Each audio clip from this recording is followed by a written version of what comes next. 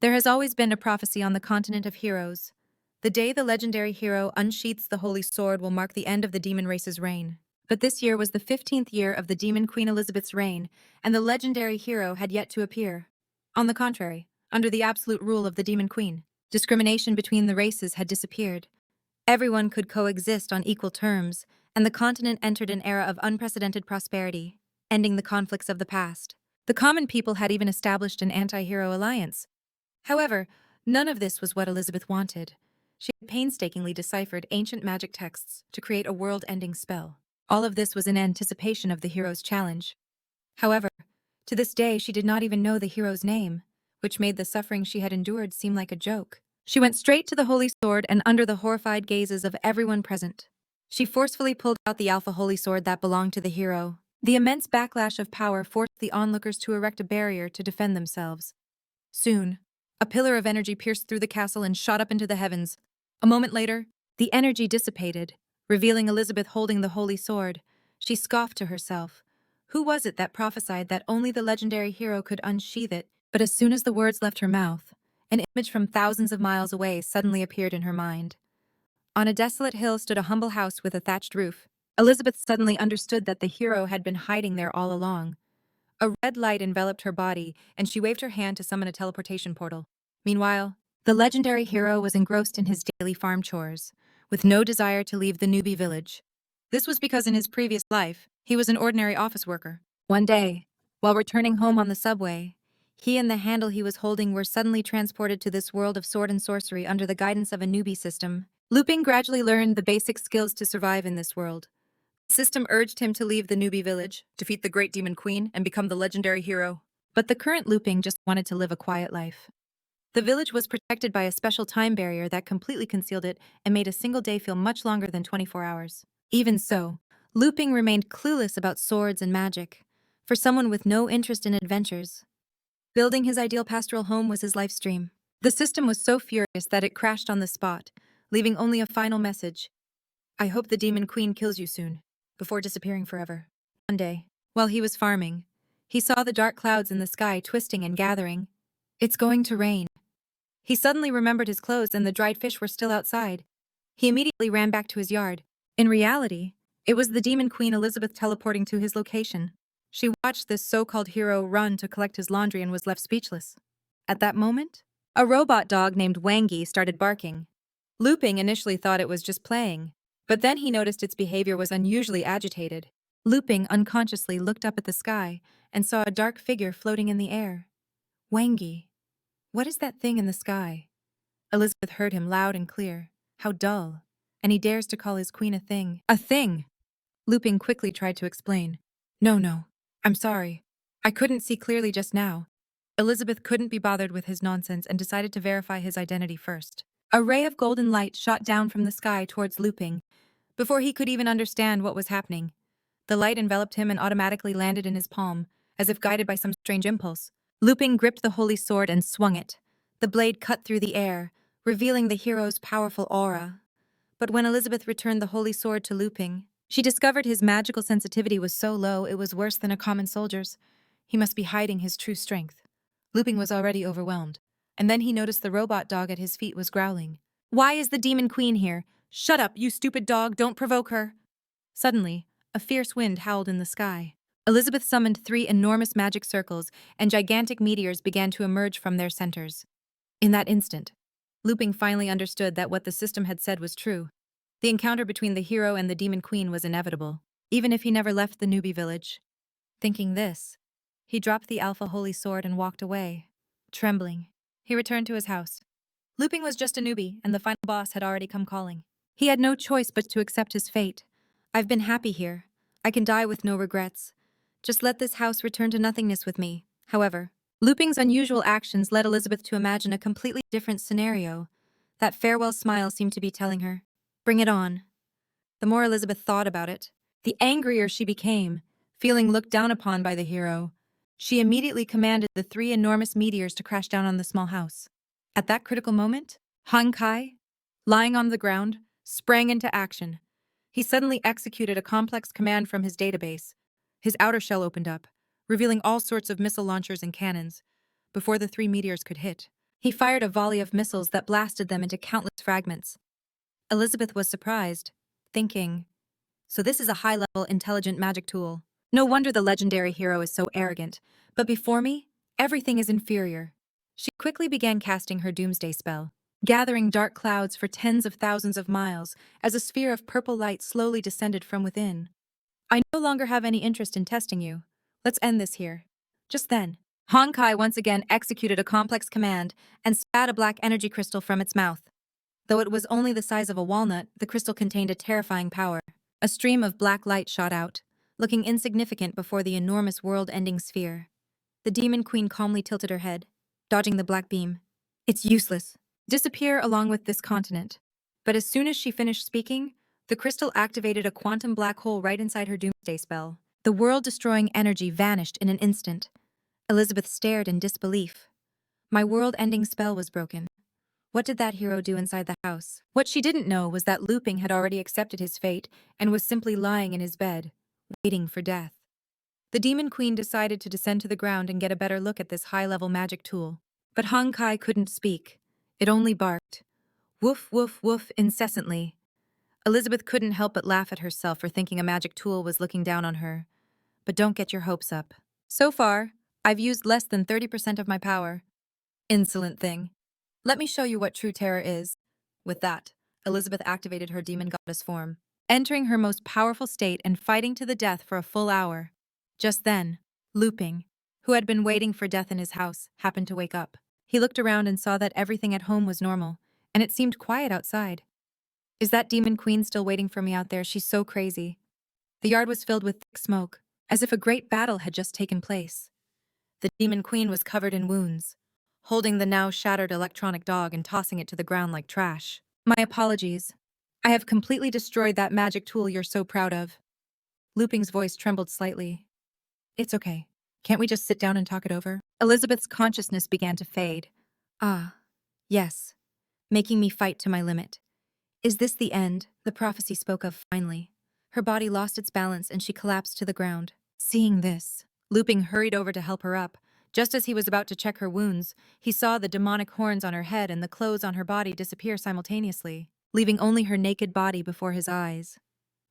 At that moment, Luping's blood pressure shot up, and his nose bled so hard it shot out 8 feet. Night had fallen by the time Elizabeth woke up. She was surprised to find that Luping had tied her hands. He didn't kill me while I was unconscious. Instead, he imprisoned me. He's trying to show his power to the world. The Demon Queen tried to use her magic to break free, but she couldn't. She realized it was another legendary-grade magic tool she had never seen before. What other terrifying power is that guy hiding? She looked around the room and saw many strange objects. I was too careless. It seems this hero is far more sinister than I imagined. As her mind was racing, Luping walked in with a tray of food. He wanted to use this opportunity to appease the Demon Queen and save his own life. I think there must be some misunderstanding between us. I'll untie you right now and we can have a calm chat. But Elizabeth interpreted his words as, you've misunderstood from the very beginning. You thought you were strong enough to challenge me, hero. You are gravely mistaken. If you want to live, you'll have to satisfy all my demands. The Demon Queen swallowed hard, thinking this pervert was clearly threatening her. Then, Luping untied her hands. I'm untying you to show that I have no ill intentions. We agreed we'd talk properly. All right. The Demon Queen stubbornly turned her head away, feeling that her current situation was very unfavorable. I'll endure it for now and come back for revenge later. In reality, the reason Luping hadn't killed her while she was unconscious was that he had never killed anyone before. Besides, he figured a Demon Queen would naturally have some kind of resurrection ability, which could resolve the conflict between them. Fighting wasn't the only option. If he could prove he wasn't a threat and even befriend her, he could continue living his reclusive life. As he was thinking this, a silly smile appeared on his face. However, the Demon Queen interpreted it as a sinister sneer. Just then, Luping picked up the broken electronic dog and said, Hang Kai, how did you get so wrecked? Elizabeth tentatively asked if that thing was his most powerful magical tool. Luping explained that Wang was something he had developed over the past 2 years, but that it was really just a small toy he had made out of boredom. However, Elizabeth took his words seriously this time. Now you're the one who's being careless. After you untied me, I can secretly use abyss magic to recover quickly without the protection of your most powerful magical tool. You're like a man who has lost his right arm. The scales of power have tipped in my favor. Now is the perfect time for me to eliminate you, Legendary hero. Little did she know. Then he opened a cabinet revealing a pile of spare parts. The Demon Queen's anger was extinguished as if a bucket of cold water had been thrown on her. As long as the memory card wasn't damaged, it could be inserted into a spare body to restore its functions. Luping explained that Wang sometimes misbehaved, so he only kept one active at home for company. However, this affectionate scene looked very different in Elizabeth's mind. After imagining a sinister scenario, she fell limply onto the bed. That's when she noticed a fragrant aroma in the room. He explained to her, "I saw you had fainted, so I prepared something for you to eat to warm you up." On the table was a simple bowl of meat soup and a plate of plain dumplings. The Demon Queen declared that only the weak needed to eat. She had reached a transcendent state and didn't need such things, but despite her words, her throat made an audible gulp and her stomach followed with a growl. It turned out that not even a Demon Queen could resist delicious food. Luping explained that he had grown all the ingredients himself, that they were completely natural, and he hoped she would try them. The Demon Queen was intrigued by these strange foods and casually picked up a dumpling to eat it. At first she ate slowly and without expression, but her pace quickened until the entire plate of dumplings was gone. Elizabeth felt the meat juices explode in her mouth like fireworks. With a high concentration of magical energy, she struggled to swallow even the last bite. However, when Elizabeth swallowed the meat juice, something strange happened.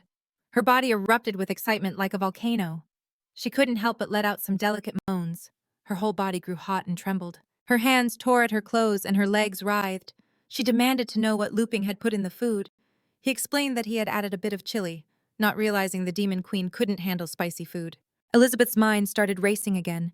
So this evil hero had imprisoned me just to use me in his research experiments. At that moment, Luping remembered he also had a bowl of preserved egg and lean rice porridge that would surely cool her down. Elizabeth thought, "This guy gives me poison and then gives me the antidote. He's clearly toying with me." But this strange sensation was too uncomfortable. So Elizabeth mustered her courage and tried a spoonful. As soon as she tasted it, the feeling of heat and agitation disappeared, and her body felt as if it were floating in cool, tranquil water. Demon queens and heroes, all the problems of the world seemed to have nothing to do with her. Soon, Elizabeth's power level skyrocketed, reaching the rank of a 3-star demon queen. She had never imagined that she could increase her strength through food. She began to reevaluate the hero before her. "Stop pretending. What is it you really want?" But Luping said, "Actually, I just want us to work together and see if a demon queen and a hero can coexist." However, in Elizabeth's ears, his words turned into, "In this world, only you are worthy of being my research subject. I will help you become stronger, and then you will defeat me." Hearing this, Luping said weakly, "All right, I'll keep preparing delicious food to serve you." But these words twisted again in Elizabeth's mind. Heh, heh. If you want to get stronger, I can help you. I'm looking forward to seeing if you can actually defeat me. Elizabeth sighed with resignation. Hearing her sigh, Luping nearly collapsed, thinking the Demon Queen was still going to kill him. She got onto the bed and looked at him. "Listen to me. I can accept your conditions. But let me be clear that I'm not doing this because I fear you, but because I seek the pinnacle of power." Luping was speechless, thinking, "Why fear me?" But since she was the Demon Queen, whatever she said, went. Elizabeth continued fiercely, "Don't think that just because I live here I'm going to bow down to you. My dignity will never be compromised. I would sacrifice everything to destroy you." Luping nodded. "Understood. Then let's try to get along," Elizabeth ordered. "What other delicacies do you have? I want them all." Unexpectedly, the Demon Queen and the hero were able to coexist and even live together for a year and a half. The once elegant Elizabeth had now become a lazy couch potato, who loved to eat potato chips every day while watching heartbreaking romantic dramas or eating the delicious dishes the hero Luping prepared for her. She was now so lazy she even used magic to sprout a small pair of wings to fly to the dining table. "What kind of poison are these fries you're giving me? The more I eat, the lazier I get." Luping had to explain to her that fries are high in calories. Eating too many causes fat to build up, which naturally makes a person lazy. Hearing this, Elizabeth finally noticed her own fluttering, snapped her fingers, and used magic to envelop her body. In an instant, her bloated figure returned to its previous curvy state. "Sorry to disappoint you. I've converted all the accumulated fat into magical power." Luping was dumbfounded. He had never imagined magic could be used that way. Elizabeth chuckled. "Another one of your plans foiled by me." Luping didn't want to argue.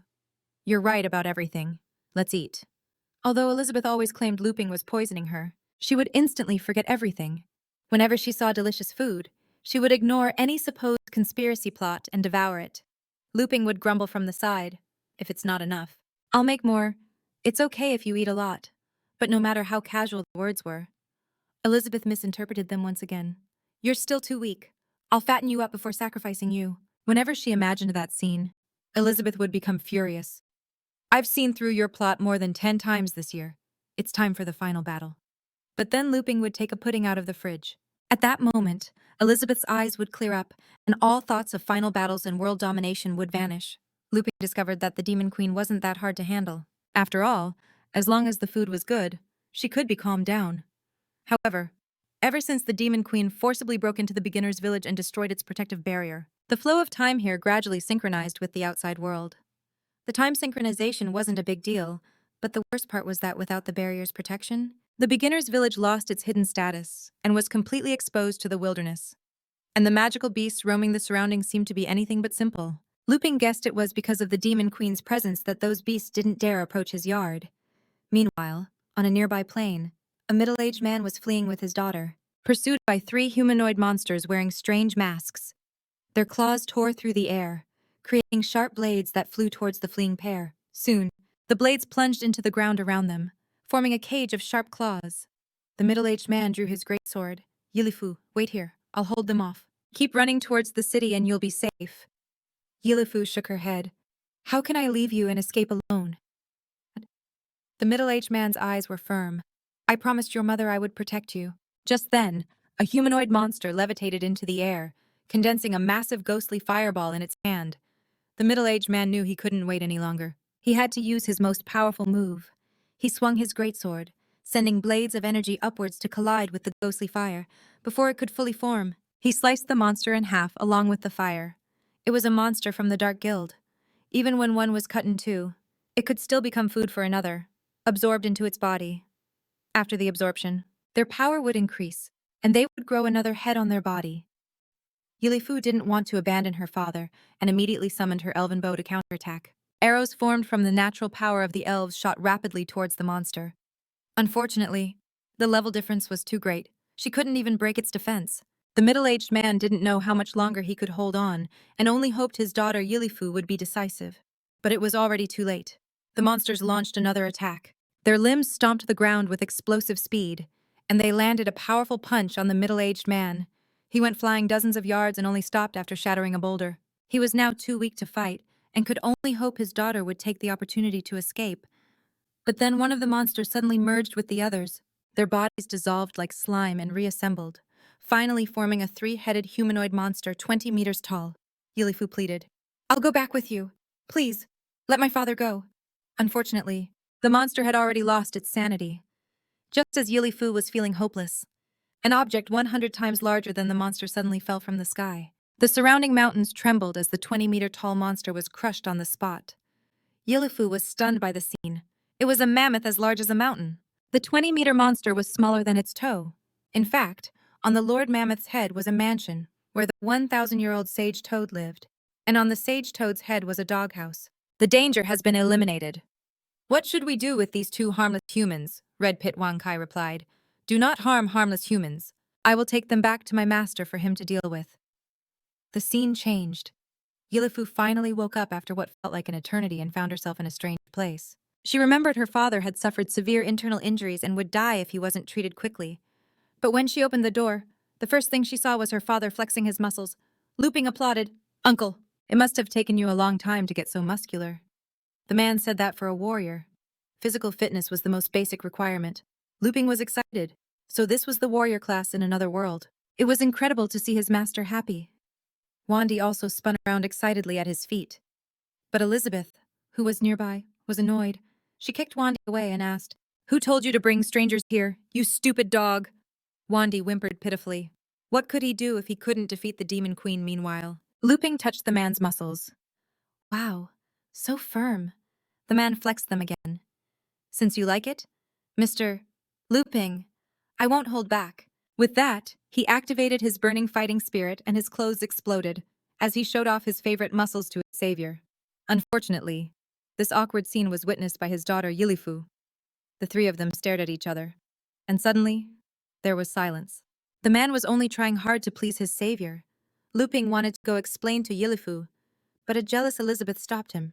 Now that you're awake, get out! I'm warning you, Elizabeth said, puffing out her chest as if declaring her sovereignty to Yilifu.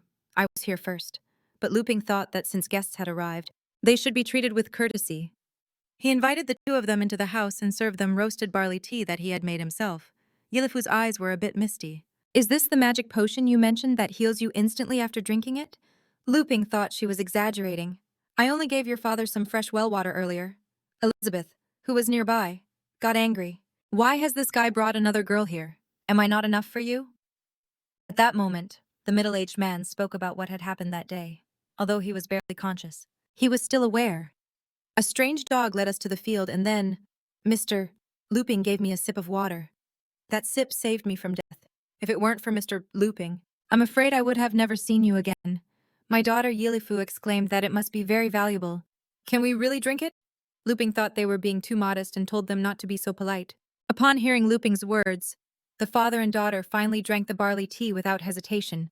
As soon as they finished, they felt a surge of magical power overflowing from within them, making them feel as if they were lying in a wheat field, contemplating the world, and even seeing aliens flying in saucers in outer space. Soon, both of their magic levels skyrocketed, and even the elven lineage from Yilifu's mother was awakened, causing her ears to lengthen. The two of them sighed deeply, amazed that a simple cup of tea could lead to a breakthrough. Luping thought his hospitality was insufficient and wanted to serve them another cup of barley tea, but the man was already overwhelmed with gratitude and refused such a precious gift. Actually, Luping also wanted to treat them to drinks and snacks, but Elizabeth had taken them all. He could only sigh an apology, unaware that the two had been left in shock by a simple cup of tea. Luping asked what had happened. Uncle Chief, why were you attacked? The Uncle Chief replied, As you can see, Mr. Luping, it's because of Yilifu's elven lineage. Yilifu added, My mother was the holy maiden of the elven race. She fell in love with my father and gave birth to me. But the elves forbid marriage with other races. Luping understood. So it was the elves who were trying to capture them. Elizabeth questioned this nonsense. The ban on interracial marriage was abolished after the Demon Queen unified the world. The Uncle Chief continued. It's a long story. Ever since Yilifu's mother was forced to return to the Holy Land of the Elves, I have been living in seclusion with Yilifu. Luping thought it was like Romeo and Juliet in another world. I get it. And then the elves found you and sent people to capture you. The Uncle Chief shook his head. Because of my wife's sacrifice in returning to the elves, they have forgiven us. The ones chasing us now are apostles of the Dark Guild from the demon domain. Hearing the words demon realm, Luping subconsciously glanced at Elizabeth and felt the strange glare of an enraged Elizabeth. What do you mean by that? To get to the bottom of it. Elizabeth asked the Uncle Chief to explain clearly what the Dark Guild of the demon domain was. Why are they capturing elves? The Uncle Chief's voice trembled. It is said that the Dark Guild is conducting mysterious experiments on humans in an attempt to resurrect the former ruler of the world, the Demon Queen Elizabeth.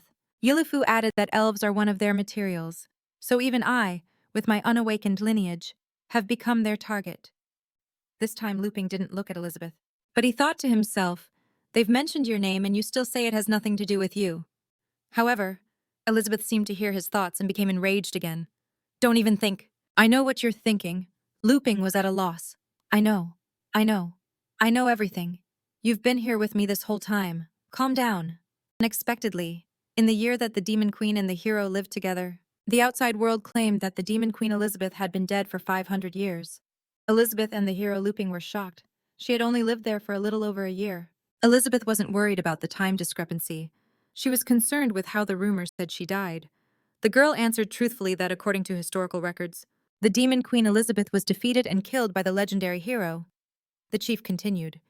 It is said the battle lasted for an entire month. In the end, the legendary hero, in order to protect the continent, perished along with the evil Demon Queen. Upon hearing this, Elizabeth's expression turned fierce. The two were instantly dragged into an illusion. It was a land covered in skulls and corpses with a crimson moon and the smell of blood. The girl thought it was another spiritual realm, but the chief said it was pure killing intent. Elizabeth withdrew her murderous intent and explained that the rumor was false. The two coughed up blood and knelt, begging for forgiveness. At that moment, Luping pointed to himself, revealing that he was the legendary hero, and she was the Demon Queen Elizabeth they were talking about. The amount of information was so overwhelming that the two spat blood a good 8 feet away. However, in Elizabeth's eyes, This scene transformed into something else. The demon queen you speak of has been imprisoned here by me. Come and laugh at her. After imagining this, she became enraged again. I'm not going to play along with this. Elizabeth stormed out of the house, slamming the door so hard that a part of the wall cracked. The chief's voice trembled. Mr. Luping, what do you plan to do with us now? Luping didn't answer. He was in shock because after Elizabeth broke the time barrier, the time here had become chaotic. 500 years had passed outside. Night fell. The girl whispered to her father. So this is the truth from 500 years ago. The demon queen fell in love with the legendary hero and gave up the world to live in seclusion. The chief told his daughter not to speak nonsense.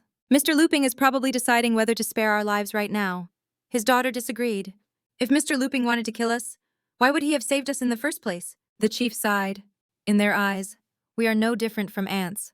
Whether they kill us or let us live depends entirely on their mood. As the two were talking, Luping entered the room. You're still awake. What are you doing? Hearing the sudden voice, the girl was nearly scared to tears. Luping smiled and pulled out a deck of cards. If you can't sleep, let's play cards. The three of them sat down together, and Luping explained the rules of the game. The girl felt a sinister aura emanating from the cards and asked Luping what the game was called. Luping thought for a moment, realizing that the people of this world probably wouldn't understand the name. Fight the landlord, so he made up a new name on the spot. This game is called Fight the Evil Dragon. The father and daughter were shocked again, thinking this was surely a test from the great hero. Meanwhile, Elizabeth used an invisibility spell to hide in midair and observe secretly. She was curious about what Luping was doing with them in the middle of the night. Luping said that the two heroes had to work together to defeat the evil dragon. We can decide whether to be a hero or the evil dragon based on the cards we draw. However, in the father and daughter's vision, Luping's words were, I'm going to start dealing the cards. Think carefully before you choose. The chief told his daughter to take the cards. There was no room for hesitation. His daughter then nodded and reached for the deck. But the moment she touched the cards, the surrounding landscape suddenly changed, and the father and daughter were once again dragged into a spiritual realm. The girl felt as if the simple act of touching the cards had drained all her magical power, as if she were experiencing life and death. I'm sorry. The chief comforted her. It's all right. Leave the rest to me. It turned out that every card played came at the cost of their life force. However, the hero Luping was unaware of this, unable to think of which card to play. He simply passed.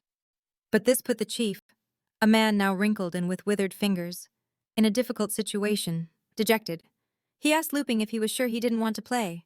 Luping smiled and nodded, indicating that he was passing.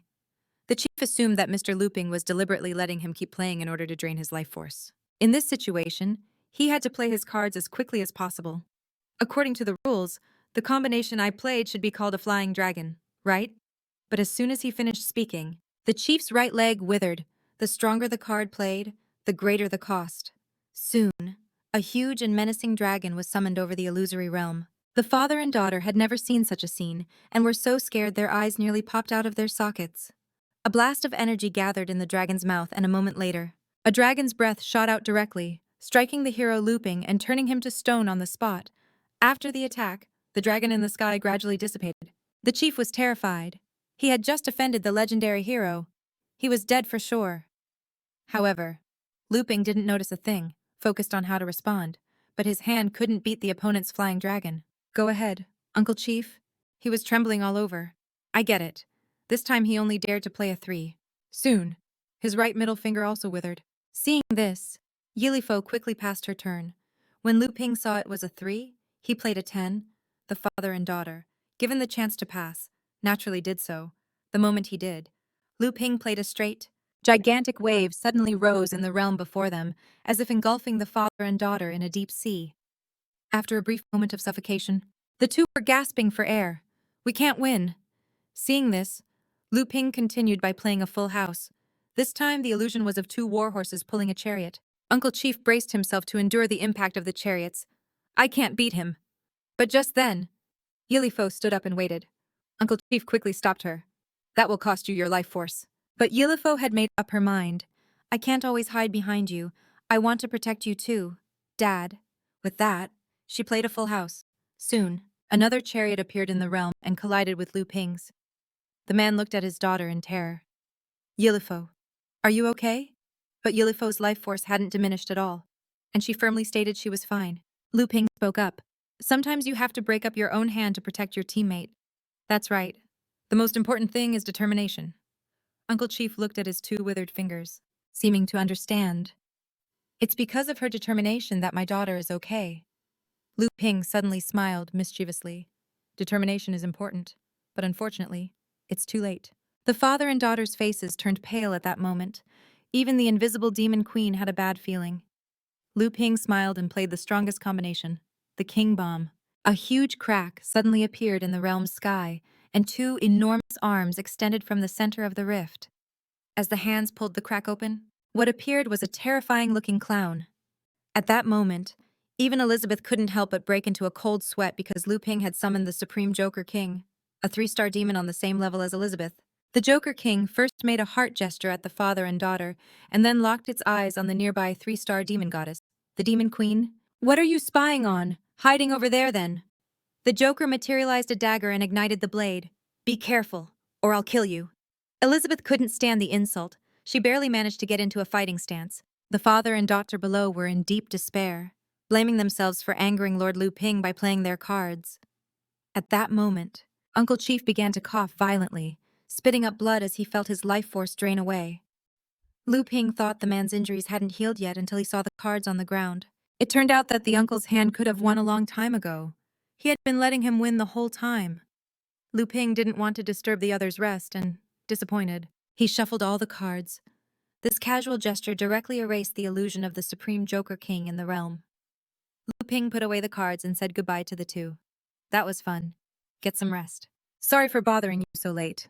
The two of them collapsed on the ground, still alive. The legendary hero is truly unpredictable. However, in Elizabeth's eyes, she believed that Luping's card game with these two was a charade.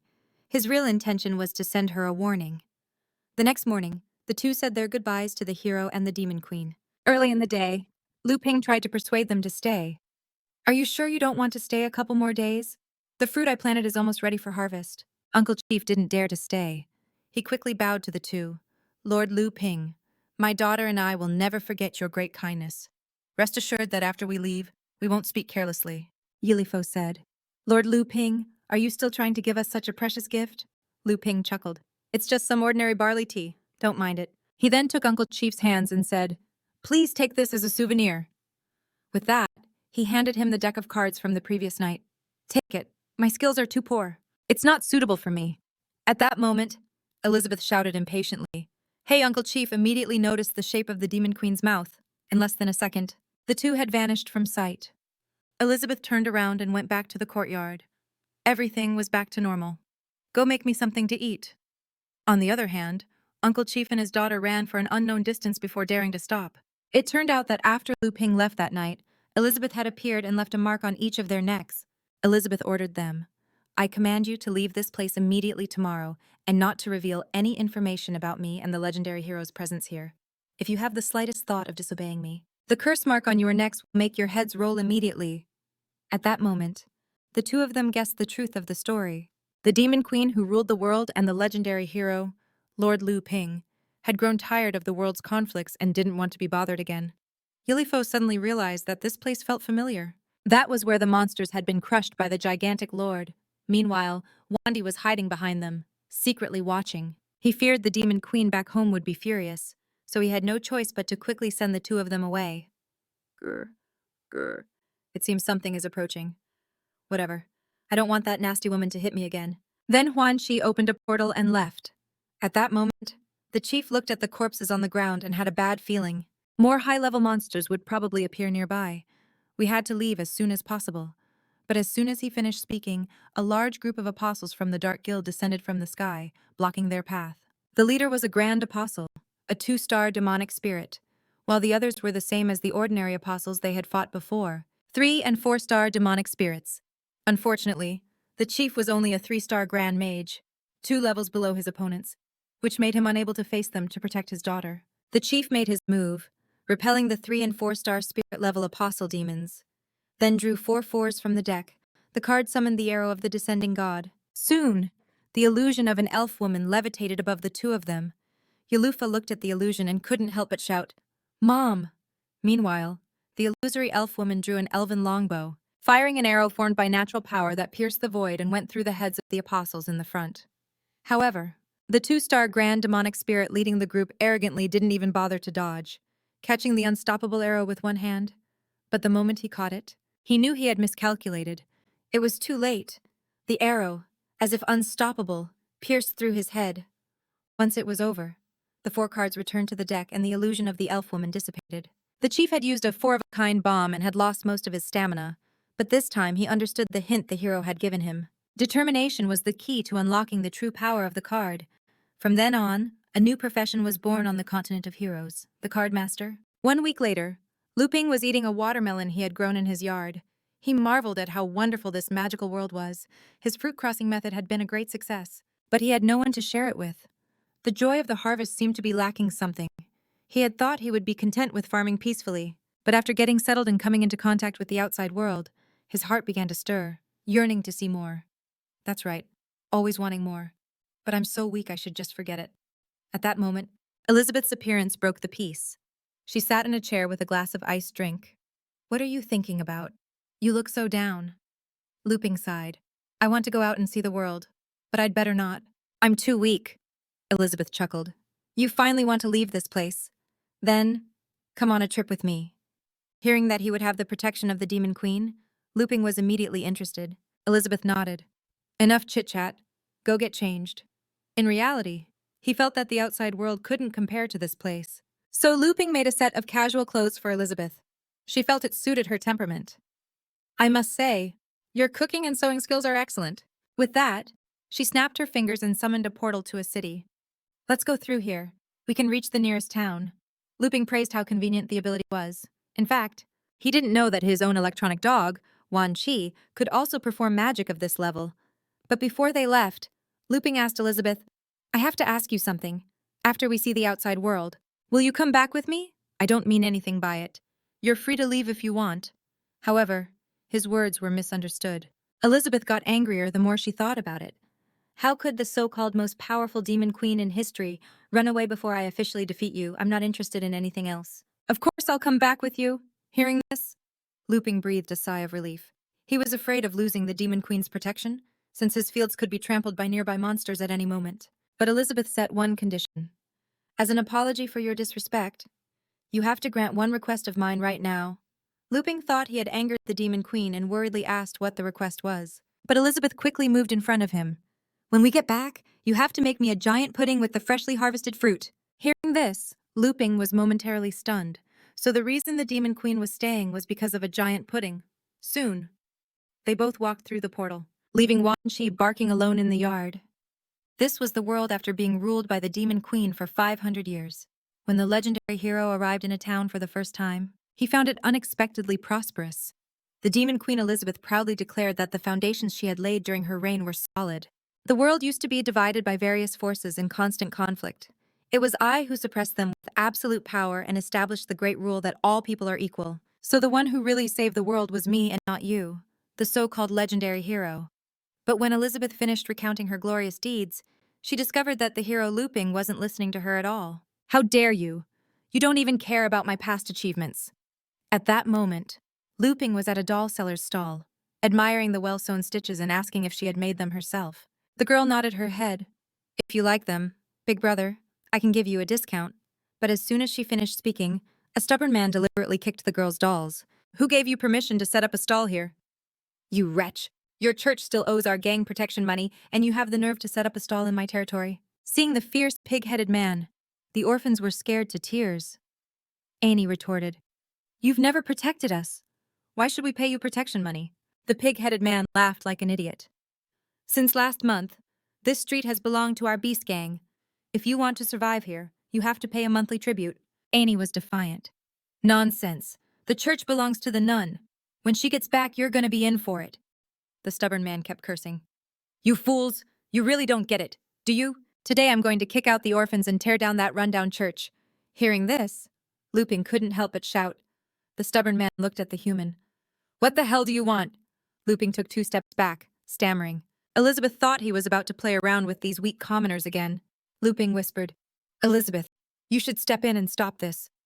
Elizabeth turned her head away, thinking, I don't share your vulgar sense of humor. The pig-headed man was getting impatient. I asked you, what the hell do you want? This put Luping in a difficult situation. He didn't expect the Demon Queen not to react. He had no choice but to resort to the most powerful modern tactic. Everyone, look, this stubborn man is harassing a little girl. Condemn him, condemn him. However, moral condemnation was a joke. In this era, the onlookers didn't react at all. The stubborn man was amused by Luping's words. You don't think someone will stand up for you, do you? Everyone on this street knows our beast gang. You must be a foreigner from the south, though the girl next to you has a nice body. Luping said that everything could be discussed, but he really shouldn't mess with her. But the stubborn man was determined to court death. He ordered his subordinates to beat up the man and take the woman back to the gang for some fun. Not realizing that his words had enraged the Demon Queen, the entire sky darkened and the clouds swirled as if a demon king were descending, making all of creation tremble. The stubborn man let go of Annie, his voice trembling. Why did the weather suddenly change? Luping told Elizabeth to calm down, or she might accidentally destroy the entire city. Calm down. Why would you get serious with ordinary people? For Luping's sake. Elizabeth withdrew her powerful aura, and the sky instantly returned to its original state. The pig-headed man breathed a sigh of relief. Was that just a passing shower? But Annie had seen everything. Her sister's magical power is so strong. The legendary hero was being extorted for protection money by a pig and even asked how much it was. The pig-headed man's voice trembled slightly. A total of 10 gold coins for 2 months. The Demon Queen found it ridiculous, just for a mere 10 gold coins. Everyone's making such a fuss. How foolish. At that moment, Luping leaned towards Elizabeth. You must have a lot of gold coins, right? Elizabeth nodded proudly. The treasures I possess are countless. Hearing this, Luping immediately tried to borrow money from Elizabeth, saying he would sell the vegetables from his house to pay her back. Elizabeth looked at him as if he were an idiot. You want to trade my food for those useless gold coins? No way. Besides, I didn't bring any when I came looking for you. The stubborn man beside them lost his patience. Do you have them or not? Luping was in a tough spot. I don't have any gold coins. I can pay with the local produce I have in my bag. This almost made the stubborn man explode with anger. Are you kidding me? Bring them out? But as soon as he finished speaking, a bag of gold coins flew towards him. Then, a swordsman, half man, half horse, approached. Jeddah, take the money and get out of here. Don't bother my friends anymore. The pig-headed man, after receiving the money, became much more restrained. So it's the Swift Sagi from the Sword Guild. I'll give you a break, but next month you won't be so lucky. Luping quickly thanked the centaur. I have some fruit here, if you don't mind. Please take it. Sagi refused Luping's offer. It was nothing. Don't mention it. But if you're willing, I'd like to ask you to partner with me on something. As he spoke, Sagi glanced at the Demon Queen Elizabeth. Luping quickly asked, So, how can I help you? Sagi smiled. Let's talk somewhere else. If this goes well, I think it can also solve your financial problems. The Demon Queen had no interest in earning gold coins. I'm not interested. Luping, let's go.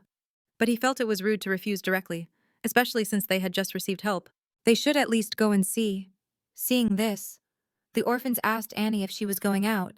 She told them to go back to the church and wait. She would be back soon. They all went to a smoky tavern filled with disgusting brutes chewing on their toenails. The guy with you looks like a weakling. Why don't you come over to my side? At that moment, Elizabeth's eyes flashed, and she shot a powerful, murderous glare at the crowd. If you want to die, say that again. The tavern instantly fell silent. No one dared to make another sound. Elizabeth turned and glared at Luping angrily. This is all your fault for insisting on coming to this place and wasting my time. He, of course, didn't dare to talk back. We're here. Sagi led the group this way. Please, inside this private room. We won't be disturbed by outsiders. However, when he opened the door, a group of young women, some in prisoner outfits and others with cat ears, rushed out and called him master. Sagi said sheepishly. I forgot to mention, my wives are here too. Luping was dumbfounded. Wives. The half-man, half-horse was introducing his wives. The first was the shield warrior Gaza sitting beside him. Next was the assassin, Liloko, the magic slime, and finally, the archer with elven blood, Golia. But the Demon Queen had no time for his family matters. Stop wasting time. If you have something to say it quickly. We're leaving. Gaza didn't like hearing that. Master, who is this woman? Her attitude is really annoying, Elizabeth said. This is my attitude. Do you have a problem with it? Liloko also glared at her angrily. How ridiculous, calling herself your majesty. This woman is insane. Galia chimed in. Look at the shape of her ears. She's probably just a low-class half-breed with a bit of elven blood. Who does she think she is? Acting so haughty in front of me. The Demon Queen couldn't stand such insults, just as she was about to destroy the place. The hero Luping saw the look on her face and quickly placed the pudding in front of her. The Demon Queen, who was about to explode, instantly changed her expression, casting aside all the verbal attacks to focus on the delicious pudding. Luping said to the group, Actually, we're from a very distant and nameless tribe just traveling through here. She is the princess of that tribe, Elizabeth, and I am her servant, Liloco said. No wonder she acts so strangely, she's just a princess from a tribe that's never seen the world. Galia continued to mock her, saying, Her name is Elizabeth. She must be from some remote tribe in the demon domain that worships the Demon Queen. Luping, make them shut up. It's her first time out, and there's a big cultural difference, so she's still adjusting. Only Sagi was suspicious. As she was able to emit such terrifying magical power on the street, she couldn't be just a princess from a remote tribe. He then invited Luping and the others to join them for a treasure dungeon. Hearing this, Luping immediately asked Annie, who was nearby. Do you know what a treasure dungeon is? Annie explained that a treasure dungeon is said to be a magical space created by powerful ancient beings to hide valuable items. They are usually very well hidden. Sagi nodded in agreement. It took me a lot of effort to get information about this treasure dungeon. But the condition to open the barrier is that we need a party of 8 people. Luping finally understood. Sagi had sought them out to fill the roster. Annie, who was nearby, counted the people and found that, including herself, there were exactly 8 of them. I have to go. Luping was confused by her dejected look. Didn't you just say treasure dungeons are very valuable? Annie cried. Treasure dungeons are valuable, but they are also usually extremely difficult. And I'm just a simple 4-star magic warrior. I'd be going to my death. Sagi told them not to worry. Once inside, we will handle all the combat. You just need to be there to make up the numbers. You won't be left out of the treasure. You'll probably get at least tens of thousands of gold coins. Hearing this, Annie perked up. As this would solve the church's financial problems, Luping asked for the Demon Queen's opinion. So we'll help him make up the numbers to return the favor. Elizabeth said she didn't care and let Luping decide. Seeing no objections, Sagi nodded to his mage wife. Yell. The woman took out a dazzling and beautiful crystal ball, and Sagi placed his hand on it. This is a magical testing crystal ball. You just have to put your hand on it to measure the magical power within you, and then a 4-digit number appeared on the crystal ball. Luping asked Annie what the numbers meant, and she explained that the 8,769 corresponded to the demon spirit level. Sagi smiled. My magic level is 4-star demon spirit, and my wives are all 4 or 5-star great mages. Since we're going to team up, we should know each other's strengths to coordinate well. Hearing this, Annie placed her hand on the ball, and the crystal ball only showed 300. Yell burst out laughing. Are you kidding me? Even when I changed my class for the first time, my number was higher than that. Annie burst into tears. I'm so sorry. Luping, who was nearby, was eager to try, thinking to himself, even though I've just been farming in the starter village all this time and my magic level hasn't increased like the legendary heroes, my potential should be quite high, right? However, when he placed his hand on the crystal ball, there wasn't the usual dazzling light. Instead, the magic power value it showed was 0. Luping felt completely mortified. How could he have any magic if all he does is farm? Liloco looked at him with disdain, thinking he would be useless in the dungeon. Luping quickly pulled out some freshly harvested bananas to prove he was still useful. The 3 women complained in unison. He's really just a country bumpkin. You can keep those for yourself. At that moment, Sagi approached the Demon Queen. Miss Elizabeth, please, give it a try. Seeing this, Elizabeth didn't react. Pinky also urged her to go ahead. Elizabeth snorted, thinking this hero was truly sinister, making her play along to deceive these ignorant mortals. But for the sake of the delicious pudding, the Demon Queen still placed her hand on the crystal ball. Instantly, the magic crystal ball emitted an unusually bright light, so bright that everyone present had to close their eyes. Luping thought, this is bad. He had forgotten that revealing the Demon Queen's power would cause a huge commotion. While everyone had their eyes closed, he whispered, Elizabeth. She looked at Luping and instantly understood what he meant. It's been 500 years since I've been out. I'll play along with you. She then withdrew almost all of her magical power. When the light faded, the crystal ball showed the number 8,768. Whoa, that's the same magic power as the centaurs, a demon spirit level. However, this small amount of magic still shocked Sagi's wives. This woman is also a 4-star demon spirit. seeing that her identity hadn't been revealed. Luping breathed a sigh of relief. Sagi quickly gave a thumbs up, as expected of a princess from the kingdom. With you joining us, our chances of success will increase greatly. Then Annie asked Sagi, how do we get to that treasure dungeon? Hearing this, Sagi called for Yeli. She nodded and took out a scroll, waving it in the air.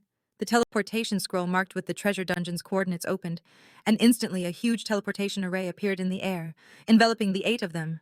The bright light faded, and the room was left empty. On the other side, Luping and the other 7 were teleported directly to the entrance of the treasure dungeon. He marveled at the teleportation magic and started to become interested in it. However, Annie almost passed out. It turned out that having low magic power could cause teleportation sickness. At that moment, Elizabeth sensed a familiar aura, but she didn't explain much. She simply turned to Luping and told him they were leaving the dungeon. Gaza was enraged. What's wrong with you? Woman, are you backing out at the last moment? Golia and Yeli, who were nearby, also became furious. Do you know how much crystal and magic power it cost me to make that positioning scroll? If you don't go in, you're not leaving either. Elizabeth turned and looked at them angrily. So you're threatening me. Just as a fight was about to break out, Luping stepped between the Demon Queen and the others. Everyone calm down. Let me say something. Then he clasped his hands together and pleaded, since we're already here. Elizabeth, why don't you take me to see it? At that moment, a nearby Annie interrupted. Sister Elizabeth, have you noticed there seems to be a magical power inside the cave that's very similar to yours? Luping was confused. A magical power similar to Elizabeth's. What could that mean? Just then, Sagi pushed Luping aside. The one whose magic power was 0. Excuse me, Miss Elizabeth. Please believe me. No matter what dangers we face inside, I will protect you. Please, come in with me. However, his affectionate look didn't even earn a glance from the Demon Queen. She walked right past him. Elizabeth agreed to Luping's earlier request. Since we're out and about, I'll go play with you. Well, are you coming or not? The 2 of them walked toward the dungeon entrance, leaving Sagi grinding his teeth. The 8 of them then passed through the dungeon's barrier, which closed behind them. Luping wondered if that meant they couldn't go back. Elizabeth explained that in this type of special magical space, unless you're stronger than the person who created the barrier, you can't exit using teleportation magic. If they failed to find the target and meet the barrier creator's conditions, none of them would be able to leave. Just then, Yeli blurted out, as long as Master is with us, we'll definitely get that thing. Gaza, who was nearby, interrupted her. Don't talk nonsense. This piqued Annie's curiosity. Galia's sister asked, what thing are you talking about? Galia was evasive. Of course, it's a golden treasure. Don't worry, you'll get your share. They had reached a fork in the path leading to the treasure. To investigate the situation in each cave, the mage Yeli used magical exploration, dispersing her magic power into each one to search. A complex route map formed in her mind, and she was about to find the shortest path to the treasure. However, the nearby Demon Queen laughed at her ignorance. The magical exploration began normally, but the deeper she delved, the more twisted and divided the paths became, like an endless series of forks. Saki approached Yelinto and asked her, have you mapped out the entire labyrinth?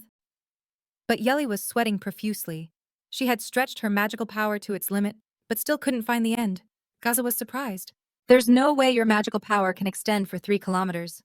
Golia was also surprised. Should I use my elven divination? Liloko also made a suggestion. Let's split into groups. I can use my Yatsu clone to help you all. Just then, Luping whispered, Elizabeth, you know the way, don't you? Elizabeth sneered. This labyrinth is just a facade. If you try to explore it to the very end, you'll never get out, Luping said. Then why don't you help them? We could repay the favor sooner.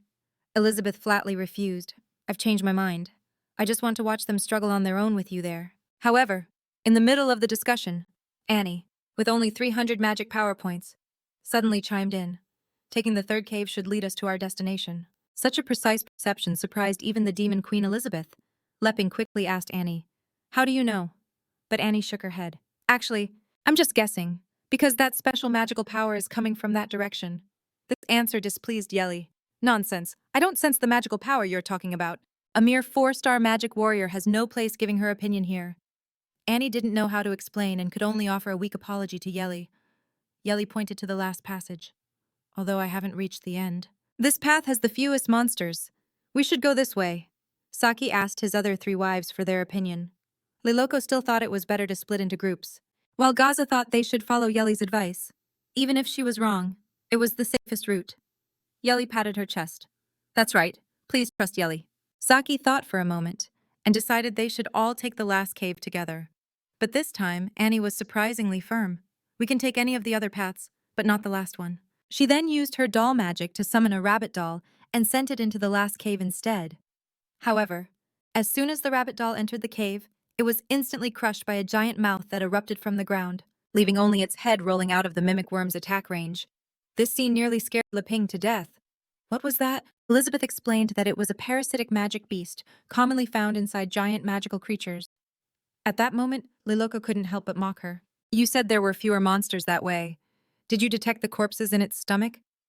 Just then, Elizabeth suddenly headed for the third cave. You all can stay here and debate. Luping, let's go. Seeing the demon queen take the lead, Luping followed her without a second thought. But this made Annie feel responsible. Sister Elizabeth, I'm not sure that's the right path. Wait for me, Liloko asked uncertainly. Should I use my Yatsu clone to follow them now?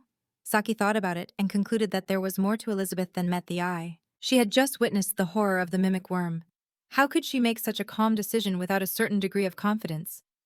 Next, he ordered his 4 wives to follow her. However, they killed many low-level monsters along the way. Most of these monsters lacked intelligence and attacked any intruder. They saw that Gaza and the others were out of breath. Meanwhile, the hero Luping hid behind Elizabeth and asked if it was safe yet, but in Elizabeth's eyes, she still believed the hero was just putting on an act. At that moment, Yelly seized the opportunity to blame Annie. This is all your fault for bringing us here. There are monsters everywhere. Elizabeth couldn't stand it and retorted, the more concentrated the magical power, the more monsters gather. Does she have to spell that out for you? Yelly was furious. Of course I know that. But you, a 4-star demon spirit, have the ability yet you just stood by and did nothing. But Elizabeth said, didn't you say you'd handle any monsters we ran into? At that moment, Saki stepped forward. Miss Elizabeth, let's rest here for a bit. A little elven potion will help everyone recover. Hearing this, Luping grew curious. He had never tried an elven potion and wondered what that otherworldly flavor would be like. Seeing his expectant look, Elizabeth sighed at his naivety. You're hopeless. So the 8 of them rested by a campfire after drinking the gelatinous elf potion. They praised its effectiveness. Their magic and stamina had almost completely recovered. Just then, Galia took out a bottle of elven potion and deliberately approached Elizabeth to humiliate her. This is a special blend of my own. Drinking it can boost all sorts of stats.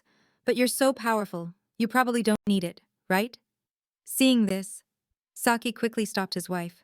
Galia, be respectful. Galia nodded and reined in her arrogance. I'm sorry. Then, she reluctantly tossed the elven potion to her. The demon queen didn't even look. She just caught the potion and threw it to the curious Luping, having never tried it before. He took a big gulp, but the strong herbal taste of the ingredients made him spit it out. Annie, do you want the rest? Annie said she didn't need it. I haven't used much magic power, so I don't need it. Seeing everyone's disdain. Galia cursed. Giving it to you idiots is just wasting a good thing. Elizabeth didn't tolerate it. Since no one is going to drink it, throw it away. Galia's mouth twitched with anger. What do you mean? Throw away my elven potion?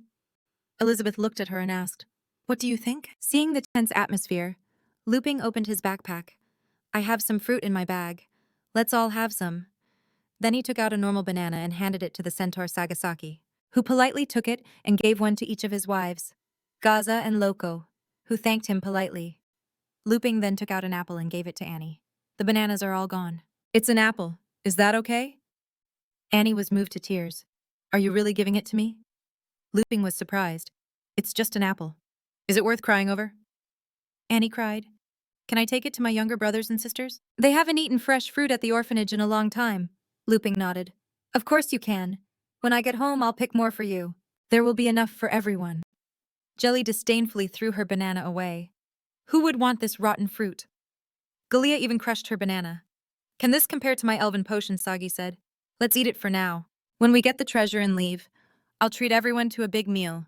Then, Sagi, Loco, and Gaza ate the bananas.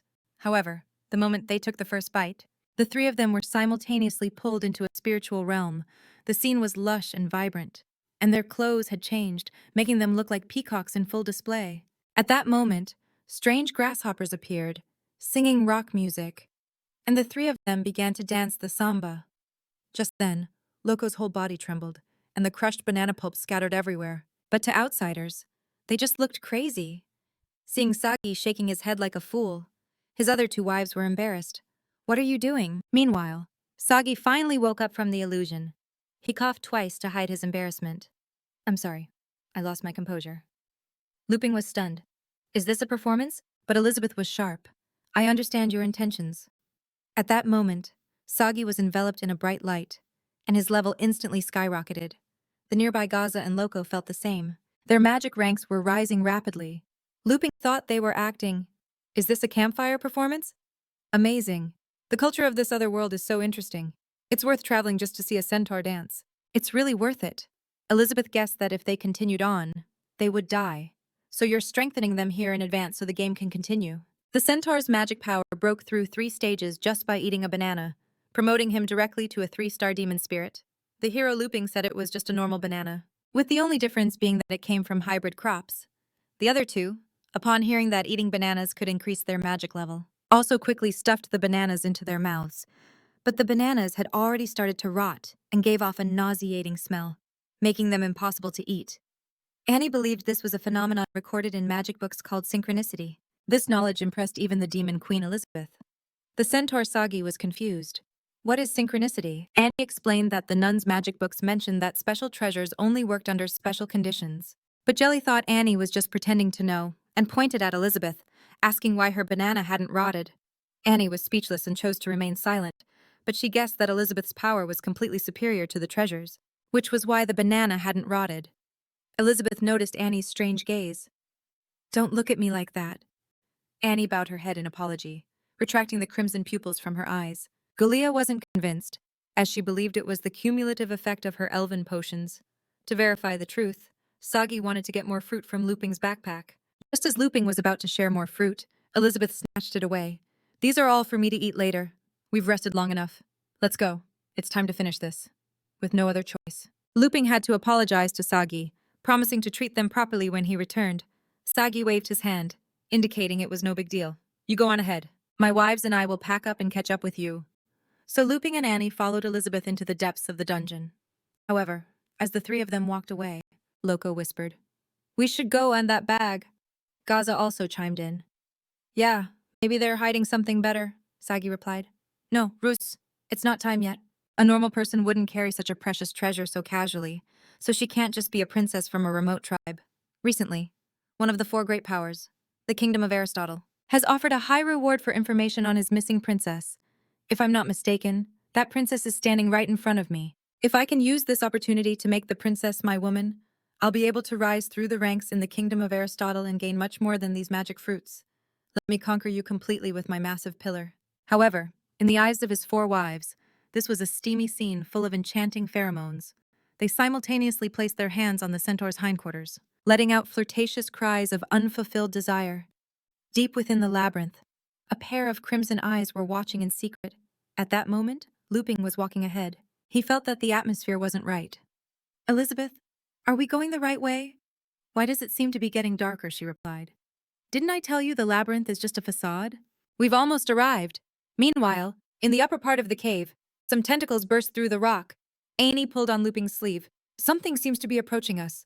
But as soon as she finished speaking, a figure shot past them like a flash. It was the centaur Sagi, who had just finished with his 4 wives, their faces still flushed. He struck an elegant pose. I got a little tied up. I hope you can forgive me. Miss Elizabeth, as an apology, let me serve you for the rest of the journey. You can ride on my back. This was what the centaur considered the highest honor, but the demon queen didn't even pay him any attention. You want to be my mount? You're not qualified yet. Hearing this, Goliath became enraged. You bitch! You're just asking for it, aren't you? But before she could finish, a black shadow instantly decapitated her, leaving only a headless corpse that fell to the ground, a pool of blood staining the entire area. This bloody scene stunned the centaur and his wives.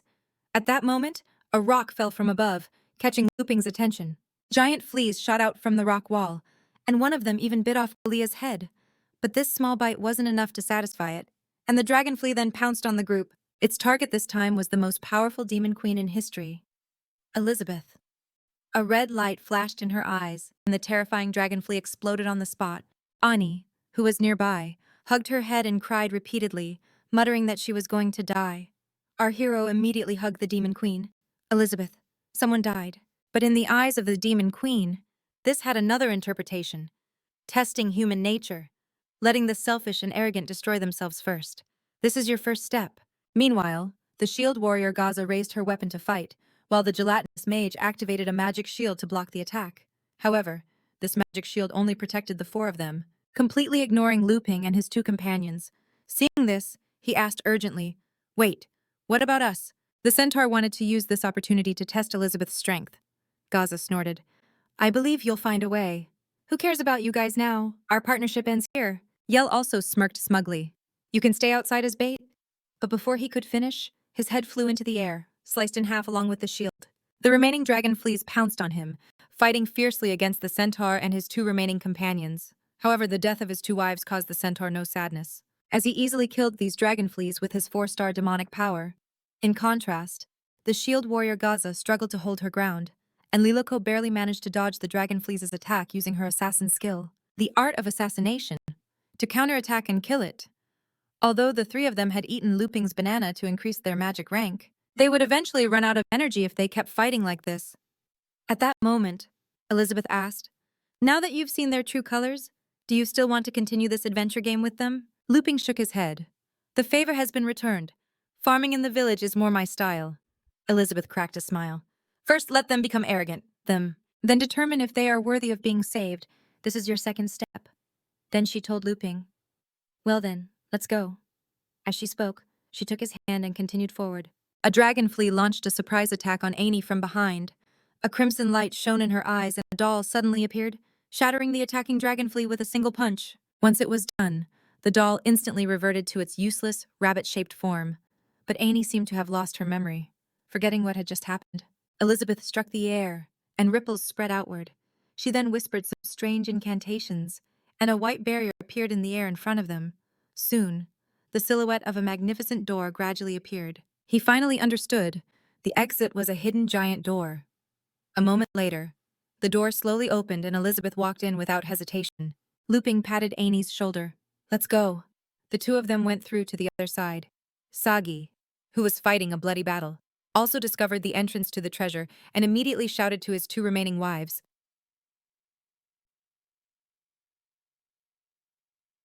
"You two, get on my back!"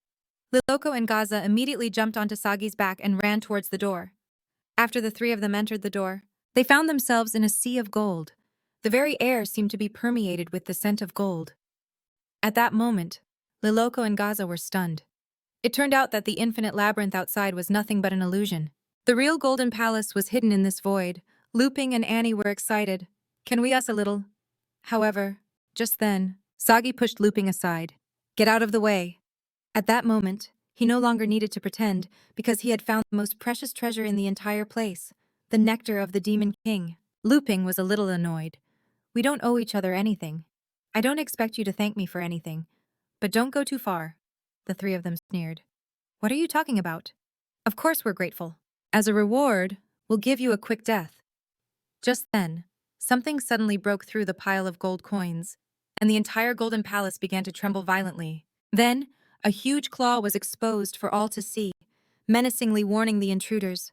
Soon, the head of a golden dragon rose into the air. The inexperienced hero was surprised to see a dragon.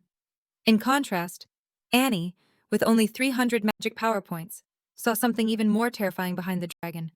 Elizabeth had never expected that this girl could see through the illusion. Meanwhile, the golden dragon guarding the treasure became enraged. Its roar shook people's eardrums.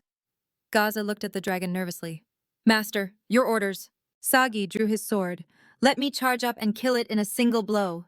You two, buy me some time." Liloko and Gaza nodded in understanding. Then the assassin and the shield warrior advanced to face the golden dragon. Liloko scattered small paper dolls, using the assassin's exclusive skill, clone jutsu, to summon clones identical to herself and attack the golden dragon. At that moment, Sagi was channeling all his magic power to charge up his most powerful move, Swift Thunder Flash. However, Liloko's clones couldn't harm the golden dragon. Not even the weak point breaking effect granted by the art of assassination could leave a single scratch on its scales. The shield warrior Gaza threw her shield into the air and used shield transformation, turning the shield into a juggernaut that charged at the golden dragon with fierce power. Taking a small step back, Gaza laughed triumphantly. It had worked. It was a new move she had learned after ascending to a 2-star demon spirit. However, less than 3 seconds later, the golden dragon suddenly attacked Gaza with its claw, instantly crushing all her internal organs and smashing her limbs and head beyond recognition. Now only Liloko was left to buy time for Sagi. She threw all her paper dolls into the air and summoned an army of 1,000 soldiers. Although they couldn't inflict any effective damage, they were more than enough to distract the golden dragon. However, the dragon's gaze remained disdainful. It opened its wings and created a huge tornado, instantly shredding more than half of the clones. Countless gold coins were swept up by the tornado, shooting out like bullets. Even Luping and his 2 companions who were behind them were about to be hit. However, the legendary hero remained motionless in the face of the attack, which deeply impressed the demon queen who was using a barrier to block it. "You're so calm. But for you, it's only natural." In fact, Luping was just slow to react, thinking he had almost died just then. However, the tornado continued to sweep up the surrounding gold coins, causing indiscriminate destruction. At that moment, a crimson light shone in Annie's eyes, and she subconsciously activated her powerful doll magic, summoning a giant panda to stand in front of everyone, its thick body blocking the randomly ricocheting gold coins. On the other side, Sagi, who was charging up, was also hit by the indiscriminate attack of the gold coins. Liloko immediately ordered the nearby clones to block the coins to protect her master. However, her own body wasn't so lucky. She was pierced straight through the head by one of the golden dragon's coins. However, at that moment, Sagi had successfully finished charging and lunged at the golden dragon like a lightning bolt, boasting that not even a magic master level opponent could withstand his 300% damage increase. However, when the smoke slowly cleared, his swift thunder flash had only left a shallow mark on the dragon's neck, while Sagi's sword had shattered on the spot, causing his face to turn pale and his eyes to nearly pop out of their sockets. Then the golden dragon swept its tail, sending him flying in front of everyone, carving a deep trench tens of meters long in the ground, leaving him barely alive. At that moment, a nervous Luping stared at the dragon's figure, stammering Elizabeth's name, but Elizabeth asked him, "The game is over. What do you plan to do now?" Luping replied. "You have to do something or we'll die." Elizabeth was stunned. "Have you realized?" He insisted. "Isn't it obvious we have to do something now?" He thought that if she didn't act, he would surely die. But Elizabeth misunderstood, thinking he wanted her to protect Annie. "Don't order me around in front of strangers." However, at that moment, Annie began to mutter to herself, "The real terror hasn't arrived yet. We might never get out of here." This time, Elizabeth grabbed Annie and looked at her closely. "It's the Hamuji bloodline. Let me see what's wrong with your magical power." A bright light flashed, and Elizabeth's magical power entered Annie's sea of consciousness. It turned out that Annie had lived with orphans as a child. But one day, apostles from the Dark Guild suddenly attacked, on the verge of death. She awakened the Hamuji bloodline, and her powerful magic killed all the apostles, including the orphans. Because she couldn't control this terrifying magical power, she had no choice but to seal it away along with that memory. Elizabeth scoffed at her for altering her memories. "You forcefully scattered and suppressed your magical power. How foolish," Annie kept muttering. "It's all my fault. My younger brothers and sisters. I killed you. I'm sorry," Elizabeth said. "You are a disgrace to the Hamuji clan. If you want to escape the prison of remorse, stand up and fight." With tears in her eyes, Annie knew that this time, she had to at least protect her older brother Luping. Then her body levitated into the air, releasing the magical power sealed within her. She used her doll magic to summon again, but this time was different from before, as she summoned 4 different types of dolls. However, the golden dragon was as disdainful as ever, striking at the dolls with its sharp claws. But when the claws dug into the panda's belly, it was like hitting cotton. The dragon's force suddenly vanished, and the panda restrained its claws. Then the rabbit doll lunged forward, and endless iron fists materialized around it, continuously bombarding the golden dragon, causing it to let out a series of cries, instantly shattering the iron scales over the dragon's heart. Luping was curious about what Elizabeth had just done. "Annie seems like a different person." Elizabeth said she had only made her accept reality. Meanwhile, the golden dragon's other claw struck the rabbit doll, slamming it to the ground. But the rabbit used the momentum to dig its ears into the ground and wrapped its limbs around the dragon's claw, controlling it. Seeing that both of its claws were immobilized, the dragon began to gather its breath. At the same time, the green snake doll lunged, coiling its massive tail around the golden dragon's body, causing it to let out a dull sound and miss its shot. However, the power of a 4-star magic master was much greater than that. The golden dragon flapped its wings, creating a golden storm that launched an indiscriminate attack on its surroundings. At that moment, a hawk doll flew overhead, flapping its wings to create a powerful whirlwind that countered the storm. Luping was astonished. She is so strong. What was that Hamuji bloodline you mentioned? However, as soon as he finished speaking, he felt something quickly pass behind him and snatch his backpack. It was Sagi, with his face twisted. He laughed.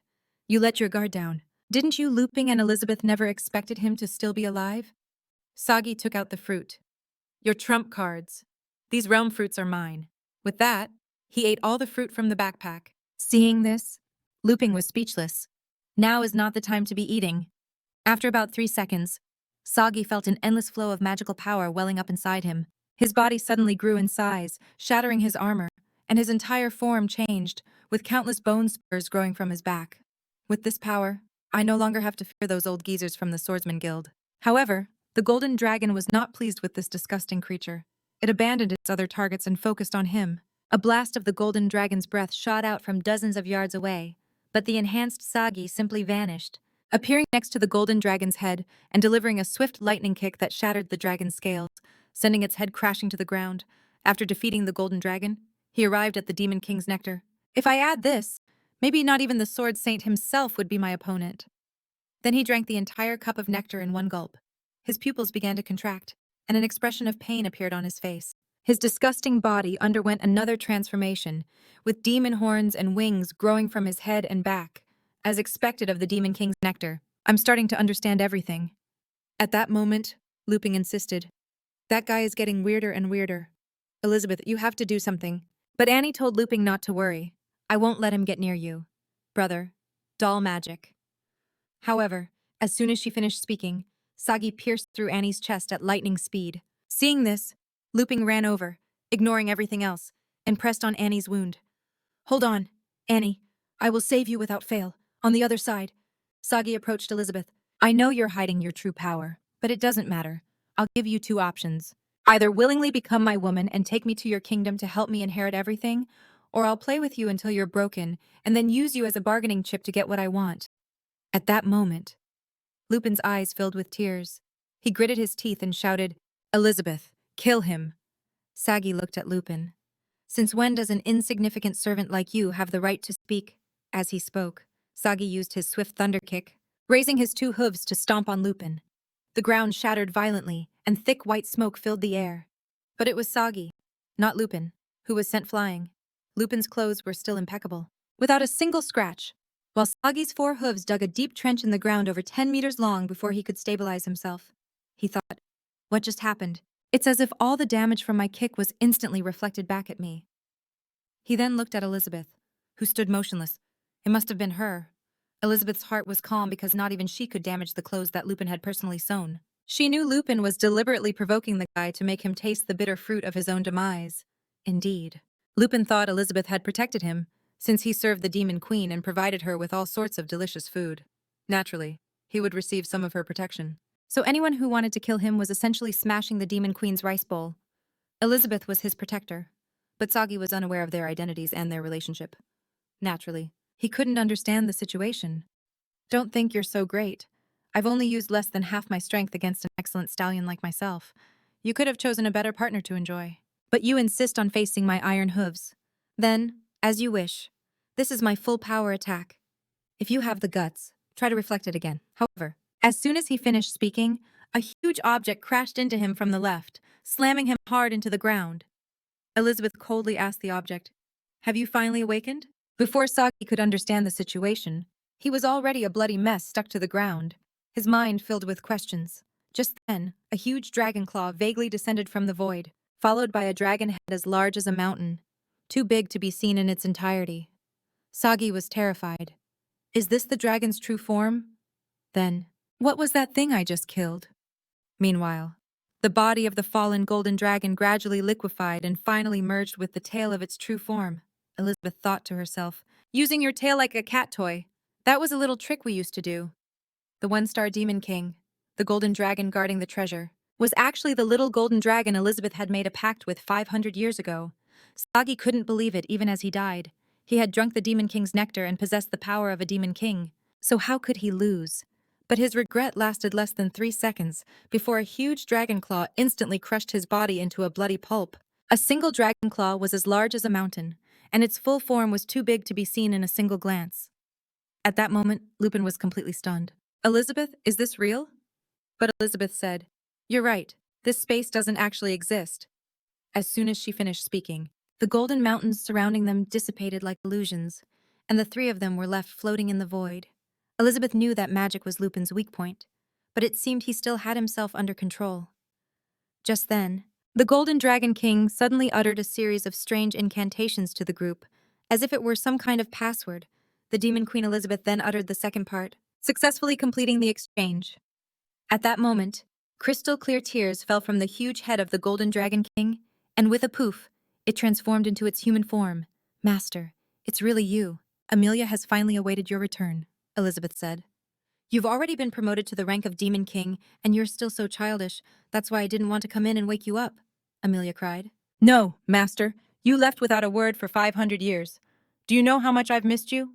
I was born from the heavens and the earth. It was you, Master, who found me in the lost secret realm and incubated me with your magic power. Then you gave me the name Amelia and personally taught and trained me.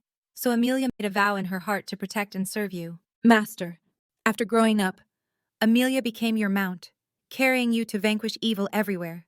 Finally, to end the constant wars, you decided to rule the world. Seeing you achieve your goal of ruling the world, Amelia was very happy.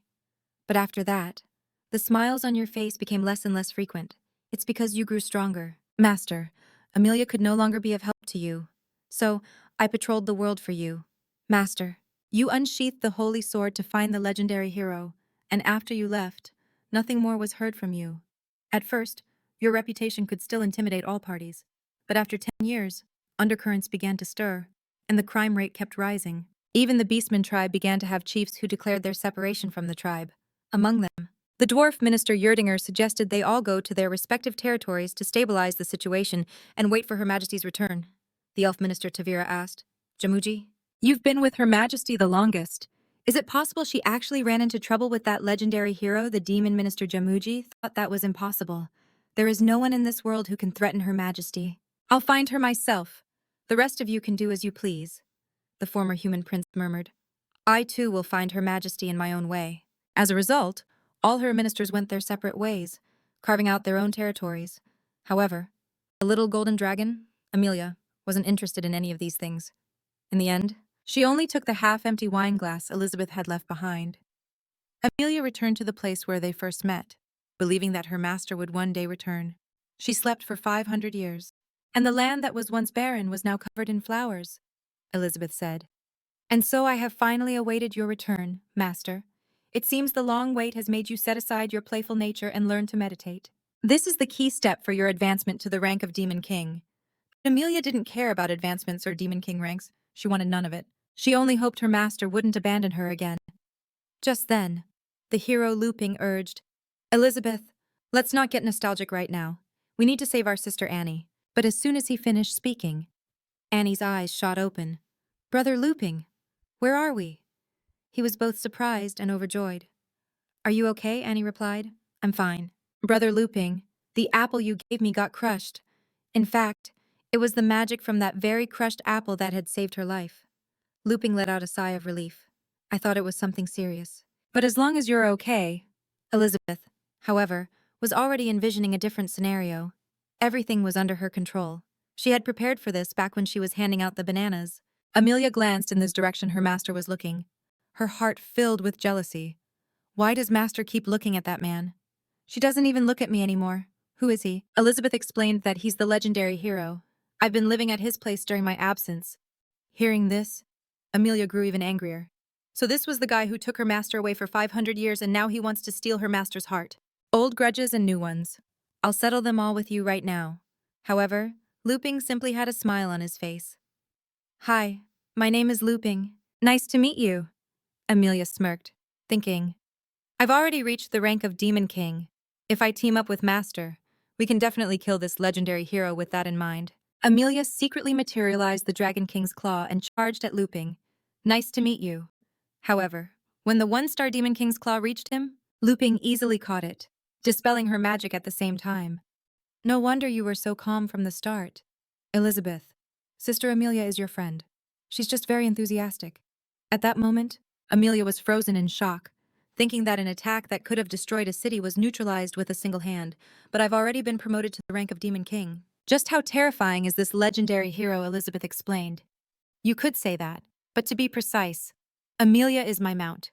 Upon hearing this, Luping immediately pictured a very strange scene. He never imagined that Sister Amelia could be ridden like a horse.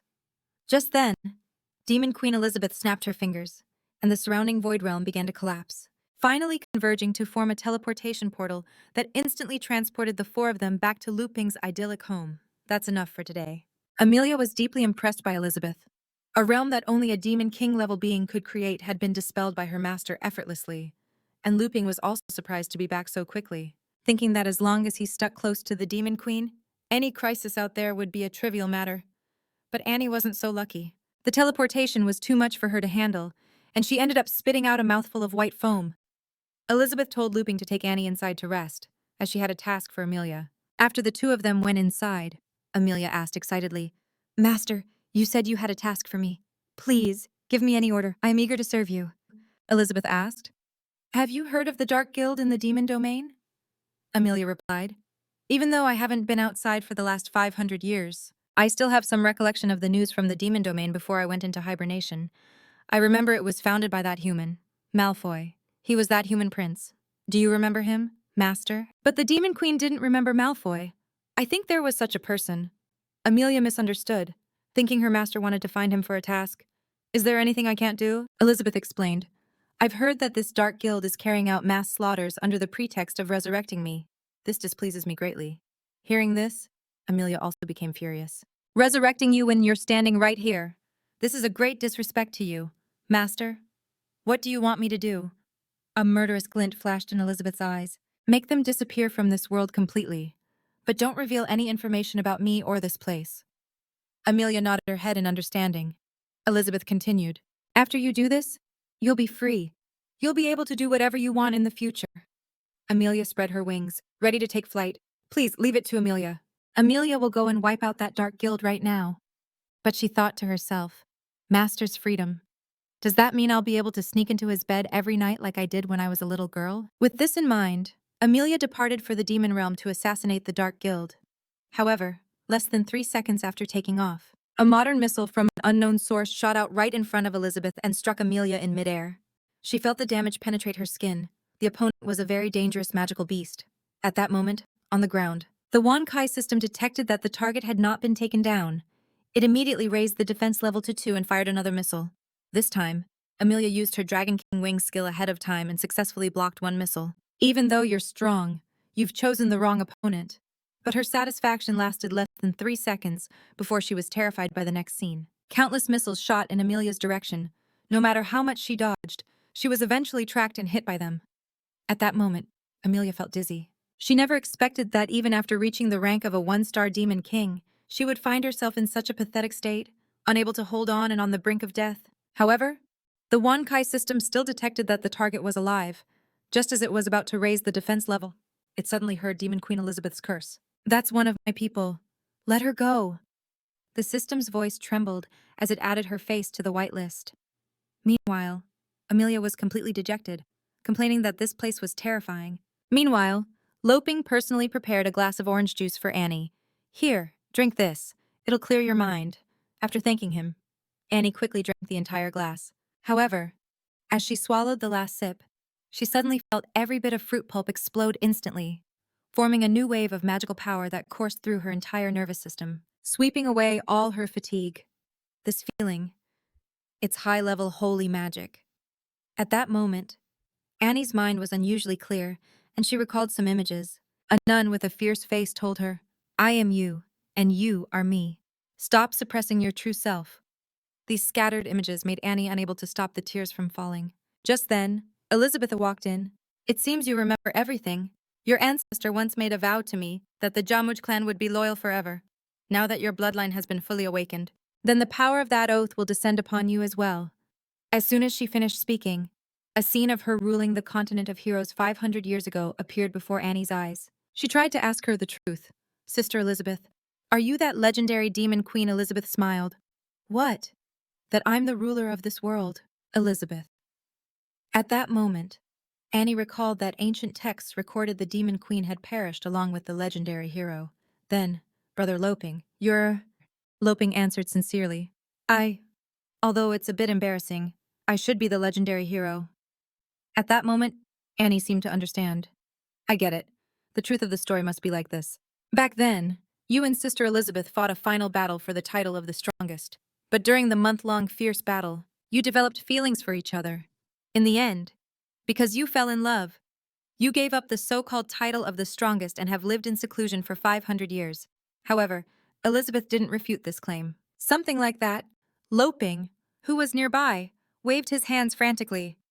Annie, don't say such nonsense. You'll offend Elizabeth. Elizabeth continued, saying that as a descendant of the super-powerful warrior lineage of the demon race, she had fallen into such a state that she had truly dishonored the Jamuji clan. Loping was in disbelief. Are you saying that Annie is a demon? Facing the demon queen's criticism, Annie lowered her head in shame. In the demon race, there was once a child named Jamuji. His bloodline would awaken every time he used magic. His eyes would glow red, and his combat power would increase drastically. However, as his strength grew, he also became violent, only finding satisfaction in constant slaughter. In just a few years, this demon super warrior had caused chaos in the demon queen's northern territories, and not even hundreds of elite soldiers were a match for him. The string of slaughters caused his ambition to grow, and he finally assaulted the demon queen's castle, attempting to challenge her position. But in the end, the demon queen defeated him and sealed away his brutal side. From then on, this demonic super warrior made a vow that his descendants would serve demon Queen Elizabeth for generations. And Annie was a descendant of Jamuji. To suppress my urge to kill, I repressed my memories and my magical power. I don't remember anything from before the day my memories begin. I have been living in the church's orphanage. The nun and my younger brothers and sisters are my family. Elizabeth revealed her lie. Everyone at the orphanage was killed by you when you went berserk. You couldn't accept reality and created this fantasy. But at the same time, Elizabeth was puzzled by Hamuji's strength. He definitely had the qualities to become a regional lord. How did his descendant end up like this? Luping, who was nearby, found it strange. We hadn't seen Annie's younger brothers and sisters at the market. Hearing this, Elizabeth immediately created a portal. There's no point in continuing this conversation. You can see for yourself what her so-called younger brothers and sisters are like. The portal connected to the orphanage, and what appeared were several dolls. Then Elizabeth closed the portal. Do you understand now you used most of your magical power to maintain the doll's bionic functions? Your strength has remained at the magic warrior level. You awakened your bloodline to protect your loved ones from those dark apostles. And then you killed your loved ones because you went berserk after awakening your bloodline. This is the truth you've been avoiding. Facing these harsh truths deeply shook every one of Annie's nerves, causing a headache as the violent magical power inside her was released uncontrollably. To calm her, Elizabeth gave her a gentle tap on the forehead. The tap made her temporarily lose consciousness, and she fell safely into Luping's arms. I know you want to help her, but let me remind you that I've only knocked her out for now. If she still can't control it and you let her go back, I'm afraid the entire city will be devastated. Luping was aware of the gravity of the problem. I understand. Let me try. The next day, Luping took Annie back to the church. When she woke up, she confessed to him that she had remembered her past. It turns out there was no one here. I was the murderer. Luping shook his head. You did it to protect your younger brothers and sisters. You're not a murderer. No, it's all my fault. I lost consciousness after going berserk. Luping continued. The Dark Guild is the real culprit. Losing consciousness after your bloodline awakened wasn't your intention. You shouldn't keep blaming yourself. But Annie believed that killing her younger brothers and sisters was a fact that could never be changed. Luping continued to guide her. Just like the dolls you made. The details are really good, but it's clear you tied many dead knots because you were afraid the cotton would come out. This seals it up, but it also makes the doll lose its soul. Now I'll help you untie the dead knots and we'll use the materials again. She became enraged, and the magical power inside her spiraled out of control. But just then, Luping murmured a phrase Shakespeare once said, "Do not be idle under a tree. Do not ponder in the rain. Do not cry in the darkness." A simple phrase transported Annie to another spiritual realm. Just as the relentless rain and the sea were about to engulf her, a hand reached through the clouds toward her. Look forward. Don't look back. As long as you have the courage to face it and hold your head high, you'll find that the present fog is nothing more than a brief rainy season. Look ahead. There is still a bright sky that won't let you feel lost. As the voice echoed, Luping pulled Annie from the water. Soon, the realm dissipated, and Annie's chaotic magical power calmed instantly. Then Luping handed a doll to Annie that he had sewn himself.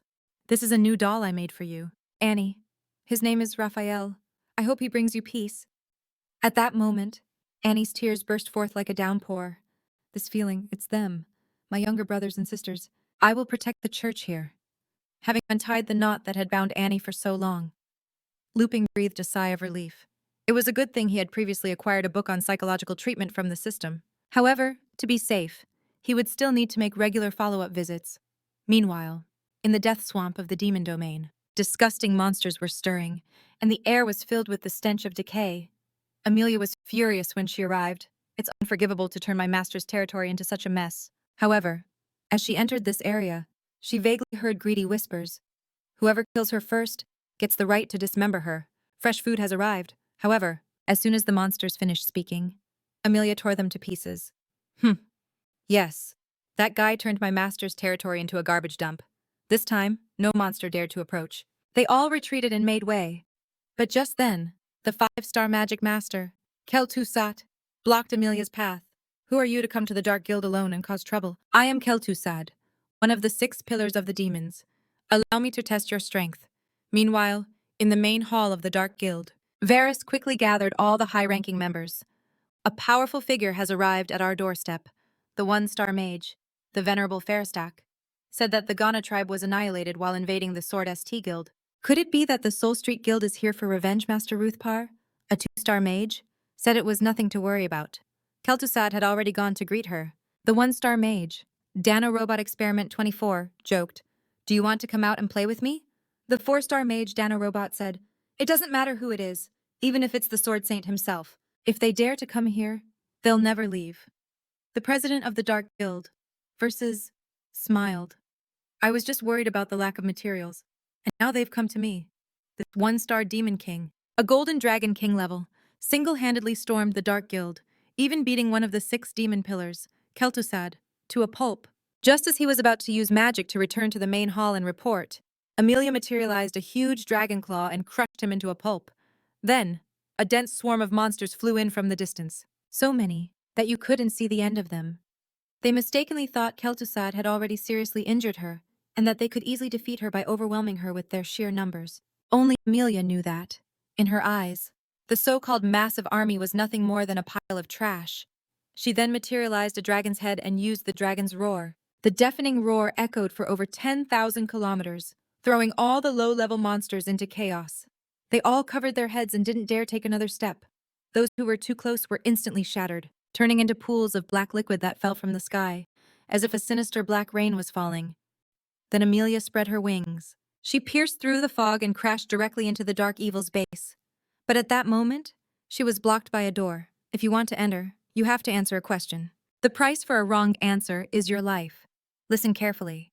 The question is... Before the monster could finish its question, Amelia had already kicked it, shattering it instantly. Soon, a large hole appeared in the wall, and Amelia slowly entered the main hall. I finally found you. You've gotten so ugly. Versus chuckled. I'm getting too old now. Miss Amelia, long time no see. As soon as he finished speaking, his body exploded into a meat paste. Just as all the high-ranking members of the guild were in shock, the vice president Daigo told everyone not to worry. At that moment, Amelia thought, mission complete. She yawned and retracted her golden dragon claw. But a voice came from the pile of mangled flesh. As expected of Lady Amelia, your strength has improved again. How did you suddenly awaken from your slumber? Could it be that you found Master Elizabeth? Amelia, who thought she was finished, was stunned. She didn't expect this guy to be impossible to kill. At the same time, a tentacle suddenly shot out from underground and wrapped around Amelia's body, immobilizing her. Daigo said, "The legendary mount of the Demon Queen Elizabeth, the Golden Dragon King. As soon as I defeat you, the position of Monster Lord will be mine. Now your magical power and your limbs are sealed in the Sea of Darkness. No matter how powerful you are, you're now just a lamb for the slaughter." But at that moment, Amelia sucked on the slimy end of the tentacle, as if she were slurping noodles. She sucked all the tentacles into her stomach. Daigo cursed her for being a fool. You want to eat me? Do you know what my real body is? You're overestimating yourself. However, as he was about to be devoured, he started crying. Save me. Amelia said she had just woken up and hadn't eaten yet. However, there were still some reckless cultists who came forward and launched a surprise attack. Rut, with only 2 stars of master-level magic power, blew her a seductive kiss, which made Amelia feel sick and lose focus for a moment. Rut thought he had succeeded. If the hard approach doesn't work, let's try the soft approach. From now on, you are my captive. But Amelia suddenly burped, and the blast of magical power sent Rut flying. Stupid octopus trying to multiply in my stomach. I'll digest you in one gulp. At that moment, William, another of the 6 demon pillars, became interested in her. He released his demonic power and was about to go up and fight her, but he was sent flying by a single slap from Amelia, leaving only a human-shaped silhouette on the ceiling. At the same time, the last 2 of the 6 demon pillars also released their magic power and attacked Amelia together, but they were also sent flying by a single slap from her. Did you really think you could take my master's place with these losers? Did you? Now you're not even worthy of being my opponent. Our strength is at the Demon King rank. Congratulations on your promotion to the Demon King rank. Lady Amelia, as a human, I'm very envious, since I don't have a long enough life to surpass it. Amelia didn't want to waste her breath on him. Kill yourself, or are you still fooling yourself into thinking you can beat me? Versus chuckled. Me, Malfoy, a mere 1-star magic venerable. How could I possibly be your opponent, Lady Amelia? But if we add her to the equation, things will be different. In the container filled with blood, the silhouette of the demon Queen Elizabeth could be vaguely seen. At that moment, Amelia felt a little nervous. You bastard! Versus looked at Amelia as if she were food. A moment later, the scene changed. Meanwhile, Wee was playing with his mechanical dog outside in the yard. The hero Luping had returned to farming after his adventure, but for the past month he had been distracted as if he'd lost his soul. Even with a bountiful harvest from his hybrid plants, there was no joy on his face. On the way back, Wandy was trotting along as usual. But then his master disappeared. It suddenly turned out that Luping had stopped, lost in thought. At 4 in the morning, Luping still couldn't sleep. After a long struggle, he finally decided to say goodbye to the Demon Queen. The next morning, Luping prepared a bowl of noodles for Elizabeth. She told him to say what was on his mind. She hated beating around the bush. He got straight to the point after they had gotten along for the past year. Elizabeth, you should know that I'm not a threat to you. A hero and a demon queen can coexist. So I think it's time for you to leave here, Elizabeth, and go back to ruling the world. The reason was that the hero had thought he could live in peace in the beginner village. But the unexpected encounter with the demon queen had damaged the village's time barrier. In an instant, 500 years had passed outside, and the world was in chaos. Without the demon queen's rule, organizations like the Dark Guild had emerged. The suffering of the village chief was just a small part of the disorder. But Elizabeth had already lost her former ambition. Who cares if there's chaos, if it doesn't affect our lives? Luping said. I admit that I've been very conflicted lately because the barrier has disappeared. I'm afraid I won't be able to survive here. And without you, Elizabeth, if I knew nothing about the situation outside, I could have continued living my life with a clear conscience. But after seeing what's happening outside, I can't just stand by because I don't want so many people to suffer just because I don't want to be a hero. Elizabeth only heard the first part of his words. He just said he can't live without me. Luping was willing to go to the city to work. So, please, you must go out and rule the world again. I can't keep being selfish, even if I'm an unqualified hero. Elizabeth got to the point. You want me to solve the mess outside, right? Luping nodded. So now you agree. I'll go pack your bags right now. But Elizabeth thought he was making an excuse to get rid of her. I'm no longer interested in the outside world, but there are 2 ways to solve your worries. Luping was stunned. What ways? Elizabeth smiled. One is the most direct way. I'll go out and cast a few spells to end the world and solve the problem at its root. What do you think? This scared Luping. That's definitely not okay. Elizabeth then proposed the second solution. Find a suitable person to rule the world again, whom I could guide from the sidelines. Luping was confused. A suitable person? Who could that be? Elizabeth smiled. Are you asking the obvious? Besides me, the only qualified one is you. No. Hearing this, Luping broke out in a cold sweat. You're saying I should rule the world? And so Elizabeth pushed him out the door to practice his swordsmanship. Elizabeth was angry. Do you think you can play hard to get with me? You're still too naive. I admit it. In terms of overall strength, you're a little stronger than me. But when it comes to the art of ruling and psychological games, you're no match for me. When you told me this morning that you wanted me to leave, I felt a strange sense of displeasure and almost fell into the trap. But then, without realizing it, you said those heartfelt words. I can't live without you.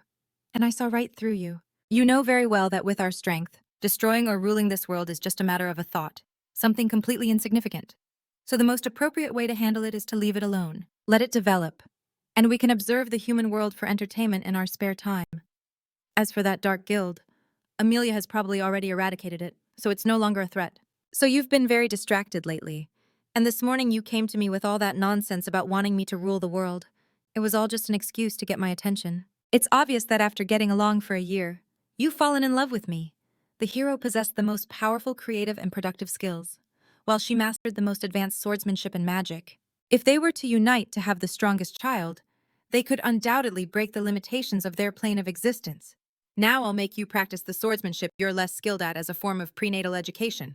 Seeing Elizabeth smiling to herself, Luping was speechless. What is she thinking? Is she really planning to teach me swordsmanship and magic so I can go and destroy that dark guild? But when he swung the holy sword for the 100th time, something happened. The holy sword Alpha transformed into a blonde boy. At that moment, Luping could barely handle it. Ah, the holy sword turned into a boy. Alpha roared. What boy? My name is Alpha, and I am the spirit of the holy sword. Elizabeth, who was nearby, was startled and stood up to ask what was happening. But Alpha, without a word, lunged at Elizabeth. You are the cause of all this. Demon Queen, die. Elizabeth. However, in the next second, a casual kick from Elizabeth sent him flying through the air. Sit down, and let's talk calmly. After some physical persuasion from Elizabeth, the holy sword Alpha finally sat down to talk. Luping apologized a little. I'm sorry for using you for so long without even knowing you were conscious, Alpha said. Of course you didn't know. I was supposed to come out and save the day at the critical moment when the hero was fighting the Demon Queen. But what have you been doing with me for the past year? Chopping firewood? You actually used me, the great holy sword, to chop firewood. Do you have any idea what I've been through this year? Luping quickly put his hand to his head. Calm down, Alpha roared. You changed the script and befriended the Demon Queen, turning me into a wood-chopping axe. You are not worthy of being the hero. Elizabeth was not happy. You really want to kill me, don't you?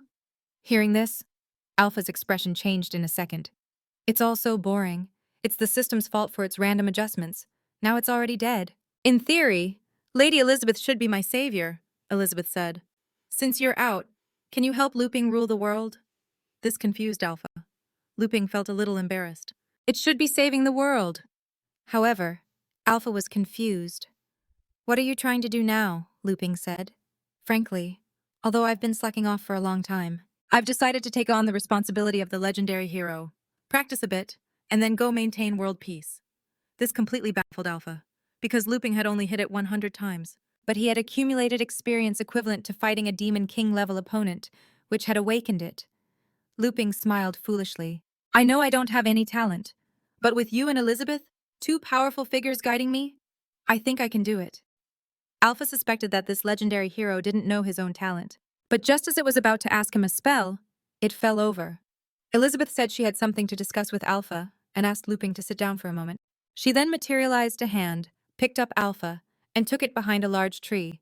As expected, the battered Alpha was much more obedient. I get it. I will cooperate with you no matter what. Big brother Luping.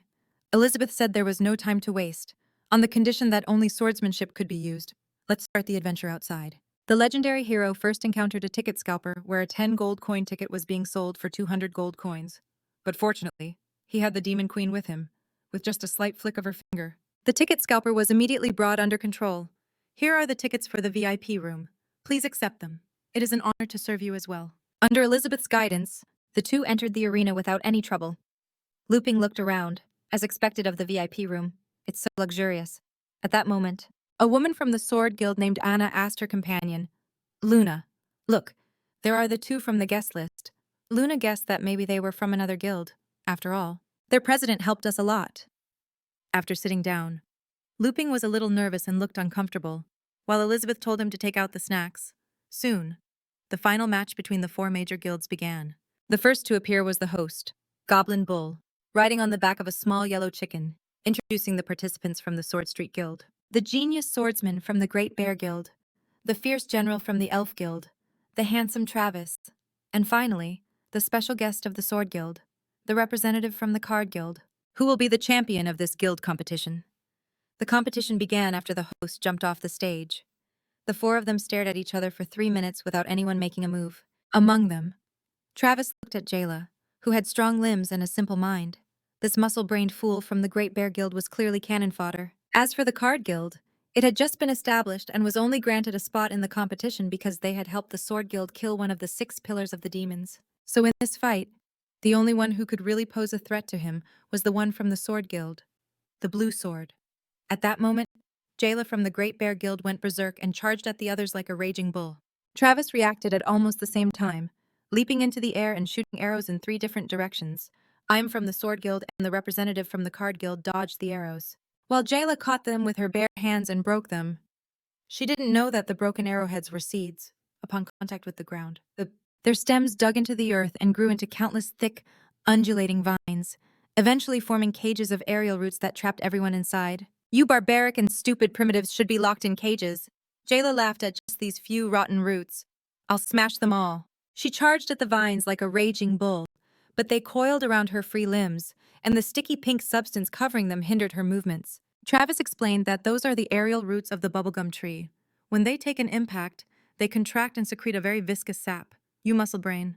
As he spoke, In had already unsheathed his sword and sliced through all the aerial roots of the cage. His cutting speed was so fast that the roots didn't even have time to secrete their sap, and he didn't even glance at Trav's. I'm sorry for destroying your masterpiece. Trav's eyes filled with a crazed look. It's all right. You can pay for it with your life. It was supposed to be a 4-person final, but this handsome elf had offended all 3 parties from the start. Now he was foolishly firing a shower of explosive butterfly arrows at the blue swordsman. However, In murmured, reaching the state of nothingness. With that he opened his eyes and the energy of the blue bird sword spread out, deflecting all the incoming arrows and even slicing off the hand Travs was using to draw his bow. Blood splattered everywhere. Travs stumbled and fell to his knees.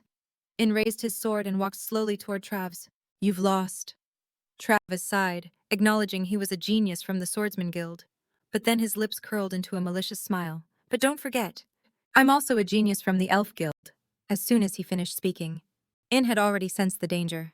But an explosion had already gone off nearby and green flames instantly engulfed him. He was sent flying and crossed his arms in front of his chest to bear the full force of the blast. At that moment, Trav spat a seed from his mouth onto the ground, causing it to grow rapidly. A huge healing lily emerged from the ground and connected to the wound on his shoulder, forming a new arm. I admit your sword is strong, but your attack methods are too monotonous. That is your weakness. But as soon as he finished speaking, a pair of giant fists suddenly descended from the sky and crushed Travis. It was Jayla launching a surprise attack. I told you, you're the first one I'm going to eliminate. And just like that, the so-called handsome man from the Elf Guild was reduced to a pancake. Jayla's eyes were red and he looked bloodthirsty. That aura was familiar to In. He quickly recovered his fallen sword and analyzed that Jayla had used his sweat to escape Travis's aerial cage. Jayla, who emanated the evil aura of the Dark Guild, released 70% of his muscle strength and struck at In. However, In had already leaped into the air, dodging and at the same time landing 5 quick slashes on Jayla. But the sharp sword energy only left superficial marks on his muscles, not only failing to harm Jayla but enraging him even more. At that moment, he was even surprised that his sword was actually dull. Without delay, Jayla released 80% of his muscle strength and charged at In this time. The swordsman couldn't dodge in time and had to block with the flat of his blade. The result was that he was sent flying more than 10 meters and his sword was left twisted and useless. Jayla then released 90% of his muscle strength, continuously trying to hit In's agile movements, leaving one huge crater after another on the field. Ping was astonished. Elizabeth, who do you think will win in the end? But at that moment, Elizabeth saw something and fell silent. Anna, from the Sword Guild, found it strange. In's sword was a B-rank weapon forged in the Dwarven Kingdom. How could it break from a single punch? And when had the members of the Great Bear Guild become so strong? Could it be the work of the Dark Guilds again?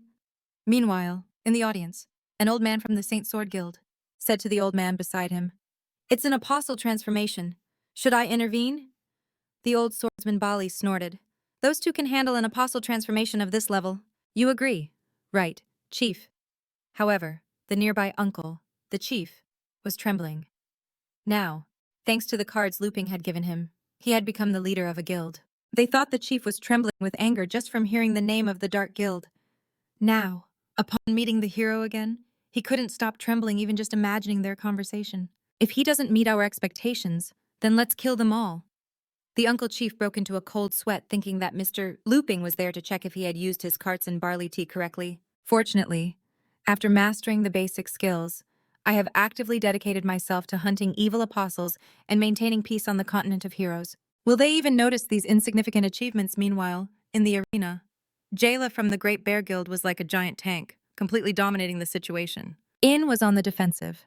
I have to use that move. But can I control it now? I can't doubt myself. Remember the teachings of the Sword Saint to enter the state of no self, I must cast aside all distracting thoughts. But just then, Jayla suddenly went berserk, plunging his arms into the ground and shaking the floor tiles like enormous tablecloths, crisscrossing them, making them roll toward In, and then closing them to form a sphere. Jayla laughed. You must think our Great Bear Guild only specializes in physical enhancement. But in fact, our study of earth magic is no less than that of high-level mage guilds. Do you get it now? But as soon as he finished speaking, a burst of sword energy erupted from within. By the time Jayla reacted, it was already too late. His palm had been completely severed by In's dust slash. Then, countless bursts of sword energy erupted from within, shattering all the mud bricks. At that moment, he used his fingers as a sword and his sword energy reached a new level. Without a doubt, one can reach the state of Noyo-yo. Jayla with his palm cut. He had a fierce expression. You bastard, I'm going to kill you. But before he could finish, his foot was instantly cut in half by a chain. Now he could only grab the remaining half of his leg and roll on the ground. In wanted to be ruthless and tried to give Jayla one last chance to surrender. But Jayla still had one last ace up his sleeve. It turned out he had used a device to increase his strength before the fight and also had a forbidden drug. But if his body couldn't handle it, there would be an adverse reaction. As he hesitated whether to use it, he saw In's finger pointing at him. As long as you're still conscious, renounce the power of the Dark Guild and I can still spare your life. But Jayla flicked out the forbidden drug hidden between his teeth with his tongue. I will achieve the complete transformation into a demon king and kill you all. However, the moment he crushed the drug, In had swung his sword and decapitated Jayla, and the head rolled to a stop in front of the Card Guild's contestant.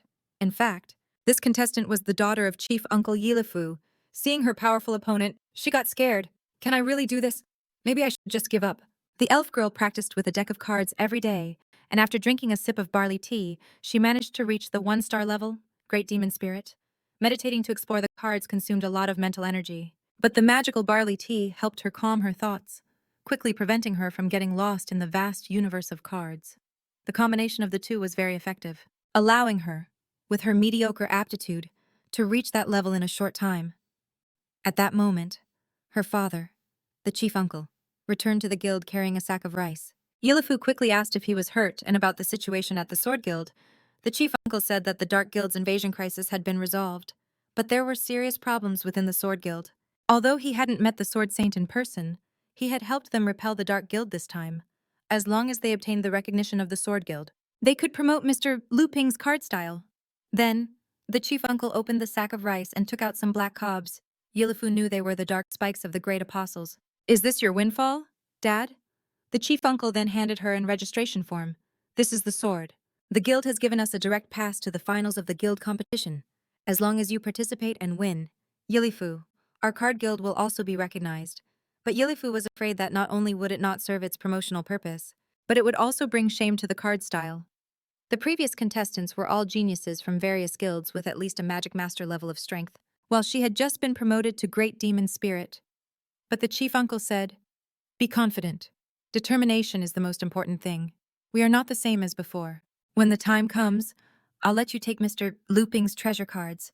The small difference in magic rank will be nothing." The memory ended there. Although Yilefu had brought Luping's treasure cards with her strength, she could only use a 6-of-a-kind bomb or a lesser summon once. For the rest of the battle, she could only use replica cards whose power was considerably reduced. But to promote the card style, she couldn't back down. Determination was the most important thing. Then she decisively opened her card case and summoned the replica cards. In praised her for her good strategy, hiding her strength until the end. But my current strength is not something you can handle. Our hill owes you a favor. This is a final warning. But as soon as he finished speaking, a few cards grazed his hair. This surprised the blacksmith Master Bran, who was in the audience. What kind of weapon is that? At that moment, Yilefu drew one replica card after another, launching a shower of poker daggers that turned into rays of light and attacked In, clashing with his sword energy. In saw through this feint at a glance. "Are you trying to distract me to use another move? I won't give you that chance." As he spoke, In had already used his fingers as a sword and attacked Yilifu. Yilifu stepped back, stepping on a playing card and using its power to glide through the air, dodging In's finger sword. Yilifu continued to bombard In with poker daggers, but at that moment In, surrounded by sword energy, jumped far from his original position, and then continuously launched several bursts of sword energy into the air, attacking Yilifu once again, and Yilifu split her cards again, throwing a series of high-speed spinning shurikens that nullified In's several bursts of sword energy. But Yilifu's strategy went much further without him knowing. The card lock seal had already sealed In's sword. Then, more playing cards pounced on In, sealing various parts of his body to weaken his sword energy.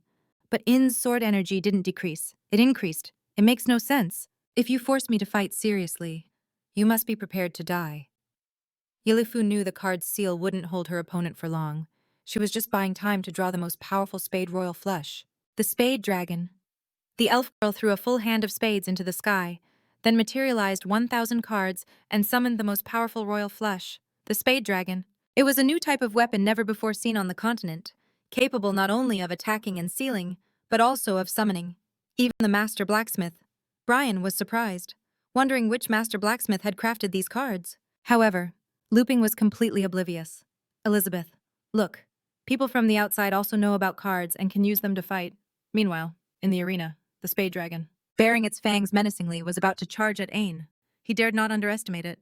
He immediately channeled the greatest sword energy from his no-self state and, with his two fingers as a sword, launched a blast of blue bird sword energy that crashed into the spade dragon. The bird and the dragon clashed with neither gaining an advantage. In the end, the sword energy dissipated, and the cards scattered across the ground. Yilifu, a 3-star demon spirit, coughed twice. "Great demon spirit. It's still hard for me to make up for the difference in magic rank with just replica poker cards to win. I have to use the treasure cards. But what if I can't control it and kill him?" While Yilifu hesitated, her opponent brandished his sword again. "You're very strong to be able to force me to go all out." As the sword energy from Ain fell, Yilifu's mask instantly split in two. "I've lost." But in reality, she simply wasn't willing to use her treasure cards. Fighting to that extent was enough. But just then, a black shadow suddenly attacked Ain from behind. A sharp claw pierced his chest. His consciousness began to fade quickly, and his pupils gradually dilated. Jayla's head had grown arms and legs and was now controlling Ain. The apostle had transformed. Jayla had incubated a new body, and a new head emerged from its mouth. "This body isn't bad. How do you use this sword energy?" As it spoke, Jayla controlled the sword energy and launched it towards the audience, causing everyone to flee in a panic. "Run! The magic shield is about to break." Anna and Luna, from the Holy Swordsman's Guild, were also shocked. "Ain has transformed into an apostle," Luping asked. "This isn't what we expected." "Elizabeth, should we intervene?" Elizabeth flatly refused. "If you want to rule the world, you have to learn to adapt to these small, temporary changes. Otherwise, how will you manage the world later on?" "Let's wait and see what happens." Luping nodded in understanding. On the other hand, the chief was also lost in thought. "I see. So they knew about the apostle invasion and used it as a plan to see if Yilifu and I could handle it properly." "Yilifu, you must perform well and satisfy Lord Luping and the Demon Queen." The old swordsman Bali, who was nearby, narrowed his eyes. "You're getting nervous, aren't you? If you go out to save your daughter, you'll prove you don't have the combat power needed to face the Dark Guild. The Holy Swordsman's Guild needs people right now. Chief, I want you to come back and become the new elder." On the other side, Jayla looked at Yilifu with a malicious smile. "What now, little girl?" She decisively summoned her treasure cards. "If the opponent is the Dark Guild, then I don't need to hold back." Seeing Yilifu suddenly burst out with such powerful magic, Jayla thought it was better to kill her quickly to avoid trouble. Soon, countless terrifying sword energies rushed at Yilifu. The only thing that could be heard was the sound of clashing metal. A huge, transparent soldier raised a sacred shield, blocking all the damage for Yilifu. At that moment, 5 cards floated in the air. The 5 of a kind bombarded the Divine Guardian. Tate recognized this phantom spirit as one of the 13 divine warriors recorded in historical texts. The old swordsman Bali asked uncertainly, "Chief, is this the hand used to severely injure the 6 pillars of the demons?" The chief said, "I used a 9 before, while Yilifu used a 5. I hope it's enough." At that moment, in the arena, Yilifu launched a shower of poker daggers at Jayla, trying to help Ain break free from its control. but as Jayla dodged, he wondered why even the normal cards had become so much more powerful. To avoid any mishaps, Jayla controlled Ain's body and tried to escape the arena, but was smashed by the Divine Guardian's shield, not giving up. It tried to escape in several directions, but the Divine Guardian blocked it every time. What's happening? I was just born. I can't die here. Then it dug a few more claws into Ain's brain, controlling him to execute his most powerful move, Wild Dance, Tachi. But at that moment, the Divine Guardian created a sacred circle that trapped it inside. As the Divine Guardian continued to advance, the cube also kept compressing inward until Jayla was completely isolated inside. Finally, JLA's body was shattered, leaving only a dark ear. At that moment, Ina's body also fell from the sky to the ground, and Yufu took off her mask. She'd accidentally gone too far. Ina lay on the ground, her beautiful face already shattered. Seeing the defeated apostle, Uncle Jig was secretly pleased. This should satisfy them. And Leping finally recognized the girl as Yufu. Elizabeth, do you remember her? They're the father and daughter who stayed at our house a few months ago. Elizabeth, of course, knew. But she was still annoyed and glanced at the nearby chief, who wasn't doing a very good job of hiding his identity. Seeing her look, the chief instantly broke into a sweat. Your Majesties, I didn't want to spoil your viewing experience, so I didn't come over to bother you. I'm very sorry. Hearing the chief's voice, Leping immediately looked over, and seeing it was him, he greeted him. So you're here too? I was just saying that Yufu is competing in the arena. I have a lot of questions for you. This made the chief's heart sink. A lot of questions. Is Mr. Leping not satisfied with our card skills? The nearby sword elder, Chinbali, was confused. Who is this person the chief holds in such high regard? The scene changed. The chief led Leping and Elizabeth to a meeting. Leping whispered to Elizabeth, "We've been invited to another meeting for no reason." Elizabeth thought that in order to rule the world, it wouldn't hurt to get a better understanding of the current situation. At that moment, the chief began to introduce Leping and Elizabeth to everyone present. This is the one who saved my daughter and me from the Dark Apostles. Mr. Leping? And the one beside him is... Halfway through his sentence, he saw the change in the Demon Queen's eyes, and the chief and Yufu instinctively covered their necks in fear. Don't say it. Bali found their behavior strange. Why can't he say it? The chief stammered for a long time but couldn't come up with an excuse.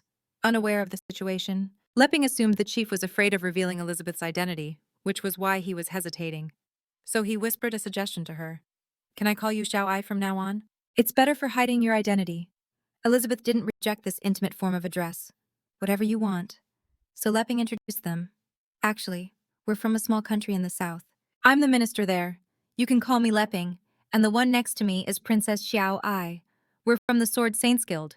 You say my hometown is in the south, but I've never heard of it. The chief quickly helped Leping cover for him, saying my card technique was taught to me by Mr. Leping, but Leping said, "You're very kind, chief. Actually, I was hoping to learn swordsmanship from you." This surprised Bali, that someone who could give such a powerful card to the chief still needed to learn swordsmanship, and he told him to be careful with his words. The sword elder was right there, and it was no place for them to talk. At that moment, Yufu swallowed, gathered her courage, and asked, "Mr. Leping, you saw my match in the arena, right? Are you satisfied with my sword skills?" The chief said. "Mr. Leping, please be frank. Was there anything Yufu did that wasn't right?" Leping replied. "There's nothing to comment on. I just didn't expect you to be able to do that with my cards." The chief felt a sense of unease. "How can we compare to you, Mr. Leping? I was arrogant to make copies of your cards and form a guild without your permission." Yufu felt guilty. "I'm very sorry, but that was my limit." Luping said, "Why are you apologizing if you play like that? More people can participate." "No, that's great." Two of them suddenly realized that their card fighting style was suitable for more people to learn. "That's right. This is actually better for promoting the card style." In fact, Leping was envious because he knew nothing about magic, and this was a world of magic. After all, Tog, who was sitting across from them, detected their magical power. One of them casually emitted a vast and dominant magical power, while the other suppressed it completely, without revealing even a speck of magic. But his peeking was soon discovered by the Demon Queen. At the sight of Elizabeth, Taj broke into a cold sweat. "I've been discovered. I'm using lenses to observe, which shouldn't produce any magical reflection. What's happening?" This powerful sense of oppression. At that moment, Elizabeth suddenly spoke. "I'm going to kill someone." Leping was stunned. "Who are you going to kill?" Wait, wait, look at this. Let's talk about it after the meeting. We can't make things difficult for the chief. However, upon seeing the pudding, Elizabeth instantly forgot what she was about to do.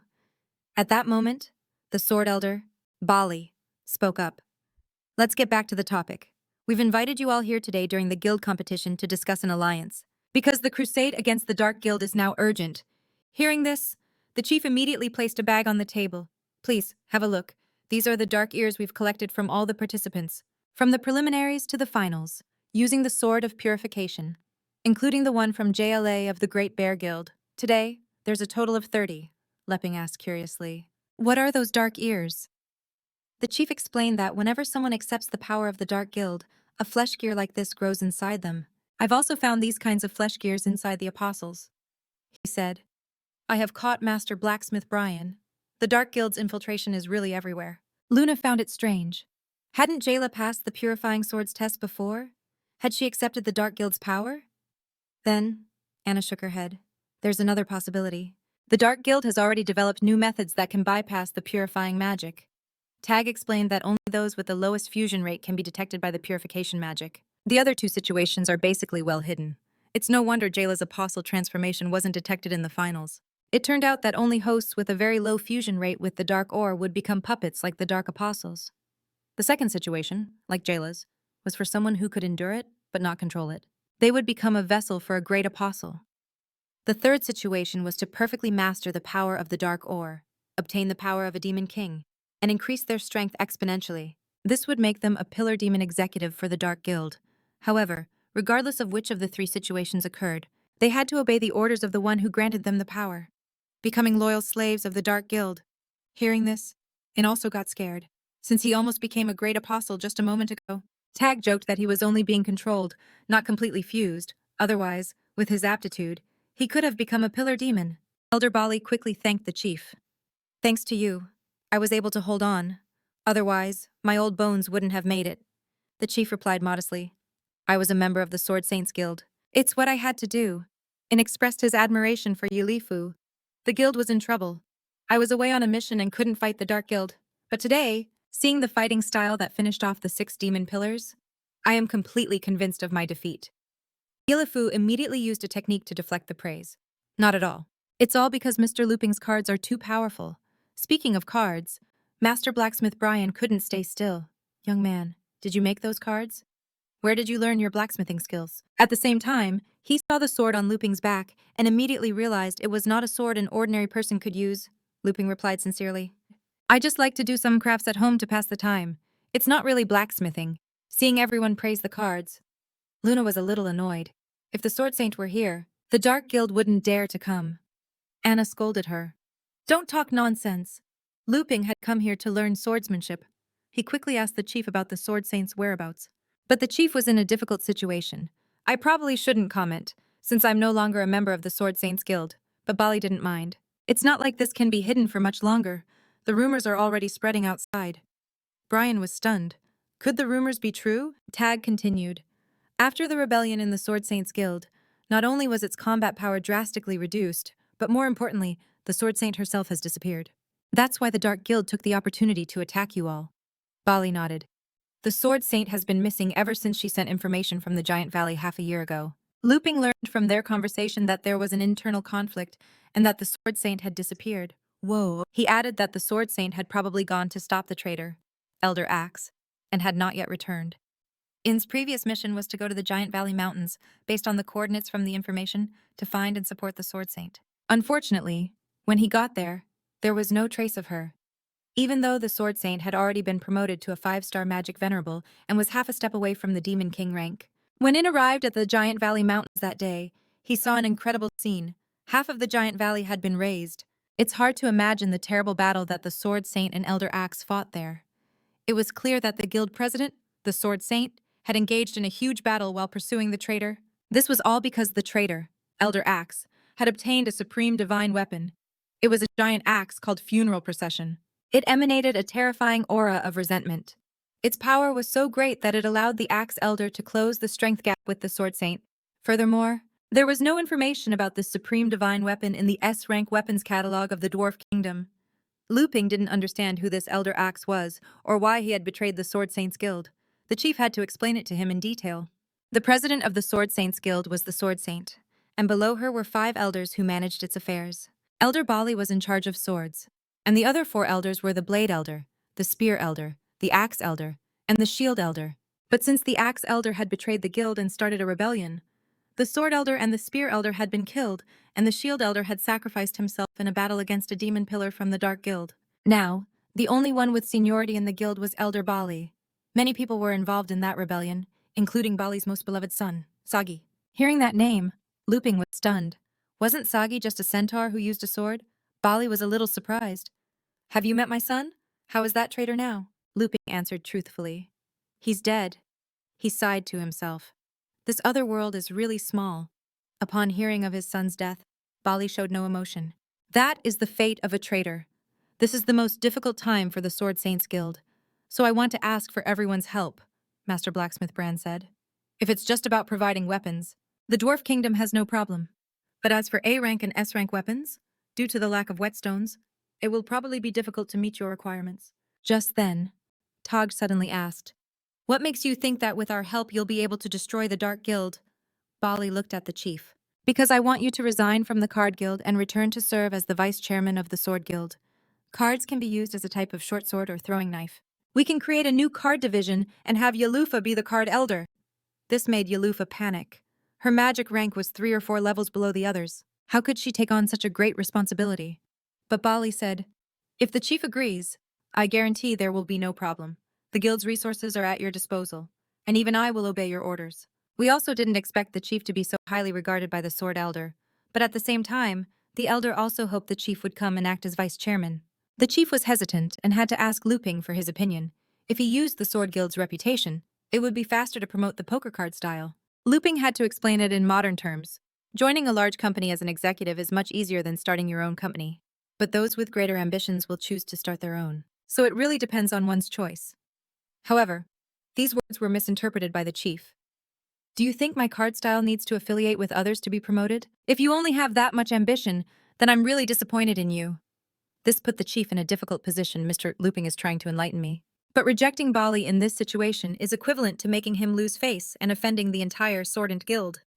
The chief misinterpreted the legendary hero's meaning and decisively rejected the elder swordsman. Bali, I created my own guild not to seek fame and fortune, but to promote the card style. Mr. Luping, what do you think? My determination is very firm. Bali couldn't sense a trace of a strong person's aura from Luping and knew the chief was just making an excuse to get rid of him. Luping, who was nearby, felt very disappointed. He had hoped to use his connections to have the chief take him to the Sword Guild to learn swordsmanship. The chief said, Although I have refused to return to the Sword Guild, rest assured, Elder Bali, that it is also my responsibility to eliminate the Dark Guild, and my Card Guild will fully support you. With no other choice, Bali could only acknowledge the legitimacy of the Card Guild. He had originally wanted to bring the chief back to the guild and make those cards the property of his own guild. Then he asked the prince of the Dwarf Kingdom, I wonder when His Majesty the King will come out of his seclusion. The supply of A-rank and S-rank weapons would greatly improve our combat power. Bran didn't dare to accept hastily, because the Dwarf Kingdom couldn't find a substitute for the whetstone, and the Kingdom of Aristotle had refused to cooperate. Bali then asked the nearby Tage about the request to apply curses to weapons and fighters. Taj said those were not big problems. Bali finally concluded.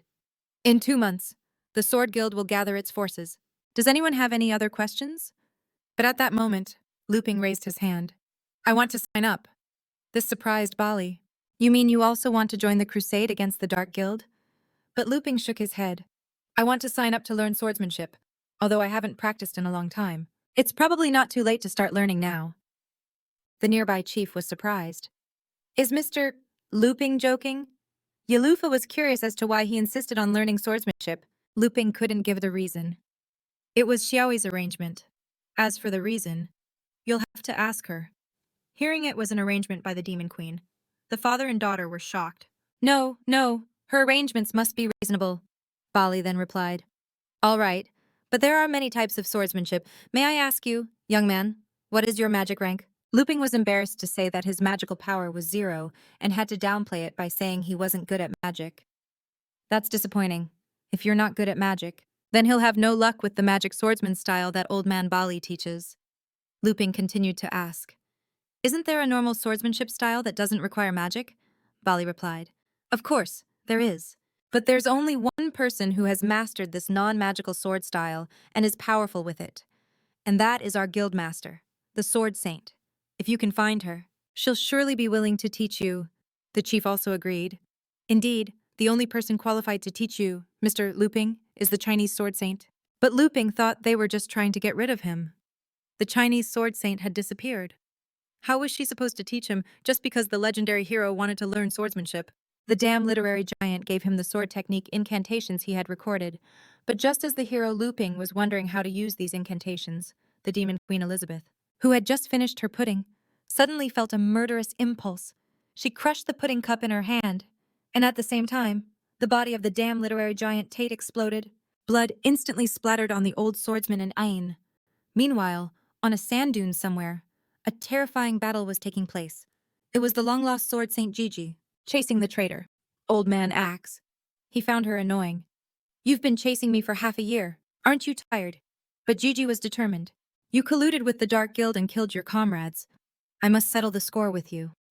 With that, she used her finger as a sword and swept it forward, instantly carving a long, deep trench into the sand dune platform. But this powerful finger sword didn't make Old Man Axe flinch. He charged against the sword energy with all his might. A black barrier of resentment unfolded, reflecting the sword energy. Gigi's eyes were calm as she tilted her head to dodge the attack. Old Man Axe was thrilled. As my fusion with the morning procession increases, your threat to me will only diminish. Guildmaster, now it's my turn to hunt you. Gigi told him to wake up. If you continue like this, you'll soon be completely controlled by these acts of resentment and lose yourself. But at that moment, the old axeman had already gone mad. So what if I lose myself? Once you've experienced this supreme power, you'll know that losing yourself is an honor. As soon as he finished speaking, his body was possessed by the weapon spirit. Old Man Axe's masculine features disappeared. His hard pectoral muscles softened and protruded, and his bones and body shrank, becoming smaller and thinner. Even his voice changed to a woman's. I'm finally out. I'm so resentful. How dare you abandon me? I won't let you go. As the baggy pants fell to the ground, the weapon spirit named Morning Procession completely took over the old axeman's body. Gigi thought he was a fool completely controlled by the power of the dark ear. But the weapon spirit actively dug out the dark ear embedded in its chest. Compared to my 500 years of resentment, this thing is insignificant. As soon as the weapon spirit pulled out the dark ear, it also tore off a layer of skin from its head. At that moment, the weapon spirit, having taken human form, felt refreshed. It had seduced Old Man AX just to take his body. Gigi summoned an Ultra S-rank weapon. Even if it had nothing to do with the Dark Guild, she swore to kill this monster. This phantasm is forged from the hoof of the Ghost Horse King by the Dwarf King himself. The speed of its wielder will be multiplied by 10, gaining the effect of being as fast as the wind. The weapon spirit was dismissive. Arrogant little girl, come on. But as soon as it finished speaking, Gigi had already used the dust-cleaving cut and pierced through its body. The sand dune beneath them instantly collapsed, and the sword energy shattered all the rocks within a 100-meter radius, forming a giant crater. Since Old Man Axe is dead, I have no reason to hold back. It's over.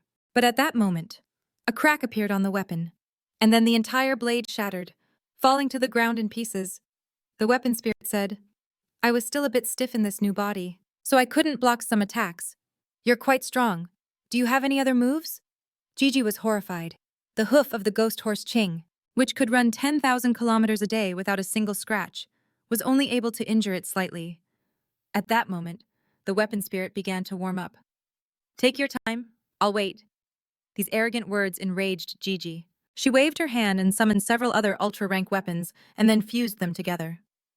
A spear forged from a 1,000-year-old stalactite and a scythe made from the king of magical beast insects were fused. Then she summoned a staff forged from the remains of the Lord of Tulu and a small explosive knife made from a special ore containing the energy of the Earth's core. She used the staff to create a distorted space and wrapped the small knife in it, causing it to explode continuously and release the energy of the Earth's core. However, faced with a succession of Ultra S-rank weapons, the weapon spirit kept twisting her waist and letting out moans as her bones went limp. At the same time, the fifth Ultra S-rank weapon, the Blood Cocoon Shield, also spat out countless silk threads that sealed the weapon spirit's escape route. It was forged from the silk left behind by the metamorphosis of the snow-white cocoon, a divine beast revered by the elves. The weapon spirit found it amusing. Who are you looking down on? Do you think I'm going to run? At that moment, she was reaching her limit. The distorted space could only be maintained for 1 more minute before her will was invaded. With that, she summoned another Ultra S-rank weapon, forged by the Dwarf King himself from the fossilized remains of a certain generation of mammoth lords. It was a condensed version of the entire skeleton that weighed 100 tons, and even a normal strike could unleash the power of a stampede. As Gigi shattered the distorted space, the Doomsday Arrow formed from the fusion of the stalactite spear and shot out with shocking force. But a split second before it hit, the weapon spirit launched a simple slash with the piece of... The terrifying aura instantly split the world, cleaving the spear in two and extended for 100 miles. In another split second, Gigi predicted that she would be cut in half by this aura. She immediately used the 7-layered abyssal magic sword, hoping to cancel and reduce the aura's energy. As one sword after another broke, the last remaining trace of the aura struck her body, instantly tearing off all her clothes and sending her crashing to the ground. The weapon spirit couldn't help but mock her. You didn't even get close. Now that I'm all warmed up, it's time to get serious. She then placed the axe in front of her. Let me see where you are, you ruthless man. Soon, the eye gave her a vision. In a barren land, 1,000 miles away, she finally found her master, Luping. But now there was a red-haired woman by his side, the Sword Elder, his face stained with blood. Immediately put everyone on alert, and in an instant, all the members of the Sword Guild raised their greatswords. Just then, the chief shouted for everyone to stop. Don't be rash. Then he asked the legendary hero, Sir Luping, can you explain the situation? But Elizabeth, who was nearby, answered first. At your level, it's no surprise you've been infiltrated by a dark entity. And everyone opened their eyes wide and looked closely. With that, she made a gesture with 2 fingers and muttered the word, release. Soon, an octopus-like creature appeared from among the mangled flesh. At that moment, everyone was stunned. They recognized it as a cursed parasite. However, the parasite seemed to panic after losing its host. It randomly chose a very weak-looking human in the gathering and pounced on him, extending its mouth parts. At that moment, Luping hadn't reacted yet. But Elizabeth couldn't help but intervene once more, using her magic from a distance to crush the cursed parasite. When the parasite died, the body lying on the table also dissipated. At that moment, the S-rank Sword Guild finally understood why more and more people could evade the detection of the purifying swords it was because of the high-level curses of Tate. Elizabeth confirmed this, though not entirely. Because the magic of this curse on the flesh gears has completely different qualities. If it really were to curse you in battle, I'm afraid the battlefield would become a massive incubation site. But the Sword Elder asked how Elizabeth had discovered it, and the Demon Queen was as cold as ever. That's none of your business. This made the old swordsman's face flush with anger. Although the Sword Guild had weakened, it wasn't so weak as to be looked down upon. The nearby chief started to panic. Elder Bali was a man who cared about his reputation. If he angered the Demon Queen, the consequences would be dire. He had to whisper to the hero. Sir Luping, if you know, can you please explain? But Luping didn't know how to answer either, as he didn't even understand the situation himself. At that moment, Elizabeth took Luping's hand, unconcerned by the tense atmosphere. It's time for afternoon tea. The adventure is over. Come home with me. Luping quickly waved goodbye to everyone. See you next time. This left the chief with a disappointed look on his face. He thought that if she didn't explain, the Sword Elder would surely be seeking his own death. Then, even if the Sword Saint returned, it wouldn't be enough to save him. The old swordsman immediately ordered Ui, who was behind him, go south with me immediately and investigate her background. And so, the two of them returned home. Luping told Elizabeth to give him a heads up before acting next time so he could mentally prepare. Of course, Elizabeth had realized 2 things. The glasses that could detect others' magical power were probably forged with Hami material. Hamuji's crimson demon eyes and the curse user's magic were different from those of the Dark Guilds. It was clear that other evil forces were at play besides the Dark Guild. But it didn't matter. Amelia should have already wiped out the Dark Guild's headquarters, so the source of the problem was gone. The rest she could leave to Luping to play his little adventure game.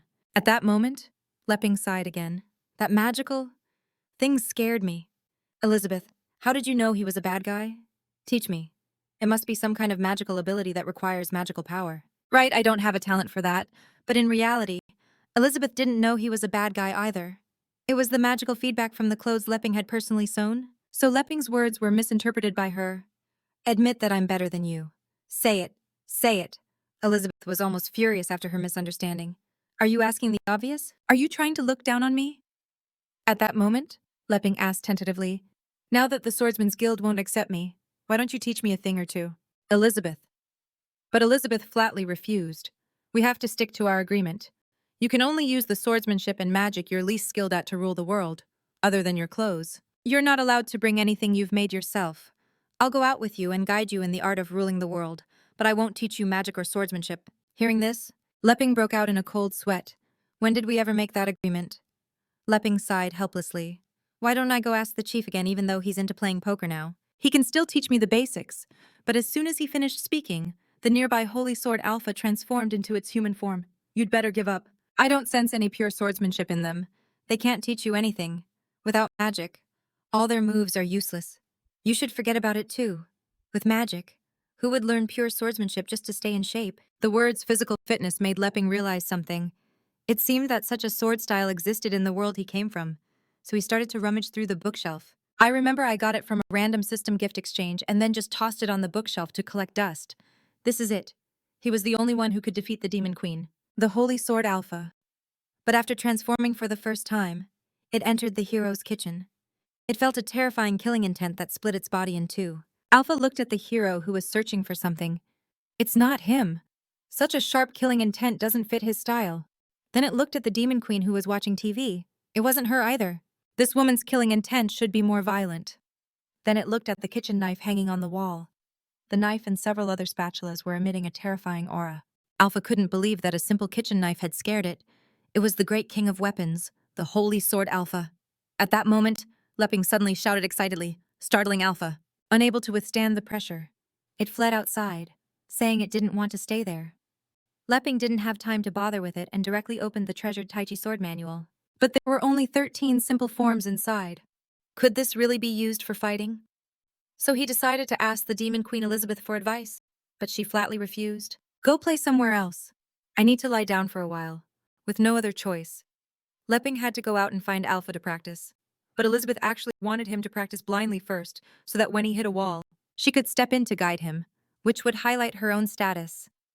At that moment, Leping found that Alpha had returned to its sword form. If you don't answer, I'll take that as a yes. I'm going to start learning right now. Then Leping opened the Tai Chi sword manual and began to practice tremblingly. Meanwhile, 300 kilometers away, Hang Chi, a subordinate, the Toad Sage, was in the middle of a great battle with only the strength of a 3-star magic venerable. He sat on the ground with his clothes in tatters, forming hand signs, blood mist and gastric acid jutsu. The Toad Sage spat out a cloud of blood mist to obscure the view. But at that moment a figure ignored the gastric acid and broke through the blood mist, crashing into the Toad Sage. The weapon spirit raised its right foot. As long as I eliminate you, the other magical beasts will back off. When it finished speaking, a slashing kick landed on the Toad Sage's abdomen. The extreme pain made him let out a loud groan, and he flew 800 meters before stopping, carving a long trench in the ground. The weapon spirit said to itself, with so many high-level magical beasts as guardians, no wonder you're so well hidden. But from today on, your peaceful days are over. In fact, these words were aimed at Leping. However, as the weapon spirit brandished its axe to finish off the Toad Sage, a barrier appeared in front of it. It was a sound-absorbing and energy-dampening field from modern technology. At the same time, a dog came out of the kennel on the Toad Sage's head. This was Hankai, Leping's electronic dog. Seeing this, the Toad Sage couldn't hold on any longer. Since you're joining the fight, big brother, this frog will retreat for now. He bit down. Then, the Toad Sage's figure vanished. Wangi also leaped down from the air. The weapon spirit, unsure of Hankai's strength, still maintained an arrogant posture. If you don't want to die, get out of my way. At that moment, Wangi began to scan. Unrecognized on whitelist. Danger level too high. The master's life must not be disturbed, according to the supreme law. The elimination process is now initiating. Defense level is raised to 3. Then, Hankai opened his B weapon and launched a dense barrage of missiles at the weapon spirit. The hero had only learned a few moves of the Tai Chi sword style, but it was enough to awaken the dormant spirit of the Holy Sword. Alpha woke up, but she had forgotten why she had fallen asleep. When Luping asked her for advice on the sword style, Alpha recalled with terror the pressure she had felt from the kitchen utensils, each one a top-tier existence that oppressed her. She had been so scared that she had fled outside. Once a weapon admits defeat to another, its spiritual energy dissipates, and so this holy sword, born to destroy the Demon Queen, had been reduced to its original state. Yes, they almost scattered my soul and turned me into a common weapon. I am the pinnacle of weapons, the legendary holy sword. If it weren't for this guy using me to practice a sword style and waking me up, I probably would have been a wood-chopping axe for the rest of my life. He saved me with a sword style beyond my comprehension, and then has the gall to ask me for advice. So Luping misunderstood her words. Little one, now you understand why I didn't bother with you for the demon queen compared to my kitchen utensils. Your holy sword is nothing more than a piece of scrap metal. Alpha trembled with anger. I regret being careless in that case. What is the meaning of my existence? How did I come to be? Why am I here? I'm so confused. So confused. I want to leave this horrible place. With that, Alpha reverted to her original form and fled the legendary hero's house. Luping was bewildered. If you leave, how will I learn swordsmanship in the future meanwhile? The battle between the weapon spirit and Honkai continued. Are you really content with being a lapdog for the rest of your life? Cooperate with me. After we destroy this place, we'll divide the outside world between us. But Honkai just squatted on the ground and let out a howl of refusal. The weapon spirit remained arrogant. How ungrateful. I only invited you to cooperate because I wanted to save time, not because I'm afraid of you. With a roar, the weapon spirit launched her most powerful attack, a wood-chopping slash. The black energy from the axe, accompanied by the sound of breaking air, tore through the sky toward Honkai.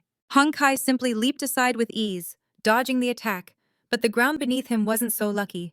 The axe's energy continued to press downward, seemingly unstoppable. Honkai immediately analyzed the damage.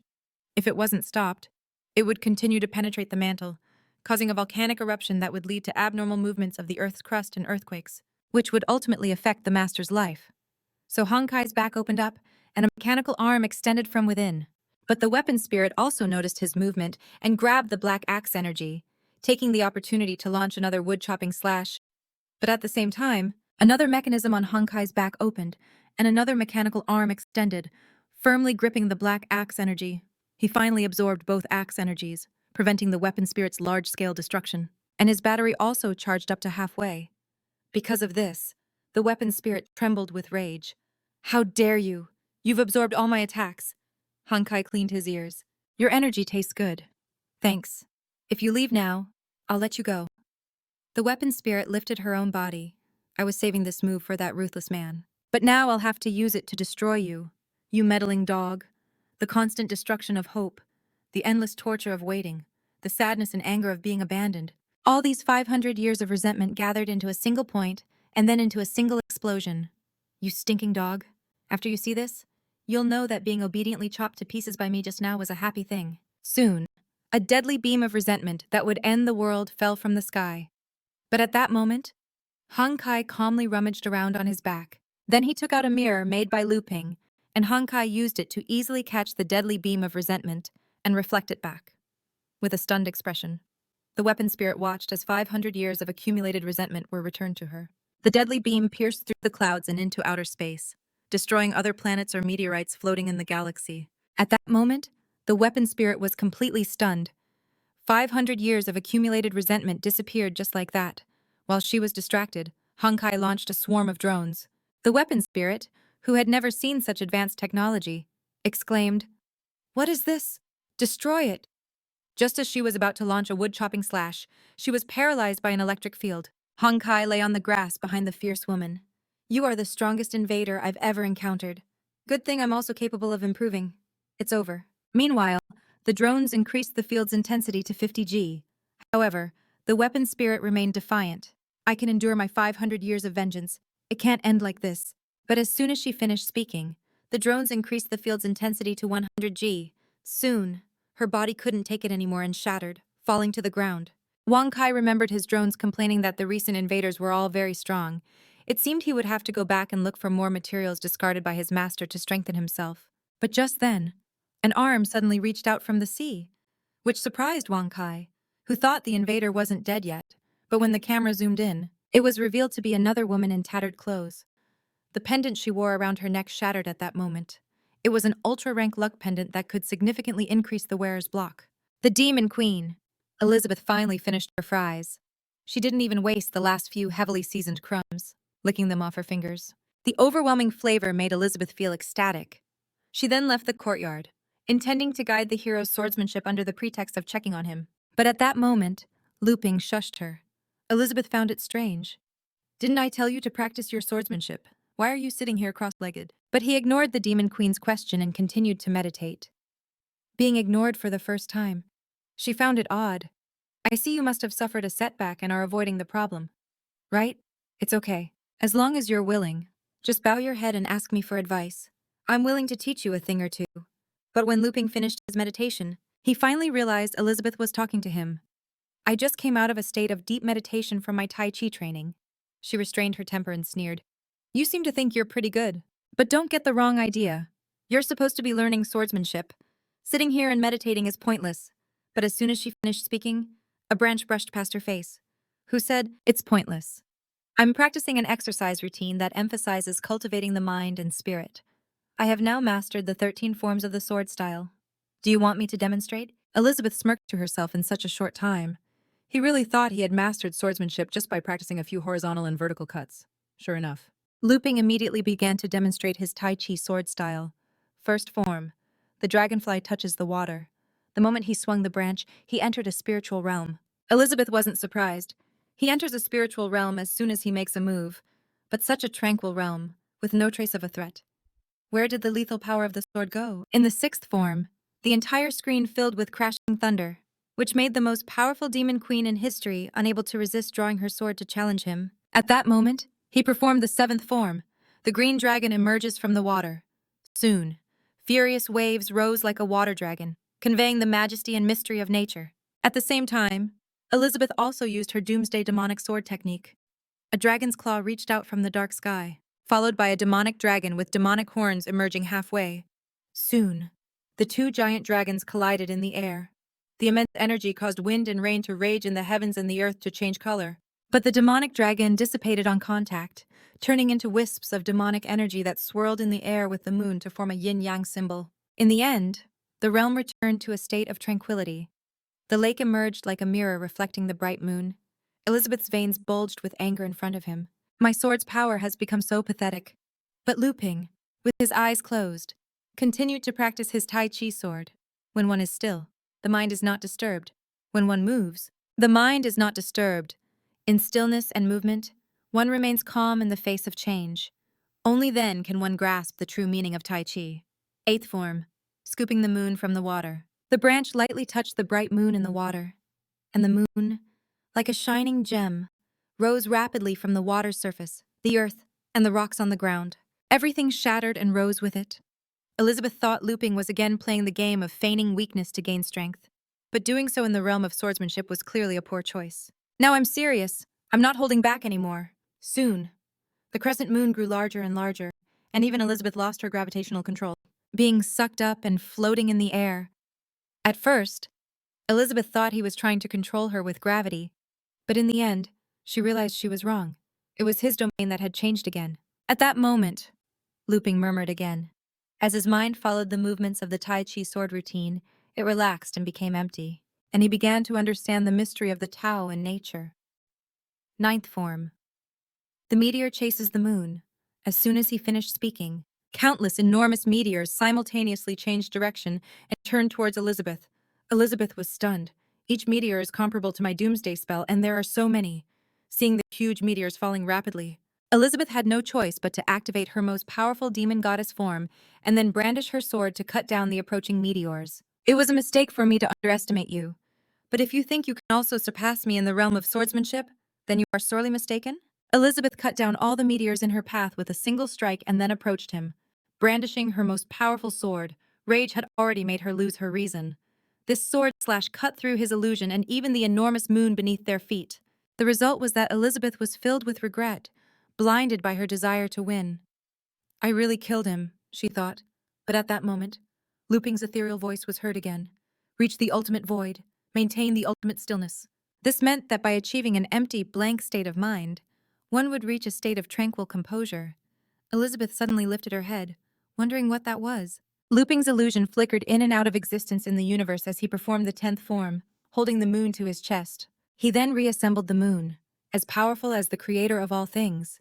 She even unleashed her magical power, taking this opportunity to wage a decisive battle with the hero. Then, Elizabeth's figure disappeared and reappeared like an illusion with a god's eye view in front of Luping. Don't get so full of yourself. Whatever you can do, I can do too. But Luping gently tossed the moon upward and performed the 11th form of the Tai Chi sword, holding the sword and comprehending the Tao, a swordless form that focused on cultivating the mind and meditating. One begets two, two begets three, Elizabeth scoffed, saying it was nonsense, just a clone technique, and that she would play along. She then used the Demon King's 9-part harmony, instantly creating 8 clones with the same strength as her main body. But at that moment, Luping withdrew his clones. 3 begets all things, and all things combine into one. Elizabeth thought he was retracting his move and showing weakness. It's too late. My sword is faster than the speed of light. Let's see you dodge this. The 9 demon swords stabbed at Luping simultaneously, but it seemed as if they could never reach him. At first, Elizabeth thought he had dodged the blow, but upon closer inspection, she realized that Luping hadn't moved at all. Instead, he was causing space to expand at a speed faster than light to create distance. At that moment, Luping prepared a galaxy in his hands. As his meditation merged further with nature, his mind naturally became more open. Elizabeth snorted. Do you think you can escape me just by moving faster than the speed of light? As long as the target exists, this mental attack can also strike at a speed faster than light. The 9 demon swords simultaneously converged upward to form one enormous demon sword. Then Elizabeth lowered her hands, and a world-ending arrow shot through the void toward Luping. But at that moment, he used the 12th form of the Tai Chi sword. 3 begets all things, causing the galaxy he had created to explode. At the same time, the massive demon sword also lunged toward him. But compared to the galaxy, it was like a speck of dust and dissipated before it could reach its destination. At that moment, Elizabeth was completely stunned. Her sword technique, of which she was once so proud, had been reduced to nothing in front of the hero. Soon, the two returned to their initial spiritual realm. Elizabeth asked him in disbelief. Everything has been negated, but Luping just kept muttering the sword manual to himself. After my thoughts wandered and comprehended time and space, I returned to the beginning and achieved a tranquil mind. Elizabeth roared. This was all a trap you set. You said you knew nothing about swordsmanship. First, you made me arrogant, and then by nullifying everything I had in swordsmanship, you wanted to humiliate me. But after cursing, she let out a cold laugh. Just as you said, after seeing the vastness of the universe, I too have achieved peace of mind, forgetting the past, leaving behind honor and dishonor, leaving behind all the sword moves I have learned, and accepting your guidance. So, what does it matter if I leave behind magic? Or even my life, regardless of the cost, regardless of the consequences, I will give my all with my sword, with my intent, transcending space. This is my own swordless form, within time and space. No matter how strong a move is, it cannot defy your rule of power. So to kill you, I must transcend time and space. After using this move at the cost of sacrificing everything, I will surely fall, but it doesn't matter. Because after killing you, I will have no reason to live on. It's not a bad ending for us. But remember that the one who defeated you in the end was me. But at that moment, Luping used the final form of the Tai Chi sword, deftly deflecting the force of the 13th form, the Demon Queen's life-sacrificing attack. With 2 fingers, he caught her hand and pulled her toward him, her proud peaks pressing against his chest. At that moment, Elizabeth's breathing quickened, and her face turned as red as fire. Luping spun her around and then embraced her by her slender shoulder with one hand. Soon, the realm of the Tai Chi sword style dissipated, and the Demon Queen's demonic form also vanished. Everything returned to its original state. But Elizabeth's magic rank once again skyrocketed, reaching the level of a 7-star demon god. Luping proudly asked Elizabeth how she felt. But Elizabeth had lost her former arrogance and had become a sweet and naive girl. Luping opened his eyes and asked again, What do you think of my swordsmanship? Even though it's a training routine, every time I practice it, I feel like I'm getting stronger. But Elizabeth's mind was blank. She just stared intently at Luping. Luping felt for the first time that Elizabeth was so gentle. Is there anything I need to improve on? But Elizabeth just kept staring at him blankly. Luping suppressed his wicked thoughts, thinking, I can't offend the Demon Queen. I still need her protection. Then he asked, Why are you looking at me like that? Have I done something wrong? This immediately brought Elizabeth back to her senses. She quickly stood up and moved away from his embrace. Luping felt the atmosphere become strangely ambiguous and needed to say something to break the tension. So he praised Elizabeth. It must be because you were guiding me, even though my eyes were closed. Just now I could feel as if I were traveling through time and space. But Elizabeth wasn't listening to him at all. She thought, Luping, you knew I was at a stalemate in my advancement, so you deliberately used swordsmanship as a pretext to help me break through.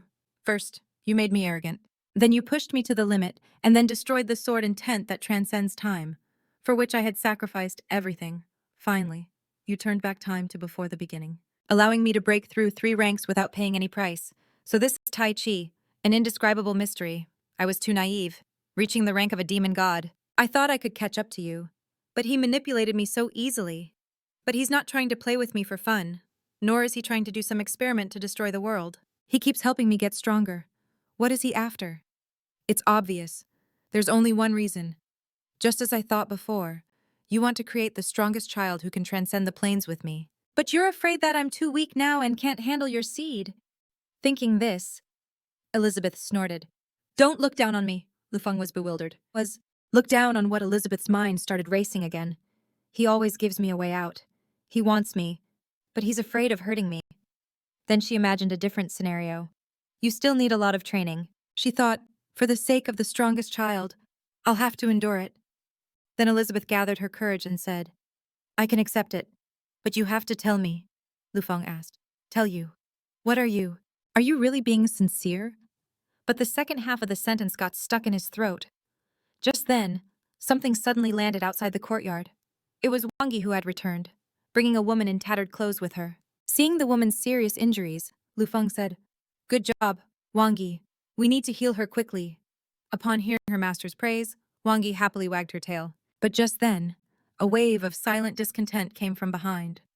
Wangi sensed the danger and quickly turned around, only to see the demonic Queen Elizabeth with a murderous look in her eyes. You smelly dog. Are you picking up people again?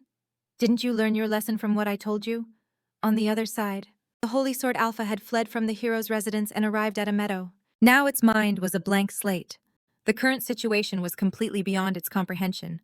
The hero has defied his destiny by pairing up with the last demon queen in an illicit relationship. That's one thing. But he also creates one weapon spirit after another that can suppress me. I am the king of weapons in his house. I'm like a piece of scrap metal. They've even returned me to my original form. My purpose is to help the hero kill the great demon queen. But everything has changed. What is the meaning of my existence? Now I'm only good for making an axe to chop firewood. Who created me? It's not fair. Why wasn't I forged by Luping? If the hero doesn't fight the demon queen, doesn't that mean I'm unemployed? Now that I've left them, surely I can find my own purpose again and regain my confidence. However, just then, a cry for help interrupted its thoughts. A scantily clad woman was lying on the grass asking for help. Alpha could see that she was also a weapon spirit. Where is your body? If you don't return to your body, you will soon dissipate. The weapon spirit said, An evil person shattered my body. Can you help me find a new vessel? I really need you. At that moment, Alpha felt that it had fallen in love. It had never seen such a beautiful weapon spirit. The weapon spirit said she couldn't hold on much longer and they had to hurry, but Alpha couldn't find a suitable vessel for her at that moment. The weapon spirit explained that there was another way, which was to temporarily enter its body. Alpha thought it was a viable solution. With its magical power, it could help her hold on a little longer. The weapon spirit thought Alpha had fallen into the trap, but the fool suddenly burst out laughing. Don't think I don't know what you're thinking. Hearing this, the weapon spirit's expression turned fierce. She thought to herself, Even though I'm weak, I still have a chance against this piece of trash. But the fool said, You saw that I'm extraordinary, so you wanted to be possessed by me, right? I won't hide it from you. I am the legendary Alpha Holy Sword, so it's not impossible. I can let you possess me for a while. But only you, I would reject anyone else. The weapon spirit then realized the guy in front of her was an idiot. But she didn't care. She would make do with him for now, and when she found a better replacement, she would kick him out. Then she said to Alpha with a loving gaze, Mr. Alpha, then please come to my side. He leaned towards her. How do you want me to cooperate? But as soon as he finished speaking, the weapon spirit grabbed him by the neck. Look into my eyes. Alpha stared intently at the weapon spirit's peaks. I'm looking. And then the weapon spirit was a little speechless. I said, My eyes. Alpha then looked up apologetically. Oh, your eyes. At that moment, the weapon spirit's eyes glowed purple, as if it were some kind of charming ability. What resentment do you hold in your life? Alpha was soon drawn in. My resentment. Of course. It's their fault. They made me lose my purpose. The weapon spirit smiled. Give me your body, and I will help you resolve it. Alpha agreed, giving his consent. The weapon spirit easily entered the body of the Alpha Holy Sword. At that moment, his body was completely controlled. I can go for revenge again, but this body is too weak. Didn't this idiot just say he was some kind of holy sword? Well, it doesn't matter. The good thing is that this body's resentment fits perfectly with mine, which will make my ultimate move even more powerful. Learning from my last lesson. This time I won't fight head on.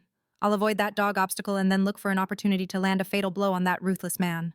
The Demon Queen, who had ruled the continent of heroes for 15 years, was now feeling jealous of a strange woman. She even got into her bed and used her proud peaks to assert her dominance. I'm warning you. I was here first. The other woman didn't understand what she meant. But Elizabeth said, no matter what that person tells you later, you must refuse.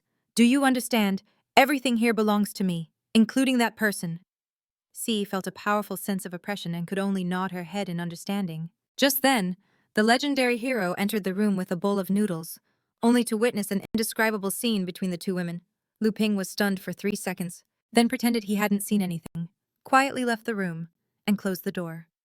After a short interlude, the three of them gathered in the living room to talk. Luping asked if she had been attacked by a magical beast, which was why she was so seriously injured. C, to protect her guild's reputation, decided to hide her identity. To be honest, I was tracking a traitor associated with the Dark Guild, but because I was too confident and miscalculated the opponent's strength, I was seriously injured. Fortunately, you two saved me. Luping subconsciously glanced at the Demon Queen, thinking about the Dark Guild again. Elizabeth was also surprised. Hadn't Amelia done her job properly? Why were there so many people from the Dark Guild around? She then tentatively remarked that the Dark Guild was supposed to have been quiet lately. C said she didn't know because she had been tracking the traitor for several months. She had lost contact with her guild and wasn't aware of recent events. Hearing this, Luping introduced himself. My name is Luping. Lately, I've been trying to become a hero to eliminate the Dark Guild. As for the one next to me, her name is Xiao and she's my roommate. Hearing this, C blushed instantly. So they were just roommates. Elizabeth was not happy with Luping's answer. Do you have a problem with that? Luping quickly changed the subject. While you were unconscious, it was Xiao who changed your clothes and healed you with magic. C was surprised by her wounds, which not even she, a venerable 5-star mage, could heal unless it was with the healing magic of an elf clan leader. They're elves. Not only can she suppress my venerable 5-star magic with her aura, but she can also use very high-level healing magic. She must be an ancient elf clan leader. Then she asked Luping, your home is very unique. I've traveled all over the continent of heroes, and I've never seen a similar style. And there are all sorts of novel things. You've been living here in seclusion. Luping nodded. You could say we've been living here for quite some time, but the Demon Queen grew impatient. Why do you have so many questions, she thought to herself. These two people give off completely different feelings. One extremely good, and the other extremely evil. The king of the Dwarven Kingdom, the minister of science of Aristotle, the leader and elders of the Elf Guild, even Malfoy from the Dark Guild. You could say that all the powerful people on the continent of heroes have had some dealings with my sword guild. But these two people in front of me don't ring a bell at all. Elizabeth didn't like being stared at. If you have nothing else to do, get out of here. Don't dirty my house. Ce was stunned. Her mind couldn't process those words. Luping said it didn't matter, that he would clean up. Besides, she was injured trying to eliminate the Dark Guild. Elizabeth turned her head away and snorted. In reality, she was just jealous of CG. The girl stood up and bowed. You're right. I apologize for the trouble, and I have to go after that guy quickly. Otherwise, the entire continent of heroes will be devastated, she thought to herself. That weapon spirit called Morning Procession is even stronger than Mao Fei. It might be related to the Sea of Darkness. It doesn't matter anymore because now there's no one but me who can stop that guy. Then, with a thought, the scene fell silent, without a trace of magical fluctuation. CG was even more bewildered. So, she once again focused her mind on her 2 fingers. But not only did she fail to cast a spell, she also suffered a backlash. Why is my mind blank? I can't remember a single sword incantation, Elizabeth explained faintly. Because your swordsmanship has been taken from you by that filthy thing inside you. This is the price you pay for taking a shortcut to become stronger. CG admitted that she had made a pact with the Sea of Darkness to deal with the Dark Guild. Now she didn't have the face to stay there and dirty the home of her 2 saviors.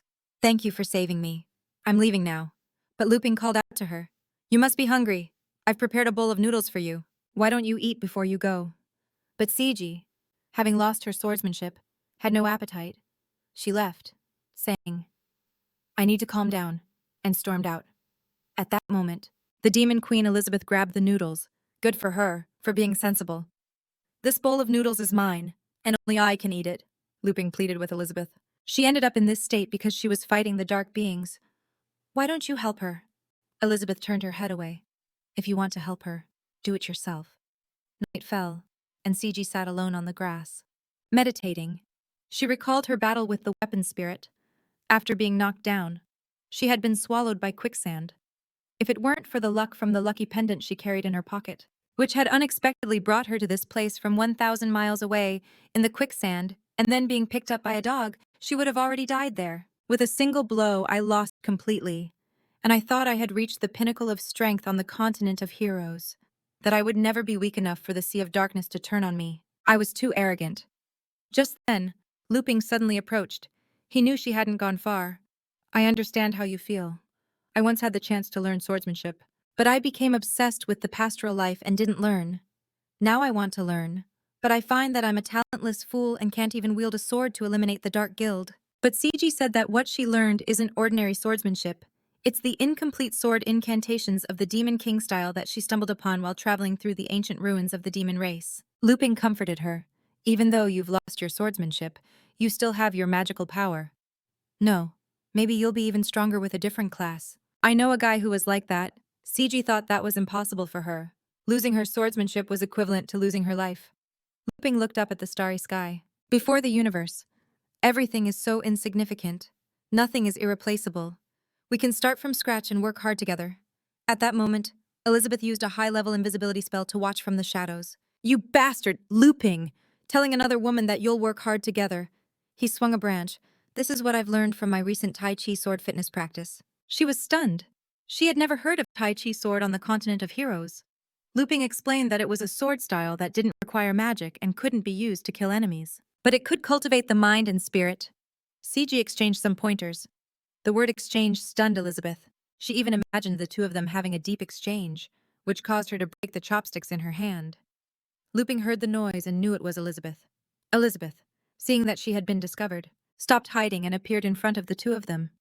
Luping smiled. So you're here. That means you're willing to help. Elizabeth got angry. Have you forgotten your agreement with me? You can't give anything from the house to anyone without my permission. Luping felt helpless. I haven't given anything. You ate the noodles. Elizabeth continued.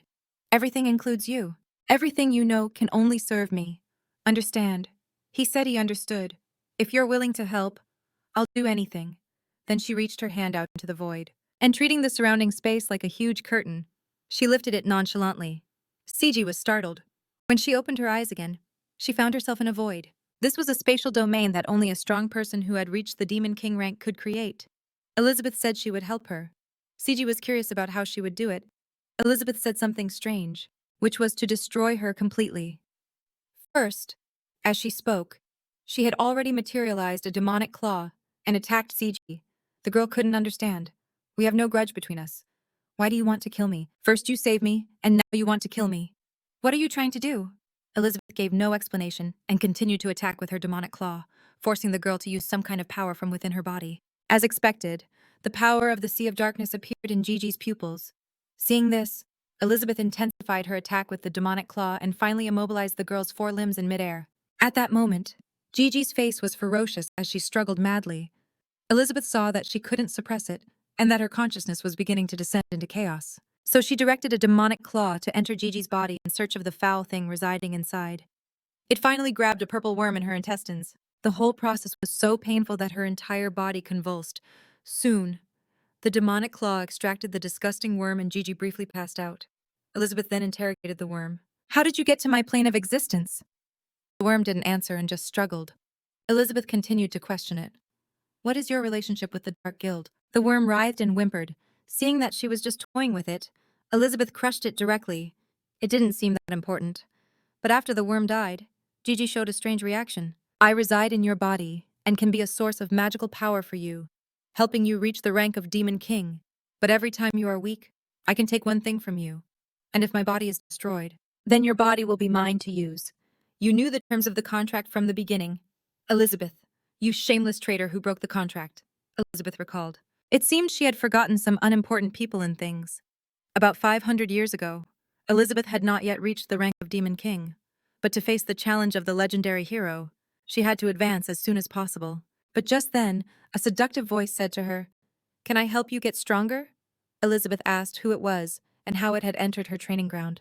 The voice introduced itself as Sargos, the Lord of the Sea of Darkness. "How I got in is not important. What's important is that I can help you become stronger." Elizabeth then asked how he planned to help her. Sargos said, "If you accept my power and let me reside within you, my chaotic power can help you reach the rank of Demon King so you won't have to fear that legendary hero." A pentagram appeared in Elizabeth's eyes, and she began to accept Sargos's chaotic power. But after accepting it, she grabbed his body. Sargos realized too late that she had deliberately cooperated with him to spy on his world. "Let me be more direct. As long as you let me reside in you, my chaotic power can help you reach the rank of Demon King immediately. And your strength is enough to completely suppress me. I can't threaten you at all, right?" Elizabeth had figured out his trick a long time ago. "So you wanted to wait for me and the legendary hero to be fighting to then take everything from me," she said. He continued, "Even though you only briefly touched my chaotic power just now, the contract has already been formed. If you reject me now, you will be at a great disadvantage." But Elizabeth was already prepared. "When I was spying on your world, I had already absorbed a considerable amount of chaotic power. From what I can tell, that chaotic power is as barren as your universe, only suitable for seducing the weak." Sargos was then thrown into the lava. "What do you want to do to me? The contract has already been formalized. If you do this, you will suffer a backlash," Elizabeth said. "I will seal you here. Then I will break through to the Demon King rank on my own, and then completely digest the absorbed chaotic power into my own magical power. The contract will then be void, won't it?" And that was how Sargos was sealed. "Elizabeth, you shameless traitor!" He had been tricked. As soon as he arrived, Sargos realized he had been tricked before because without a host, he couldn't show his true strength. But now this host had mastered the most advanced swordsmanship technique combined with his chaotic power. The result would surely be unimaginable. With that, he extended 4 pairs of arms from his back and formed a world-ending chaotic arrow that he launched at Elizabeth. But she just stood there, an aura separating the power from her. Sargos was shocked. Why did the sword dissipate automatically without even being blocked? Elizabeth then explained that the so-called strongest sword was created by her. How could it possibly hurt her? However, the title of the most powerful sword is now a thing of the past. Sargos found it unbelievable. The combined strength of himself and his host reached the level of a 2-star demon king, but he still couldn't defeat her.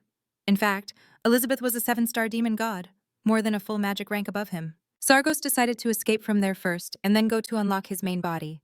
Of course, Elizabeth wasn't going to let him go so easily. She directly extended a demonic claw and grabbed his clothes. Sargos quickly tore his clothes and broke free from the demonic claw.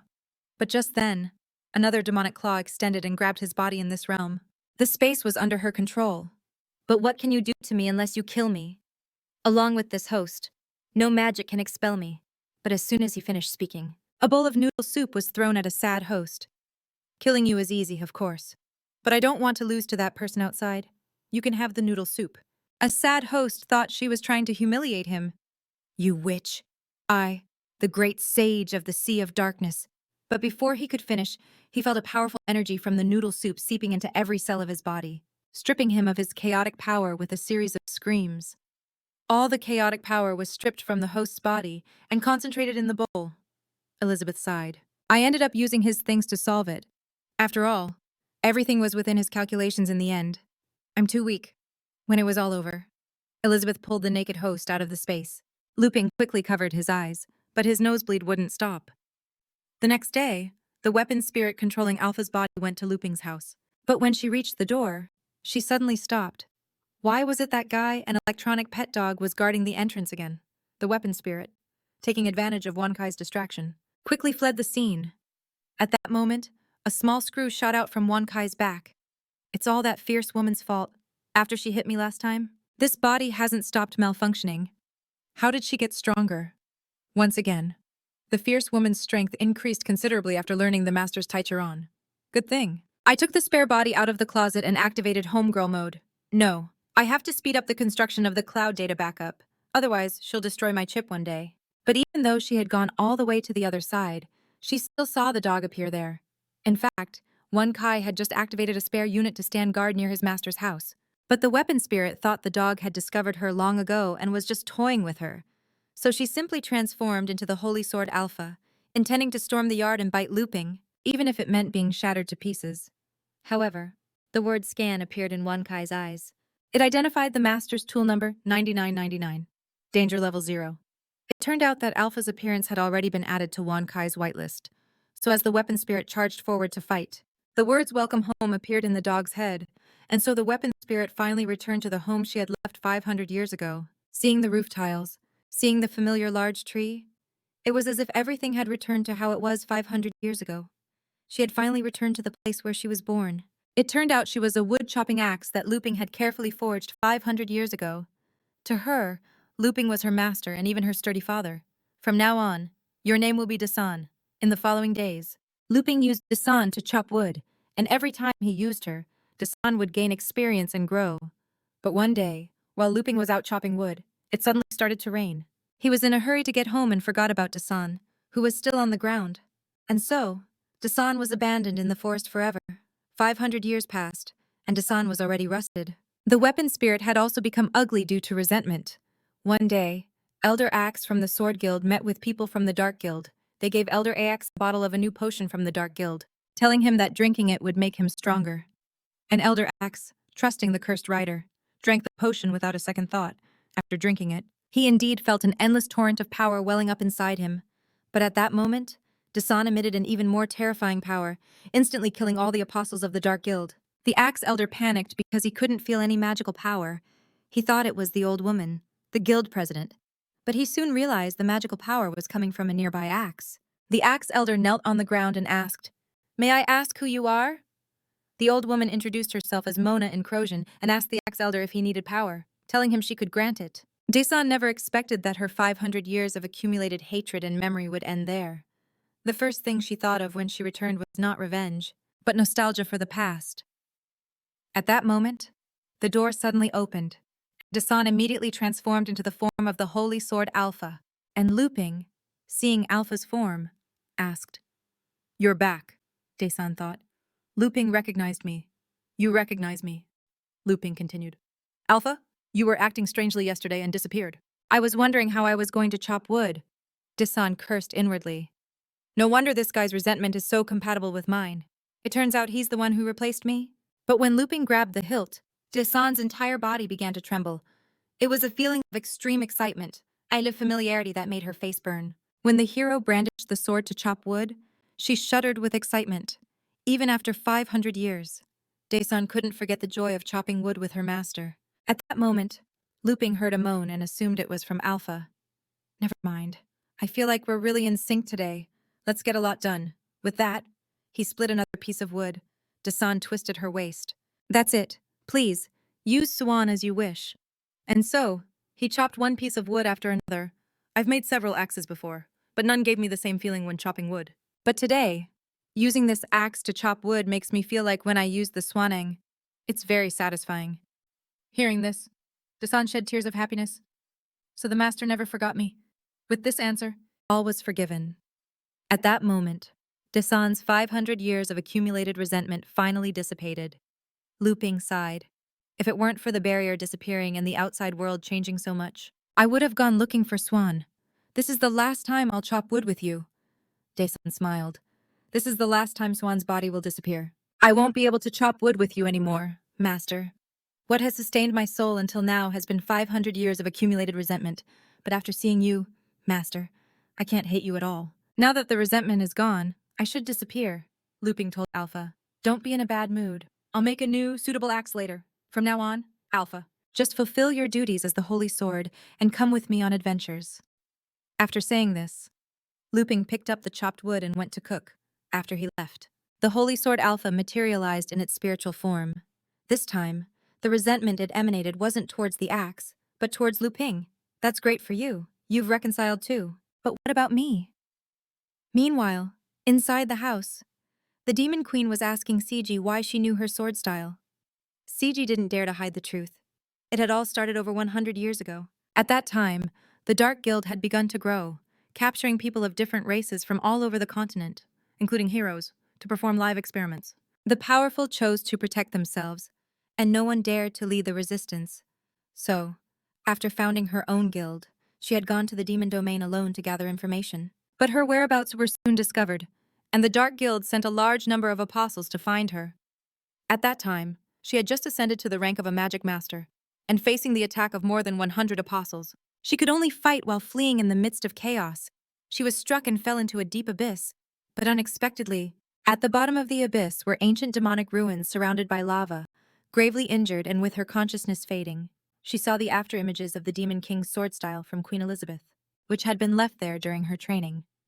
Although they were just afterimages, by simply imitating them with her fingers, her understanding of swordsmanship was enlightened, and she immediately began to absorb energy from her surroundings. She spent 3 full months studying in that training ground until all the afterimages disappeared. Unfortunately, her talent was limited, and she could only learn a few incomplete sword moves. But for her, it was a world of difference. In 3 months, she ascended to a 3-star magic venerable. But the opportunity was once in a lifetime, as the Demon King's afterimages would never appear again. That meant her limit for this life was already set. However, in her confusion, she heard a voice. That voice was a sad voice, the Lord of the Sea of Darkness. At that moment, Luping entered with a tray of food, and then Ciji replied, "And then, to increase my strength, I let it reside within my body." At the same time, she thought, Lord Luping is the legendary hero. He's testing me now. After all, I accepted the power of the Sea of Darkness. It was an infernal curry cooked by the hero. Even the 7-star demon queen couldn't stand its spiciness. Now he was demonstrating his exquisite knife skills in front of everyone, instantly dicing the crystal onion in his hand into countless tiny pieces. This scene surprised the president of the Sword Guild. He can use the dust cut in the palm of his hand, and he says he doesn't know swordsmanship. When Luping's chopped onion was scattered, a perfect plate of infernal curry rice was completed. Luping politely offered a plate of curry rice to Ciji. "Miss Ciji, you should try it too." Ciji was surprised. "Can I really eat this?" But just as she was about to take the bowl, the Demon Queen Elizabeth called out to her, "Think carefully before you eat, because you can only choose one of the 3.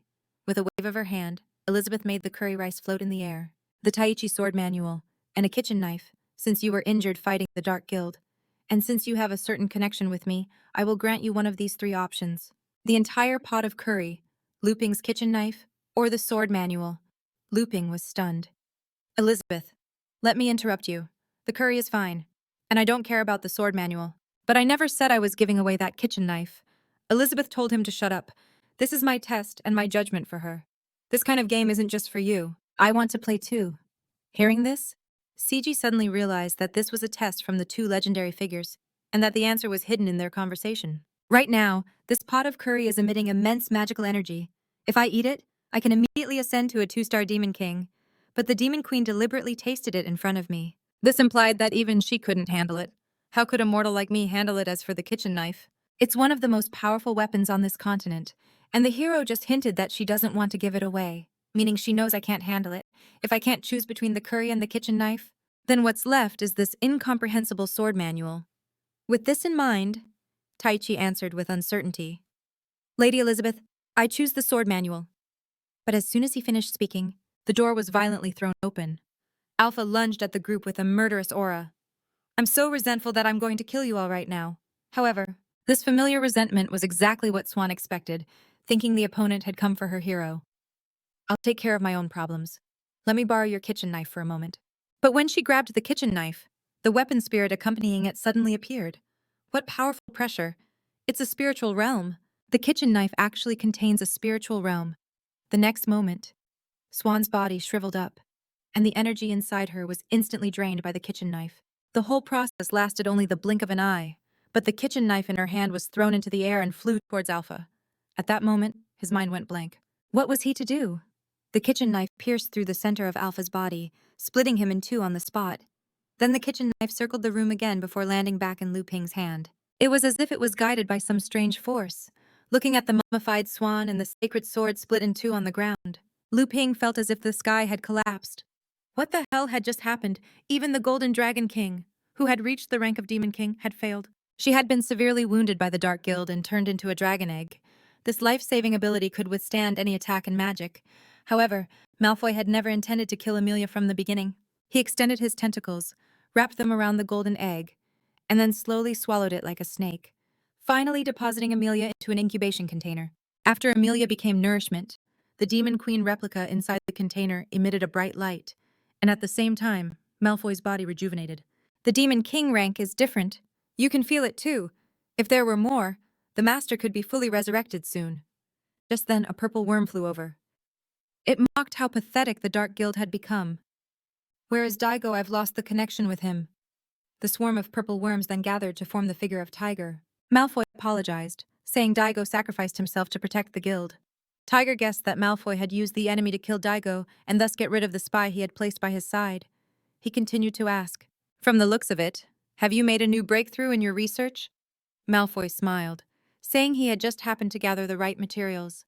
"What brings you here?" Tiger. He said that this body's identity had been exposed and he could no longer use it. He wanted to ask for a new one, but he didn't expect to find this place in ruins. The guild president. Big Bear asked 24 who was nearby. "Who is that person?" 24 replied, "He's from the Sea of Darkness, just like Vice President Daigo, and he's also the president's agent abroad. This person, just like Vice President Daigo, is one of the apostles, many consciousness clones.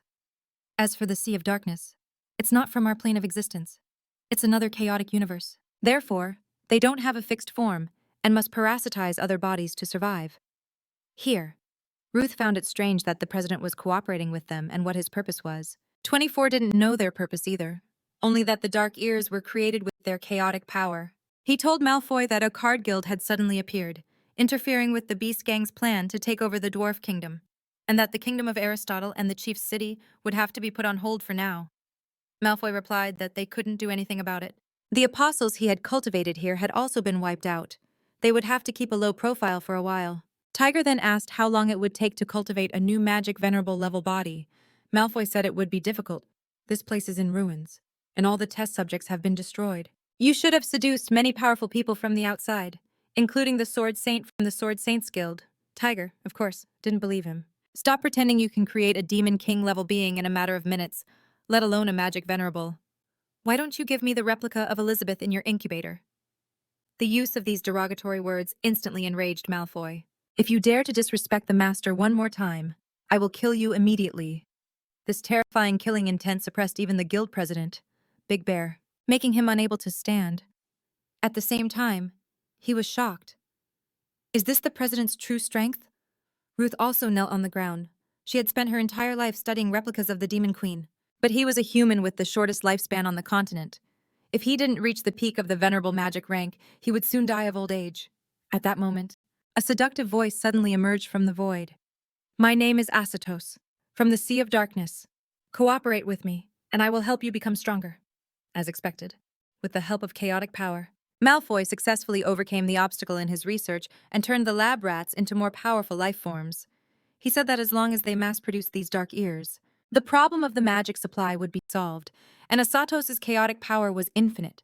In combination with the bodies created by Malfoy, it was simply invincible. And so, the two of them created tens of thousands of life forms together.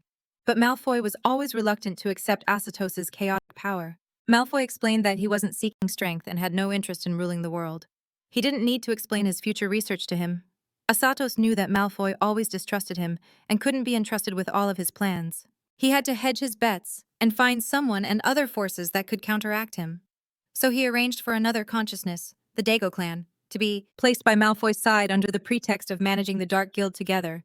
Malfoy said he didn't care, as he was always assigned to cultivate apostles. The scene returns to the present. Malfoy was no longer bound by Asatos, who heard him disrespect his demon queen. He was instantly filled with killing intent. Asatos quickly changed his tone, saying it was just a joke. But in reality, he knew that Malfoy would sooner or later break free from his control, so he couldn't tell him the information about Elizabeth. Although he could use her as a bargaining chip for the resurrection of his main body, he had to speed up the process. After Asatos left, Malfoy crept over to the incubator and lit up its outer wall. "My master, you will soon be able to return to Malfoy's side in a more perfect form."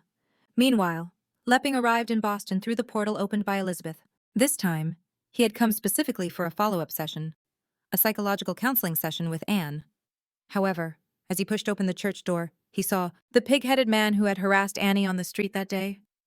Luping kicked the door open and entered, startling the pig-headed man who was working. This time, Luping didn't back down and was about to fight the pig-headed man to the death, but Annie suddenly greeted him. "Brother Luping, you're here," hearing Annie's voice. The pig-headed man immediately ran over with a smile. "Big sister, please inspect our work, especially the stubborn floor stains you mentioned before." Luping, who was nearby, was stunned. I thought you were cleaning. Annie was puzzled. What were you thinking? Brother Leping? Leping quickly changed the subject. He said that Annie seems to have grown. Annie nodded. Just as Sister Elizabeth had said, ever since I recovered all my magical powers, not only did my magic rank soar, but I also grew taller. Leping was confused. Before, the people from the Beast Gang were extorting you for protection money. How did they suddenly become your subordinates? Annie said there was nothing she could do about it either. It happened last week. Due to some problems with the Beast Gang's boss, the city had suffered serious damage. Their leader had become an apostle of the Dark Guild and lost his mind. He didn't even recognize his own younger brother.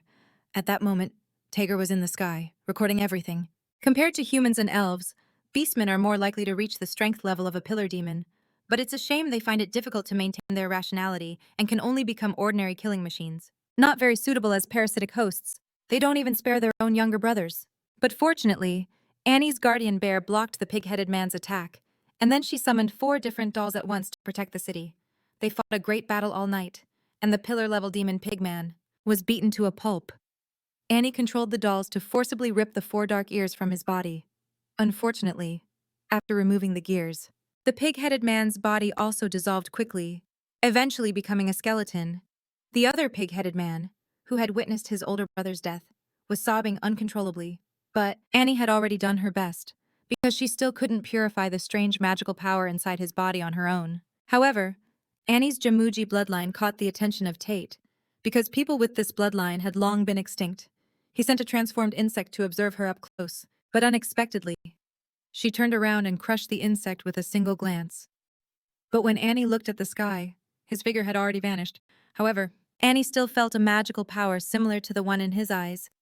As long as she could catch that mysterious person, there would surely be clues about her past memories. Annie changed the subject and asked Leping if he had come for a reason. Luping felt a little embarrassed because he had only come this time to see how Annie was recovering. She said she had completely gotten over what happened and, just as Sister Elizabeth had said, she would use the power of her Hamuji bloodline to contribute to world peace. Luping smiled. He knew that leaving it in her hands was the right decision. To be honest, now that Elizabeth doesn't care about the outside world, she insists that I get the world back on track. If I, the so-called legendary hero, had to step in, I'm afraid I would only mess everything up. This statement surprised Annie. She even imagined Luping's words in her mind. This world is too fragile before me. If you mortals, can't even deal with a small dark guild and I have to intervene, then I will have to rebuild this world from scratch. Annie felt a terrifying spiritual pressure and completely overinterpreted his words. Is that what he means if we don't do this right? Everyone will die? Luping continued. Elizabeth has praised your magical talent. You're not only capable, but you also have a kind heart. World peace should be entrusted to someone like you. However, Luping's praise turned into this in Annie's eyes. The power I have bestowed upon you is more than enough to wipe out the Dark Guild. Then, he opened a large bag of fruit. Just as I promised, I'll bring you fruit regularly during the harvest season. So you need to work hard here. Annie nodded. Don't worry. I won't betray your trust. I will protect the chief's city. Hearing this, Luping also felt relieved, and now he could fulfill his promise to Elizabeth about handling the world. Hearing this, Annie perked up. Does that mean the legendary hero will continue to act on his own? Luping explained. No, that's not what I mean. The ultimate goal is peace, right? To achieve this goal, in Elizabeth's eyes, ruling the world is enough. But I'm different from Elizabeth. I have to use my own method. Annie swallowed hard, wanting to listen carefully to what that method was, but unexpectedly, he had come today specifically to ask for her advice on this very question. This is a map showing the distribution of the major powers on the Hero continent. The Dark Guild is located in the Demon Realm, separated by a poisoned swamp. The Sword Guild, the Elf Tribe, and the Aristotle Kingdom are the 3 major powers on the continent. The Dwarf Kingdom has more of a secondary role, but because of the demand for weapons, the Sword Guild also provides protection to the Dwarf Kingdom, of the 3 major powers. The president of the Sword Guild, Gigi, is the most powerful. The Aristotle Kingdom is a super kingdom known for its fusion of technology and magic, but it has been closed off from the outside world for 10 years. Although the Elf Kingdom is also closed off, it allows its people to have moderate contact with the outside world. The Sword Guild is a rising star, but it has become the strongest, and many cities have sought its protection, making the other 2 powers very dissatisfied. On the surface, they are all at peace. But in reality, they are happy to see the Dark Guild's activities, which can be used to keep the Sword Guild in check. The chief's city, where I am, is neutral, which is why no one came to help with the apostle transformation. Upon hearing the name of the Holy Sword Guild, Luping felt it sounded familiar, but he couldn't quite remember it. For the time being, true peace cannot be achieved by simply eliminating the Dark Guild. If the conflicts between the three major powers are not resolved, even if the Dark Guild is gone, they will continue to fight amongst themselves. Elizabeth once used absolute power to suppress everyone, but I can only use persuasion to unite the various forces, allowing them to form a true alliance while fighting the Dark Guild. This way, the Dark Guild crisis can become an opportunity. An opportunity for the hero continent to achieve lasting peace, even without a common enemy. But as for how to persuade the major powers, I'll have to go out and see for myself. This is the only way I've come up with, and it's different from Elizabeth's. However, this last sentence made Annie think of a bet. A wager between the hero and the demon queen. 500 years ago, Sister Elizabeth achieved peace by ruling the world. It was simple and direct, but the downside was that when she disappeared, conflicts would reappear, and the world would fall into chaos again. 500 years later, Brother Luping, on the other hand, follows the philosophy that it's better to teach a man to fish than to give him a fish. He wants us mortals to achieve peace for ourselves. So he decided to travel across the hero continent and see who was worthy of his help. Just like in the Golden Dragon's treasure dungeon last time, Brother Luping's purpose in training me was to make me a pawn in his grand plan, a new force to be reckoned with here in Bosstown. But the expansion of power can cause people to forget their original intentions. If in the future I no longer align with Brother Luping's core values, I'll be eliminated too. Luping interrupted Annie's thoughts. What are you thinking so hard about? Can you tell me more about that kingdom of Aristotle known for its fusion of technology and magic? What kind of place is it? Annie said she wasn't sure. Wasn't. But the book said they could pilot steel giants the size of a castle with very little magic. Luping thought for a moment. I have some contacts with the Sword Saints Guild, so I'll make the kingdom of Aristotle my first stop. But Annie told him to go to the Elven Kingdom first, because Aristotle is still close to the outside world. And recently a new guild, recognized by the Sword Saints Guild, had also gone to the Elf tribe. Now he was taking his daughter back to the Elf tribe just to see his wife. But to enter the Elf tribe, you had to pass through a trial ground known as the Plant Hell. So the father and daughter, without a word, used their weakest poker daggers to kill two flower-eating men guarding the gate. The boss said that was just the outermost area. The deeper they went, the more dangerous the plants would become. And in a corner they couldn't see, a clown's figure was hiding in the shadows, watching them in secret. Yilifu couldn't help but ask. The Sword Guild already warned us before we left. But why do they keep deliberately placing so many guards to make things difficult for us? The boss replied. Only the strong can enter the elf tribe. They are testing the strength of our card guild. As soon as he finished speaking, the ground in front of them suddenly cracked and a giant pea plant over 10 meters tall sprouted, blocking the father and daughter's path. The boss recognized this plant as the 5-element pea, which should be the final test. Meanwhile, the 5-element plant began to fire uncontrollably, launching pea-sized meteors. They rode their cards and slid, using their poker cards as weapons to slice one pea after another. Then, the two positioned themselves on either side of the 5-element pea and simultaneously used a combined skill, the split-cross card, instantly killing the 5-element pea. Yilifu snorted. The final test's guardian beast seems to be just average. The boss told his daughter not to let her guard down. This is the 5-element pea. As expected, the wound where the pea had been cut began to writhe, and a new head grew from within, and then split into 4 mouths in different directions. But this didn't seem to be the limit of its division. The boss quickly created a shield with his poker cards. Yilifu quickly built a card shield and got behind me. The next moment, countless pea heads fired wildly. The peas were so dense that there were no blind spots. After traveling a certain distance, they exploded, turning into a rain of thorns that shot out in all directions. However, an attack of this level couldn't break through their card shield, and the plant itself would also be indiscriminately attacked by the thorns. But after the thorns pierced its body, they would be reabsorbed and turn into new energy. When the 5-element pea's attack ended, Yilifu inevitably had some wounds on her body. The boss quickly sent out a heart card. The wound might be poisonous. Let me take care of it. A flush of hearts slid over Yilifu's wound, and it healed instantly. But at that moment, the 5-element pea stopped attacking, and several large tumors grew on its body. Soon, the skin of the tumors ruptured, and 4 pea heads of different colors emerged from within. It turned out that poison, green plants, and mercury were the true forms of the 5-element pea. By mixing the 5 elements, it could unleash all elemental magic that would counter anyone. This was its terrifying aspect. Although the boss had seen the Sword Saint finish it off in an instant last time, 30 years had passed, And this thing seemed to have gotten stronger. The longer we fought, the more this thing could attack us. So, we had to use the treasure cards.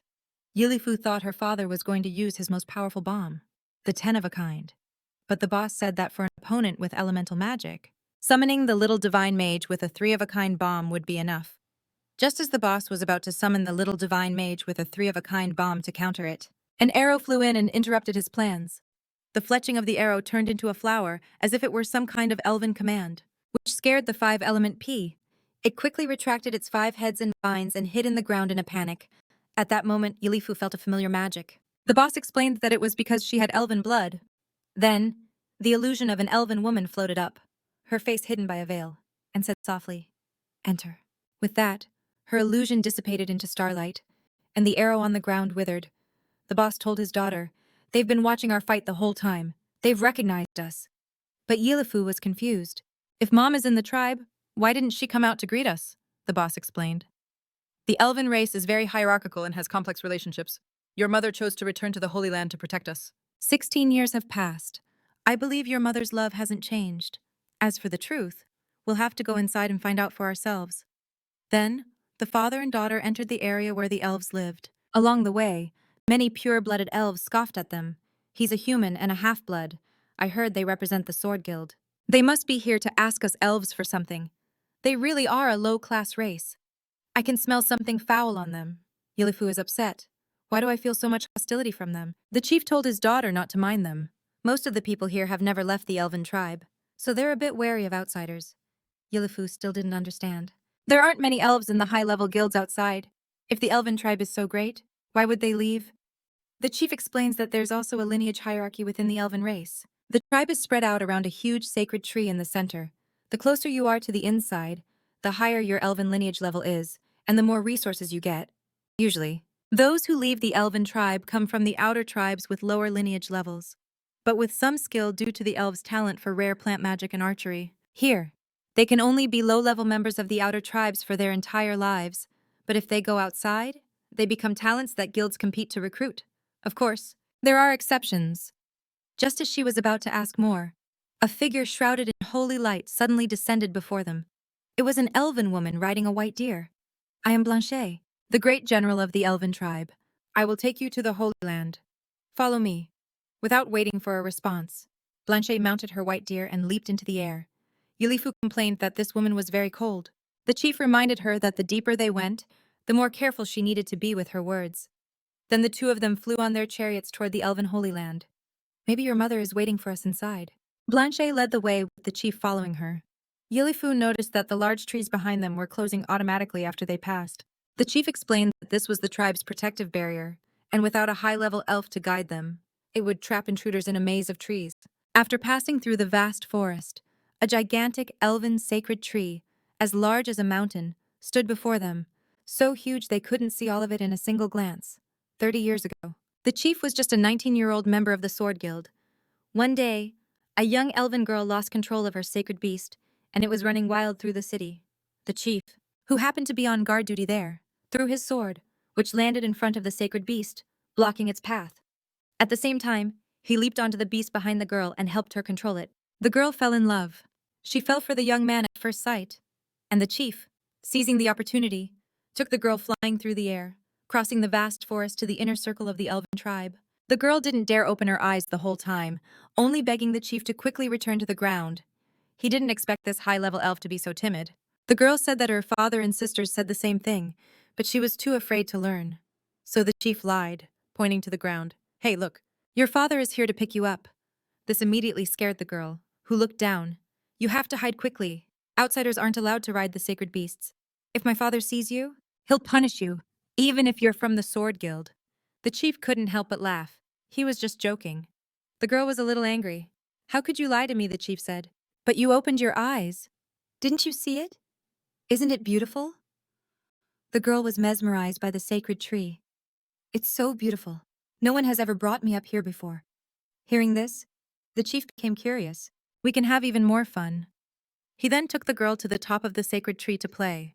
Even though they had just met, they quickly fell in love. Their love transcended racial boundaries. Perhaps it was love at first sight. The chief said that the high officials were in a closed-door meeting and wouldn't be out for 3 or 5 days, so Nikita could play without a care. Nikita envied the chief, who radiated pure joy without a trace of anxiety. She wanted to live as freely as him and see the outside world. Hearing this, the chief became curious. I'll take you to see it. Don't look down on me just because I've only recently joined the Swordsman Guild. I'm already known as an outstanding rookie named Aro. Chief? Nikita's eyes filled with longing for the future. Can you take me, Chief? He didn't expect Nikita to be serious. Of course, but you're a high-level elf. Your life in the tribe is much better than mine outside. Why would you want to leave? A hint of helplessness flashed in Nikita's eyes. The so-called beauty here is actually a shackle. The election for the new clan leader is about to be held, and several of my uncles want to join forces to replace my father, and to secure their support. My father has handed me over to one of my uncles. The chief interrupted her, not wanting to hear any more. Don't say another word. Tomorrow, I'll get a teleportation scroll from the guild, and I'll take you far away. But that means we'll offend both the elf tribe and the Guild of Sword Saints. We'll have to live in seclusion and lead a simple life from now on. Are you willing, however? That simple life was exactly what Nikita wanted. So they spent a night of anticipation at the sacred tree. The tribe's grand general had guided them both, finally passing through the barrier of the elves' sacred tree. The father and daughter followed him. But inside, besides a large tree, there was only an endless meadow, and Blanchette's first task, after completing his mission, was to report to the chief. Mickey also stepped forward and bowed respectfully before the three chiefs, but the middle chief, Elrin, did not respond. Chief Abari smiled. The last time I saw you, you were but a young man. Chief Biltan got straight to the point. You are here on behalf of the S Street Guild to ask us to join forces, right? The man said. To be precise, my card guild has reached a consensus with the Sword Guild to form a hero alliance to fight against the Dark Guild. Today we are here to invite the elf tribe to join, but they already knew that the Sword Saint had disappeared. They asked him, what's the point of forming this alliance without such an important fighting force? The chief explained. That's why we have another request. We would like to ask you to use your plant magic to have the trees and insects help us find the whereabouts of the Sword Saint. The Chinese Sword Saint is just one step away from reaching the rank of Demon King. She can't have fallen. Chief Elrin, you are an old friend of the Chinese Sword Saint. You should know her strength. But Elrin remained silent the whole time. Abari asked. But activating all the plants outside the elven tribe, such a grand spell would cost us a lot. What can you offer us as compensation? Ulife was a little angry. Now is not the time to worry about personal gain. If we don't find the Chinese Sword Saint soon, the power of the Dark Guild will eventually reach you. Don't you understand the principle of mutual dependence? Biltan calmly activated a spell. Wild girl. That's only possible if we are on equal footing. If you want to be on equal terms with us, you first have to be qualified. A plant sprouted from the ground and quickly grew into a strange giant flower. The 5 elements palm is just the threshold of the venerable level of magic.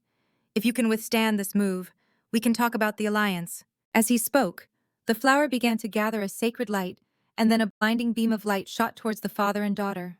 But when the light faded, the two of them were standing behind the divine guardian, unharmed. The elf chief withdrew his 5-of-a-kind bomb. We have temporarily lost an important fighting force like the Sword Saint. But I also hope that you chiefs understand the situation. Even if you don't join us, we have the confidence to defeat the Dark Guild on our own, so. The plant fell to the ground and withered instantly. Abari chuckled. I said it was just a test, but you took a blow equivalent to a 3-star venerable spell without batting an eye. You've become very strong, Chief. Biltan was a little surprised that that card could summon holy magic. Ulife couldn't hold back anymore. What kind of test is this? You were just trying to kill us. When the Dark Guild invades, you'll regret it. Her father reprimanded his daughter. Ulife, be respectful. At that moment, Elrin finally spoke. Chief Mickey, it's been 16 years. No, her father nodded. That's right. Ulife didn't understand. Let's find Mom quickly and get out of here. They're clearly making things difficult for us. Why are you still being so polite? The man told her the truth, because he is your grandfather. But after revealing the truth, the 3 chiefs suddenly changed their disgusted attitude and showed great enthusiasm towards the man and his daughter. Elrin even took Mickey's hand. You still call me Chief. You should call me Father. Just like Nikita did. My good son-in-law. This sudden change in attitude surprised the man. So, where is Nikita? Elrin pointed to the sacred tree. Come with me, Ulife whispered to her father. What's going on? But her father didn't know either. Maybe your mother and grandfather have reconciled over the years. But at that moment, Elrond secretly had a strange expression. The five of them arrived at the foot of the sacred tree and looked up. Elrond said, "The giant sacred tree you see outside is just a magical projection. The one before you is the true sacred tree of our elven race." The birth of the sacred tree dates back to the chaotic era 500 years ago, when our first chief, Lord Tavira, used himself as nourishment to activate the most powerful plant magic. The sacred trees appeared and established the elven tribe. Thanks to the light of the sacred tree, all tribe members were enlightened and gained the talent for plant magic and magic archery, which raised the overall strength level of our elven race. For all these years, our elven race has relied on the protection of the sacred tree to become a great power on the continent of heroes. But the sacred tree is slowly withering, and when the world is a little more at peace, some tribe members begin to flee and have relationships with outsiders. Without a doubt, this is a violation of Lord Avera's original intention and a waste of our elven race's resources. That is why we strictly forbid members of the noble-blooded tribe from marrying outsiders to ensure that the proud elven talent is preserved, but what we cannot stop is the continuous loss of nutrients from the sacred tree. If this continues, our elven race will soon decline along with the withering of the sacred tree. This is the real reason I was so opposed to you, and the key to why we were together back then. And now, I will show you the most authentic side of the elven race. This is something I have never shown even to the sword. The chief didn't quite understand. What do you mean? Elrond waved his hand, dispelling the magic barrier. But at the same time, Yelufa felt nauseous again. It was the same feeling. Soon, the sacred tree's vibrant green exterior faded away, revealing a husk of dead wood. And embedded in the tree were the heads of many elves. Yelufa covered her face, unable to look, and the chief was already crying when he saw his wife. "Nikita," Elrond said. "That's right, Nikita, for the sake of the tribe, has become food for the sacred tree." The chief could no longer hold back and broke down in tears. He furiously grabbed Elrond. "You forced Nikita to come back just to make her your sacrifice, you selfish bastard. Give Nikita back to me, give her back." As the chief roared, Elrond said to the other two chiefs, "Viltavari, it is time." The two of them looked like puppets, with no emotion on their faces, and they walked slowly toward the sacred tree and stretched out their arms, leaning against the trunk. Soon their bodies merged with the withered sacred tree, until they were completely absorbed. After absorbing the nourishment, a green leaf grew on the trunk, and the heads of two more chiefs appeared from within the tree. At that moment, Yelufa was completely stunned, and the chief also let go of Elrond's collar. "Do you understand now that we are not selfish at all? Becoming food for the sacred tree and giving our lives for the tribe is the greatest honor for us." Nikita must have thought the same. Elrond even deceived the chief and his daughter, saying that his wife Nikita could be resurrected, but at a small price. The chief thought he was referring to his daughter. "If you're thinking of touching Yelufa, don't blame me for being rude," Elrond said. "Have you misunderstood? I want the card she carries at her waist. I sense a powerful sacred magic in that deck. If you offer it to the sacred tree, you might be able to revive her completely. You see, our entire elven race comes from the sacred tree. If the sacred tree can absorb enough sacred magic at once, it might be able to bring back the lives that have been sacrificed. I promise you that I will prioritize your wife's resurrection." The chief was skeptical. "It's true. As long as the sacred tree absorbs the magic from the cards?" Yelufa felt that something was not right. How could a life that had already passed be replaced so easily? Besides, the cards had been given to them to save the world. Behind the scenes, someone was manipulating the chief's emotions. Elrond suddenly raised his head, a sad expression on his face. "I'm not completely sure. But if it works, not only will Nikita be resurrected, but I will also be able to fully join the alliance to fight against the Dark Guild." The chief, in his desperation to save his wife, had lost his judgment. "This is also for the sake of the fight against the Dark Guild." Yelufa, standing nearby, kept reminding her father, but what if something went wrong with the cards and they were blamed for it, but the chief wouldn't listen to her. "Don't say another word. I will take full responsibility. The treasure cards are kept by Yelufa and me. Half and half. They're all here now." "What's the next step?" Elrond said. "Please, hand them to me after I cast a special elven spell for the sacred tree to absorb the sacred magic.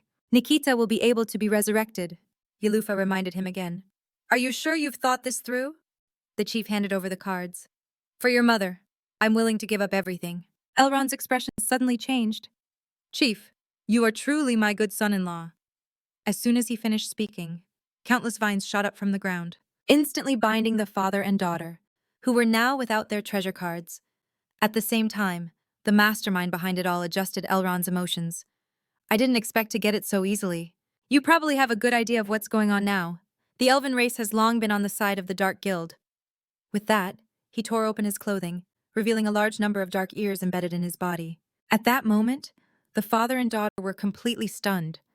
Just then, a huge flower emerged from the ground, and as the petals slowly opened, a clown appeared inside. These elven chiefs were turned into my flesh puppets 10 years ago, to achieve immortality. All their internal organs were replaced with dark ears. When I don't interfere, they can still act of their own free will. But if I do interfere, they must obey my orders. In other words, I am now the one in command of the elven tribe. At that moment, the chief called out to his daughter. Yelufa understood immediately, and she and her father simultaneously controlled the treasure cards. Soon, the 410 and the clown's hand flew out of the card case. But at that moment, Elrond quickly activated his plant magic, causing flowers to grow on the vines, binding the two of them, which began to drain their life force. Yelufa, having the lowest magic rank, couldn't hold on and fainted. The clown opened the card case. I have observed all of your battles. It seems these cards can summon souls from another world, right? But seeing his fingers wrinkle as he held the cards, the clown exclaimed that it was costing him his life force. The chief breathed a sigh of relief, thinking that at least he didn't know the trick to using the treasure cards, so nothing terrible would happen. But the clown discovered that this summoning method was much simpler. He threw all the cards into the air at the cost of the entire elven tribe's lives. Everyone, obey my orders. The clown from the Dark Guild, in order to summon the 13 warriors, sacrificed the lives of the entire elven tribe, instantly draining all their life force, which gathered and flew towards the sacred tree inside the barrier. Not even the mounts and sacred beasts were spared. At that moment, the 54 cards levitated in the air, absorbing the lives of several million elves. Seeing that everything was ready, he collected the cards and coldly gave an order. All summoned! Soon, 13 different types of bomb cards were summoned in an instant, and even the most powerful one, the King Bomb, the Supreme Joker King, tore through the void. At that moment, the chief knew he had made a terrible mistake. It's all my fault. This world is about to be completely destroyed. On the other hand, Luping had just returned from a trip to the church to see Annie, and a large pile of unwashed dishes had accumulated at home. Among them was the filthy thing that the Demon Queen had removed from Eleven's body, which had stealthily crawled to the floor while the two were talking and then headed towards Luping, intending to possess him again. But as it struggled to crawl to Luping's feet, it was mistaken for trash and sucked up by the robot vacuum. Luping planned to ask Elizabeth to accompany him to the Elven tribe. Elizabeth thought he was going to conquer the Elven tribe next. Luping explained that it wasn't about conquering them, but persuading them. Annie told me that the chief and his daughter had also gone there to persuade the elves to join the alliance and eradicate the Dark Guild. You know, Elizabeth, the higher-ups of the Elven tribe wouldn't dare do anything, even if the negotiations failed.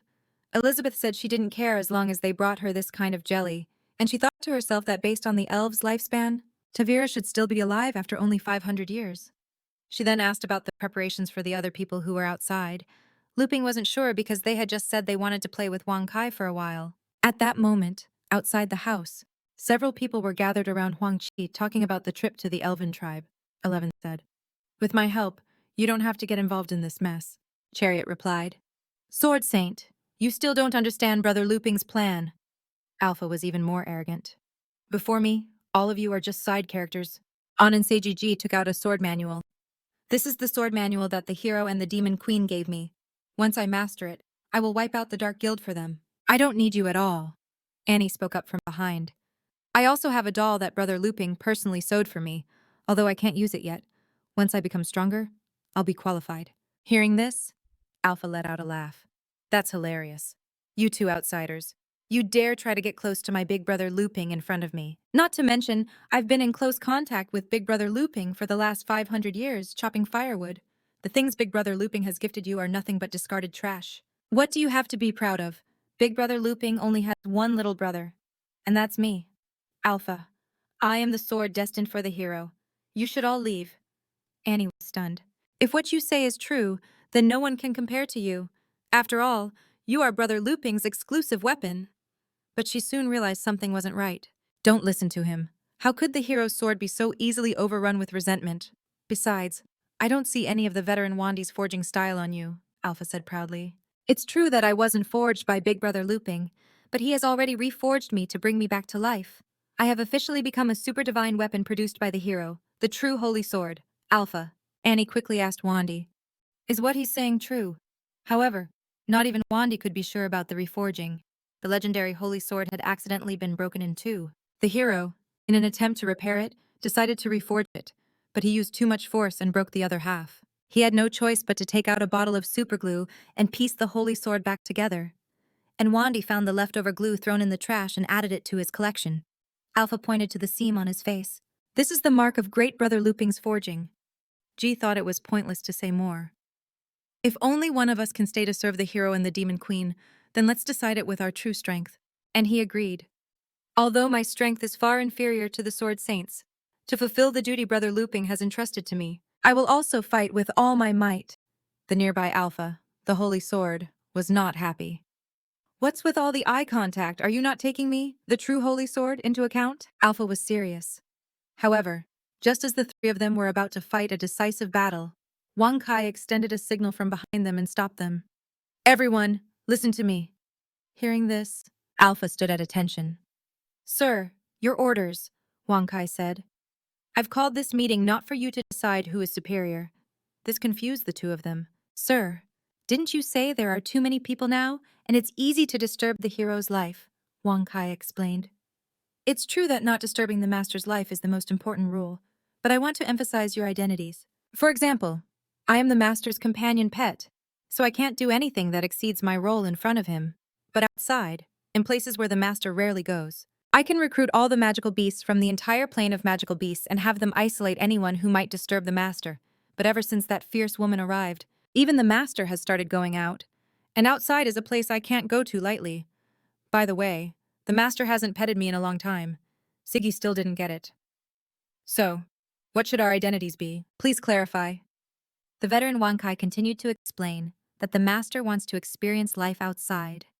He will inevitably encounter all sorts of people who can easily violate his supreme law of living a peaceful life. Since you have been chosen, you will serve the master outside on my behalf, acting with the principle of a peaceful life as the top priority, eliminating all obstacles so the master can travel happily. So, from now on, your identity will be as the cleanup crew serving the master. You have all experienced it, but you must remember that you can take what the master gives you, but you cannot take what the master does not give you. Only the right to rummage through the trash belongs to me. Hearing this, the three of them responded simultaneously with understanding. Just then, Luping opened the door and was about to ask what everyone was doing, but he saw the three of them and the dog having a happy and harmonious time. Annie asked, Luping, are we leaving for the elf tribe now? Luping nodded. I'll go to the workshop to get some tools, and then we can set off. The demon queen arrived and approached everyone right after he left. However, as soon as Luping was gone, she looked at them and became thoughtful. The city of the Eastern Chief, represented by Jamujiani. The West. The Sword Guild, represented by Sigi. All the swords have been placed under the command of that guy, Luping. So after taking control of the Southern Elf tribe, this time the next step is the Northern Kingdom of Aristotle. He's slowly planting and building his own forces, eventually forming the four heavenly kings of the East, South, West, and North, loyal to him. A classic nation-building RPG. The first time he went out, he met a descendant of Jamui. Then, 500 years ago, he arranged for his weapon spirit to wait for the right moment. Today, he has guided the president of the Sword Guild, C, into the fold and also has a connection with the father and daughter who are linked to the elf tribe. Thinking about it this way, all the clues are connected. How can there be so many coincidences? In fact, it's all part of your long-term plan. Damn you, Luping! Even though you hide it? Well, I've seen right through you. You always pretend to be ignorant, but your actions are very honest. You've already drawn up a complete plan to rule the world. The Demon Queen then got down to business. Since you are all part of Luping's plan, let me give you one last warning. If you stay with us, be prepared to lose your lives at any moment. If something happens, you'll have to solve it yourselves. Don't expect him or me to save you. The three of them nodded, saying they would follow the Demon Queen's plans. At that moment, Luping also brought out his tools. Elizabeth, what are you talking about? I'm ready. Can we go now? Elizabeth replied. We weren't talking about anything. But what is that strange thing you've made? Luping said he had made a new tool. He also praised Elizabeth for adding space magic to his backpack, which was very practical. But Elizabeth was still annoyed.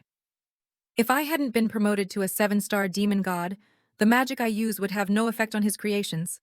At that moment, Alpha recognized the weapon spirit that had once possessed him, but this weapon spirit's aura didn't seem as strong as before. Annie also noticed it and felt that Luping's forging of its body was much more complex than Alpha's. Alpha didn't think so. Big brother, Luping can see me, but she can't. That's my biggest advantage. However, the real reason Luping had brought the chainsaw was that there were many magical plants in the elf tribe. It would be great to be able to cut some down and take them to the farm.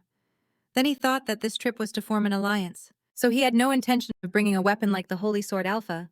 He only brought the famous Holy Sword in person, Sigi, and Annie, to help Alpha. You stay here and wait for us to come back.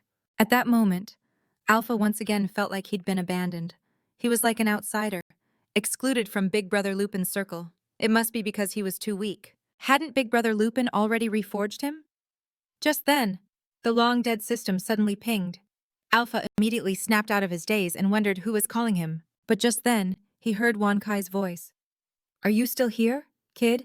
Have you learned the art of survival from me? Alpha understood immediately. I get it, Big Brother. Lupin has saved the most precious opportunity for me. How can an adventure outside compare to a profound learning experience with the veteran Wan Kai after all? This is our base camp. Meanwhile, Lupin and the others arrived at the gate of the elven tribe through a portal, while Annie was still suffering from the after-effects of teleportation. Elizabeth immediately realized something was wrong. There wasn't a single trace of life in the entire elven tribe. Lupin was like a curious child, pointing at everything. How did this giant tree get so big? But just then, Elizabeth cast a spell, intending to change her and Gigi's clothes. The sudden disappearance of her outfit made Gigi quickly grab onto Annie to cover her private parts. But by the time Lupin turned around, Gigi had already changed back into her original clothes. Elizabeth explained, I'm changing into something more suitable for travel. As for the others, they're forbidden from wearing clothes you personally made. Otherwise, the whole thing loses its meaning. However, as the group passed through the gate of the elven tribe, they failed to notice a flower in a dark corner that was secretly watching them. This scene was then transmitted to a clown in a certain cave. The Alliance representatives were captured by me just 3 days ago, and now the long-lost Holy Sword has appeared. It seems the great battle against the Dark Plague is about to begin. As for the other 3 people with her, just then, a series of beeps came from the side. A device was reading the chief's memories and comparing them to the current scene. Then, a plant projected the memories of a father and daughter, and the events they had experienced flashed across the screen like a revolving lantern, completely exposing the Demon Queen's hidden identity. At that moment, the clown's expression turned fierce. Elizabeth, it's been 500 years. I never thought you'd show up here. Looking like this, you don't seem like your proud old self. Then he gave an order. Go and separate them. Use any means necessary to kill as many as you can, but leave that man alive for me. Blanchett bowed his head and replied, I'll do it right away. Meanwhile, Lupin and the others had reached the final trial, but the 5 elements P still hadn't appeared.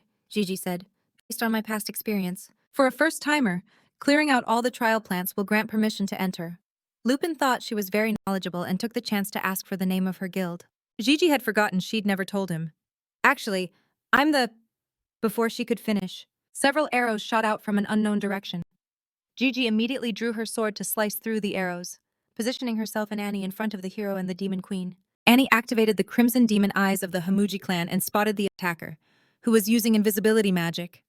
But at that moment, Gigi had already used the first form of the Taichi sword style. Dragonfly touches the water, causing sword energy to ripple outwards in circles, both detecting and dispelling the attacker's invisibility magic. Blanchet praised the sword saint, as expected of the strongest of the human race. Since he could no longer hide, he simply launched a frontal assault with a shower of seed arrows. However, this dense shower of arrows was blocked by a strong barrier. But the attacks kept coming one after another. The seeds underground grew rapidly, instantly sprouting into hundreds of 5 elements monsters.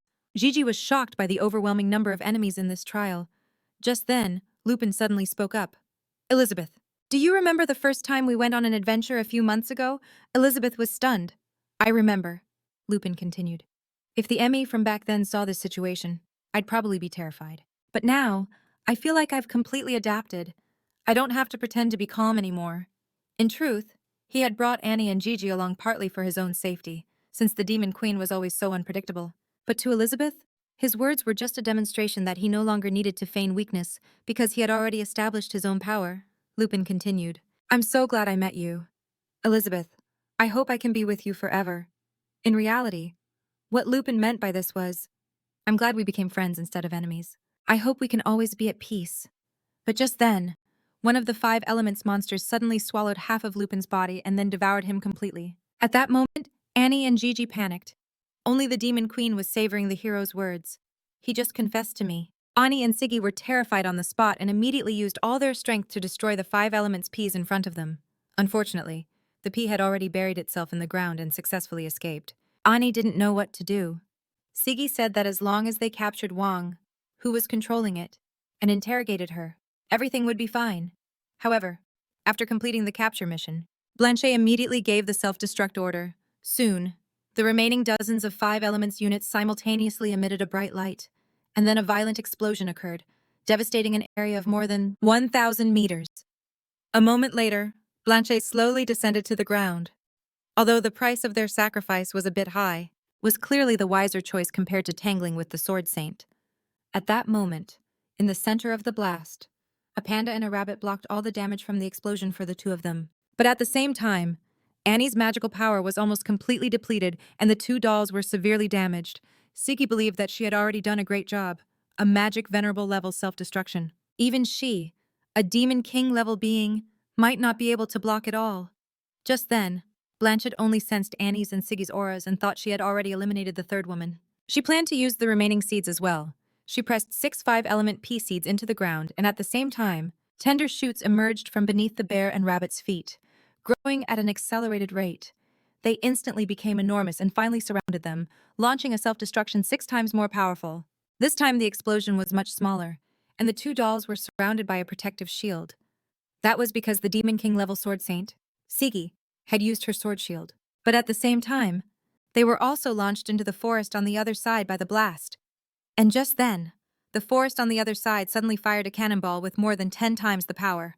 It turned out Blanche had deliberately launched them toward the sacred tree, because there were things there even more terrifying than the 5-element pea. Just as she was about to go back and report, she felt a murderous intent behind her. It seems a lot has happened here that I don't know about. You'd better explain it to me. Blanche panicked.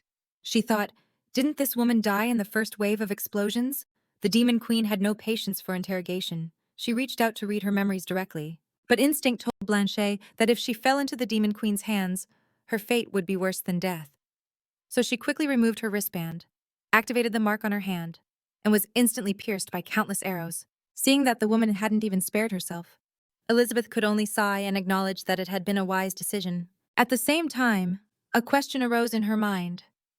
Could Tavira also have conspired with the Dark Guild? After only 500 years, one by one, everyone has stopped taking me seriously. Haven't they? Fine. Then this time I will engrave terror deep in their minds, and even in their bones. In the forest on the other side, the ground slowly bulged, and the 5-element pea that had swallowed the blushing hero broke through the ground and spat him out whole. At that moment, Luping was bewildered, but when he looked at the peacock, he saw saliva dripping from its small, sensual lips. Luping stepped back, telling it not to follow, but the 5-element pea pounced on him, just when the hero thought he was done for. He discovered that the 5-element pea was eating the small fertilizer pellets scattered on the ground. The legendary hero had accidentally spilled a bag of organic fertilizer, which had unexpectedly attracted it.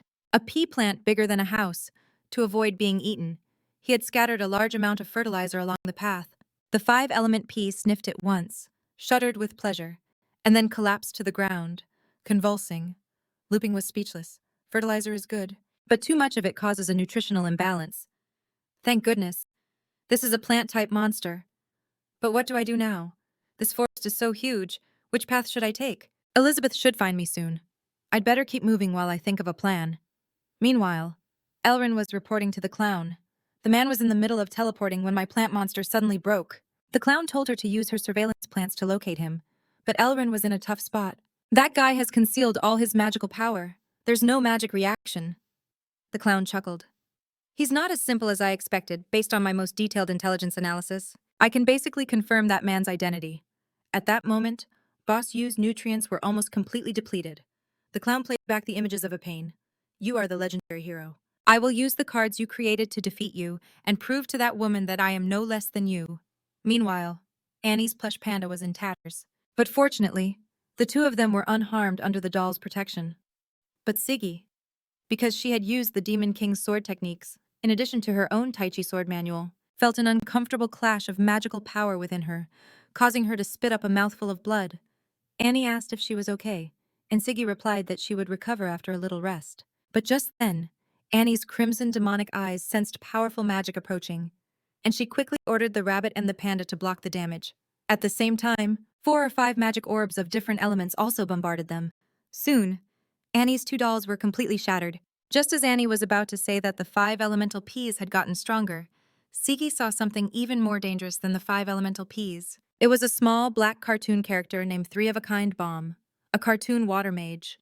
The two of them sensed the hero's aura on him, but he was also imbued with an evil power. The cartoon water mage's staff began to gather magic, and Gigi had already used the third form of the Taichi sword, catching the insect, instantly piercing through its body. But at that moment, a crack appeared in the branch Gigi was standing on. The cartoon water mage was protected by a formation that rapidly pushed towards Gigi, sending her flying.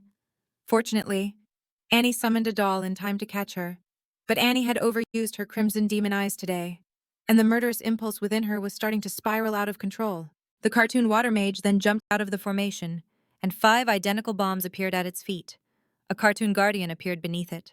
Gigi landed safely with her demon king level strength. She was confident she could take down the 2 magic venerable level cartoons, but just then, she spat out another mouthful of blood.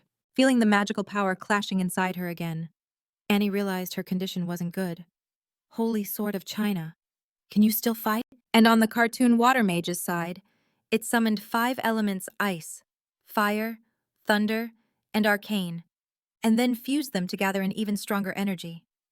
Annie was in a desperate situation in her current state. Even with her crimson demon eyes, it would be difficult to face them head-on. Brother Luping worked so hard to train me, so I could be part of the plan for world peace. How can I let them down? I have to prove I'm the right person. Meanwhile, the cartoon water mage launched a magic bomb containing 5 elements at the 2 of them. But after the violent explosion, a huge figure appeared faintly in the thick mist. A huge serpent's mouth tried to swallow the cartoon water mage's elemental bomb and then converted all the elemental energy into its own. Gigi couldn't believe it. Her magic rank had instantly jumped from Magic Master to the peak of the Magic Venerable rank. Then, a serpent and a hawk launched an attack against the cartoon water mage on the cartoon guardian. The cartoon guardian used its formation to protect itself, and a series of energy cubes instantly fell from the sky. But the serpent dodged them with S-shaped movements. All of these cubes not only had super high defense, but also extremely strong attack power. If they were hit, they would undoubtedly be shattered. And Annie, with her crimson demon eyes, could see the launch markers in advance, allowing her to control the serpent to dodge them in time and distract the 2 cartoon monsters. Annie had the owl use its wind magic, Storm Slash. But at the same time, the cartoon guardian activated its protective matrix again, and the water mage struck from within, dodging all the wind blades. But this was all a distraction for Annie to confuse them. Her real intention was to have the serpent swallow both cartoon monsters in one go. Gigi said that not even the hero's branch could pierce that cube, but Annie thought that if they couldn't break it, they could slowly break it down. Gigi didn't understand how they could slowly break it down. Annie explained that the magic power swallowed and broken down by the serpent would be absorbed and transferred to her. As they grow weaker, I grow stronger. So, because it's their magic, I can wear it down bit by bit. At that moment, the energy cube in the serpent's body was trembling violently, and Annie's bloodline awakening was about to take over her consciousness. She had to hold on until she succeeded, but just then, Annie's small serpent was cut to pieces by an unknown sword. At the same time, she suffered a severe backlash, throwing her head back and spitting out a mouthful of blood in a split second. Gigi sensed a second wave of attack, but the sword was already close, as if it were unstoppable, and it attacked them both. Soon, the entire elf tribe's forest was split in half, and in the center of the path cut by the sword. Gigi used a dust slash to escape, but by then, almost all her clothes were torn to shreds, and her body was covered in cuts and bruises. Seeing Annie unconscious, Gigi once again felt the same despair she had felt when she first fell into the Demon Queen's ruins. And the second time, when the chaotic power inside her erupted, and she was saved. It turned out that the one who launched the attack was General Jack, a cartoon character whose strength had reached the rank of a 3-star Demon King. Meanwhile, Demon Queen Elizabeth had arrived alone at the enemy's lair, following the strongest magical sense. This was the location of the mastermind. Just then, 2 cartoon monsters hiding in the shadows activated their ability, causing Elizabeth to pass through a barrier and return to her original spot. She realized it was a magical barrier, which meant the opponent's strength was above the Demon King rank. But this little trick was nothing to her. a 7-star demon goddess. At that moment, the 10-of-a-kind bomb activated its ability. A huge Matryoshka doll illusion fell from the sky, covering Elizabeth. Then 6 more fell from the sky until a total of 10 were in place. This was the 10-of-a-kind bomb, the cartoon sealing array, with each layer of the seal. The flow of time was cut in half. With 10 layers of seals, time slowed down 1,024 times. The flow of time inside the 10-layer sealing array was 1,024 times slower than in the outside world. But the Demon Queen wasn't affected at all. She could even shatter the barrier with her aura. This was because she had lived in a time barrier for 1 year, which was equivalent to 500 years in the outside world. But the effect of the 10-of-a-kind bomb failed, and the effect of the 7-of-a-kind bomb activated. At that moment, a massive scythe suddenly pierced through the Demon Queen's stomach. It was the 7-of-a-kind bomb, Cartoon Death, with the strength of a 1-star Demon King. Cartoon Death pulled back the massive scythe, simultaneously yanking Elizabeth's soul out of her body. This was a special technique that ignored the target's level and could directly extract their soul. Just as Cartoon Death looked satisfied, its body was suddenly crushed by a hand. Elizabeth's soul had been extracted, but her soul itself possessed enough magical power to crush it. Who ordered you to do this? Tell me now. If you do, I'll grant you a quick death. Cartoon Death was so scared that it started to cry. It was experiencing death for the first time, so it decided to retreat before the Demon Queen could kill it. Seeing that even the 7-of-a-kind bomb had been defeated, the cartoon monster behind the scenes was also shocked. He never expected that even pulling out her soul wouldn't be enough to defeat her. Then, Elizabeth's soul returned to her body. She sensed Luping's aura and thought, could this be his game as well? He deliberately arranged for them to test us. That's one thing. But you even included me in your calculations. Damn you, Luping. You need to understand that I'm a player on the same level as you, not a pawn on your chessboard. With this in mind, an impatient Elizabeth tore open space. If you're smart, just kill yourselves. Otherwise, if I get serious, you'll die an even more miserable death. But 2 cartoon monsters started laughing. Look at their queen, so full of herself. Let's see if she can even get out.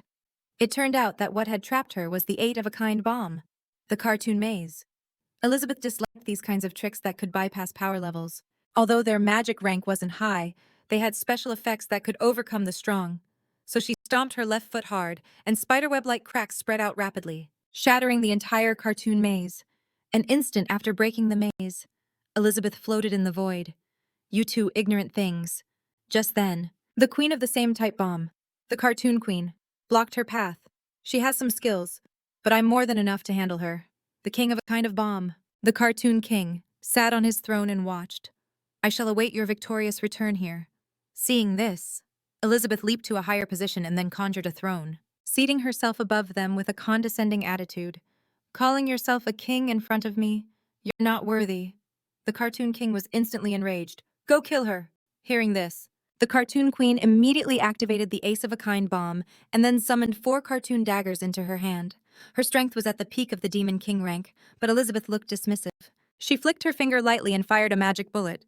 At the same time, the cartoon queen used the wing array rapid wing formation to boost her movement speed and dodged the Demon Queen's magic bullet. Finally, she gathered the energy from the 4 daggers and attacked with AC kill, but Elizabeth just waved her hand nonchalantly, sending the attack flying 1,000 miles away. However, her fingernail chipped slightly, which surprised her. At that moment, Elizabeth kept firing magic bullets at the cartoon queen. Although these were quickly sliced apart by her cartoon daggers, the severed magic bullets seemed to split into 2, then 4, then 8. After a frantic series of slashes from the cartoon queen, the entire void was filled with the bullets. Their numbers just kept increasing. At that moment, the cartoon queen was stunned. A cold sweat ran down her face. Elizabeth's words were filled with contempt. Magic bullets are enough to deal with people like you. With a downward motion of her hand, the dense barrage of magic bullets instantly shattered the cartoon queen's body. But at the same time, she used her 6-of-a-kind bomb and her 9-of-a-kind bomb, not only successfully reviving herself, but also summoning a cartoon dinosaur capable of absorbing magic. The Demon Queen didn't expect her opponent's last 2 cards to be resurrection and magic absorption. The cartoon queen sneered. Do you think you can kill me like that? Get ready to taste your own medicine? The cartoon dinosaur that had absorbed the magic bullets tensed its stomach as if it were constipated and converted the magic bullets into twice the magical energy, finally firing them from the other end of its head. But the Demon Queen remained motionless as a wall appeared in front of her to block all the magic bullets. The cartoon queen was stunned. She never expected that even that couldn't harm her. Elizabeth said, "As long as it's a move I created, even if you amplify it 100 times, it can't hurt me." As she spoke, she pressed her hands inward, simultaneously crushing the bodies of the cartoon dinosaur and the cartoon queen. The cartoon dinosaur couldn't withstand it and was instantly crushed, turning into liquid.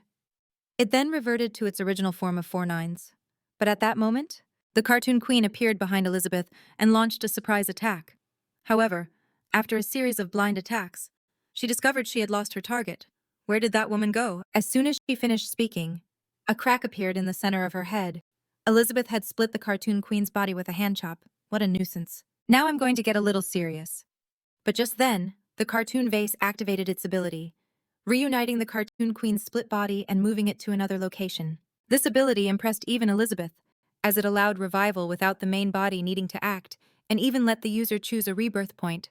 And the revived cartoon queen once again brandished her daggers and charged. But this time Elizabeth changed her method, materializing 2 demonic claws to imprison the other woman. First, I will limit your resurrection point to my confinement range, and then I'll slowly play with you. Soon, the cartoon queen's body completely decomposed due to the dissolving torture. But just then, the cartoon vase dropped a single drop of water, instantly restoring the cartoon queen to her original state. I only need 1 drop from the purifying vases to revive, and the magical space inside the purifying vase is connected to the entire ocean with an infinite supply of water. How long can your magic last? Elizabeth didn't answer and continued with the poison torture. Soon, the cartoon queen's body rotted away again.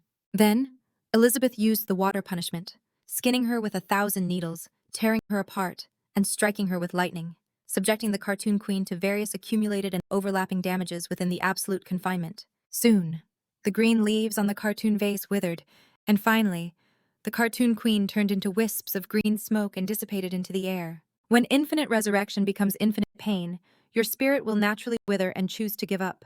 After all that, the obstacles were eliminated. Only the cartoon king remained. He leaped from his throne and controlled the 4 cartoon daggers, fusing them into a single divine cartoon spear. At that moment, the cartoon king's muscles suddenly swelled, and his strength jumped from the venerable magic rank to that of a 1-star demon god. You are a king, and I am a king. But there is only one throne for the strongest king in this world. Hearing this, Elizabeth chuckled. The cartoon king asked her why she was laughing. Elizabeth said that the demon king rank used to be the highest existence in this world.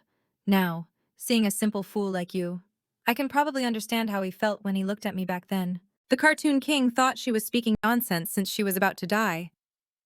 You probably don't understand that my strength is not comparable to your previous opponents, said the cartoon king, who had reached the 1-star demon god rank. He pierced the demon queen's body with a single spear, but as he threw his head back and laughed, he was unexpectedly sealed, ultimately reverting to his original form of 4 kings. Elizabeth crumpled it in anger. Is this your goal? To use these things to remind me that I still have a long way to go in the pursuit of the pinnacle of power, and that if I become arrogant, I will repeat my mistakes and be as foolish and ridiculous as these things. But when Elizabeth came to her senses, she realized all the cards had been destroyed. Why hadn't the spatial domain dissipated? It seems that thing still exists. The throne began to twist and warp, finally turning into a duck, a 2-mode bomb, a cartoon duck with an unknown magical range. Upon hearing the duck's quack, Elizabeth lost all her patience and materialized a huge demonic claw to catch the cartoon duck. But at that moment, the cartoon duck extended a replica of the demonic claw. This ability surprised Elizabeth for a few seconds, another special skill that can defeat the strong. It turned out that the cartoon duck had copied Elizabeth. Just like her, it had materialized a demonic claw to face her. At that moment, Elizabeth became completely enraged. Meanwhile, Luping had gotten lost in a forest of the elf tribe. However, he had collected many common-tasting fruits along the way, thinking he could cultivate them to get excellent varieties. Little did he know that a dead elf had already discovered him. On the other hand, Elrin immediately informed the clown that one of the corpses had found the man's location. Hearing this, the clown immediately gave the order to capture him and bring him in alive. Receiving the order from above, the zombie slowly approached Luping and suddenly pounced on him. But unexpectedly, Luping turned around right at that moment, causing the clumsy zombie to miss and fall to the ground. The zombie, which had lost an eye, was not discouraged. Instead, it crawled towards Luping in an unnatural way. Just as Luping heard the noise and was about to turn around, some fruits fell, but it was these few fruits that caused the zombie to fall flat on its face again, and even its remaining eye disappeared. At the same time, the zombie's pain was transmitted to Elrin. At that moment, while Leping was picking up the fruit, he discovered another plant. This magical world is truly amazing. Plants can grow regardless of the climate. As Leping muttered to himself, the zombie pounced on him again. At the same time, Leping picked up the cactus from the ground and turned around, just in time to stab the zombie's hand. The man and the zombie stared at each other for a few seconds. When he came to his senses, Leping let out a panicked scream. On the other end, Elrin was also screaming in pain from the cactus thorns. He believed this legendary hero was doing it on purpose. Can I consume 50 dark ears to activate all the other corpses? The clown agreed to this request. Just bring him back quickly. Elrin immediately twisted that brain-like thing, and soon one smelly corpse after another filled the entire area. They were all former members of the elf tribe. At that moment, Leping was like a frightened bird, fleeing for his life.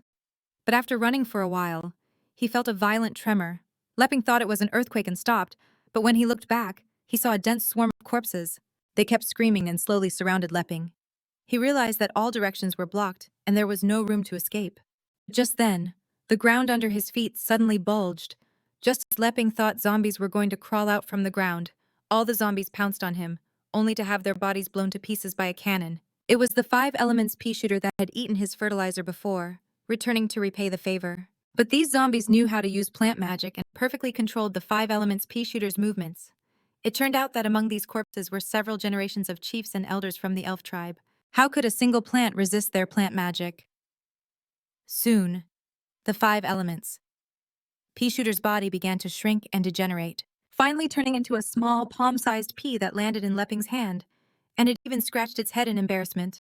Without the protection of the 5 Elements pea shooter, all the zombies swarmed Leping like a tide, so dense that he couldn't see a single escape route.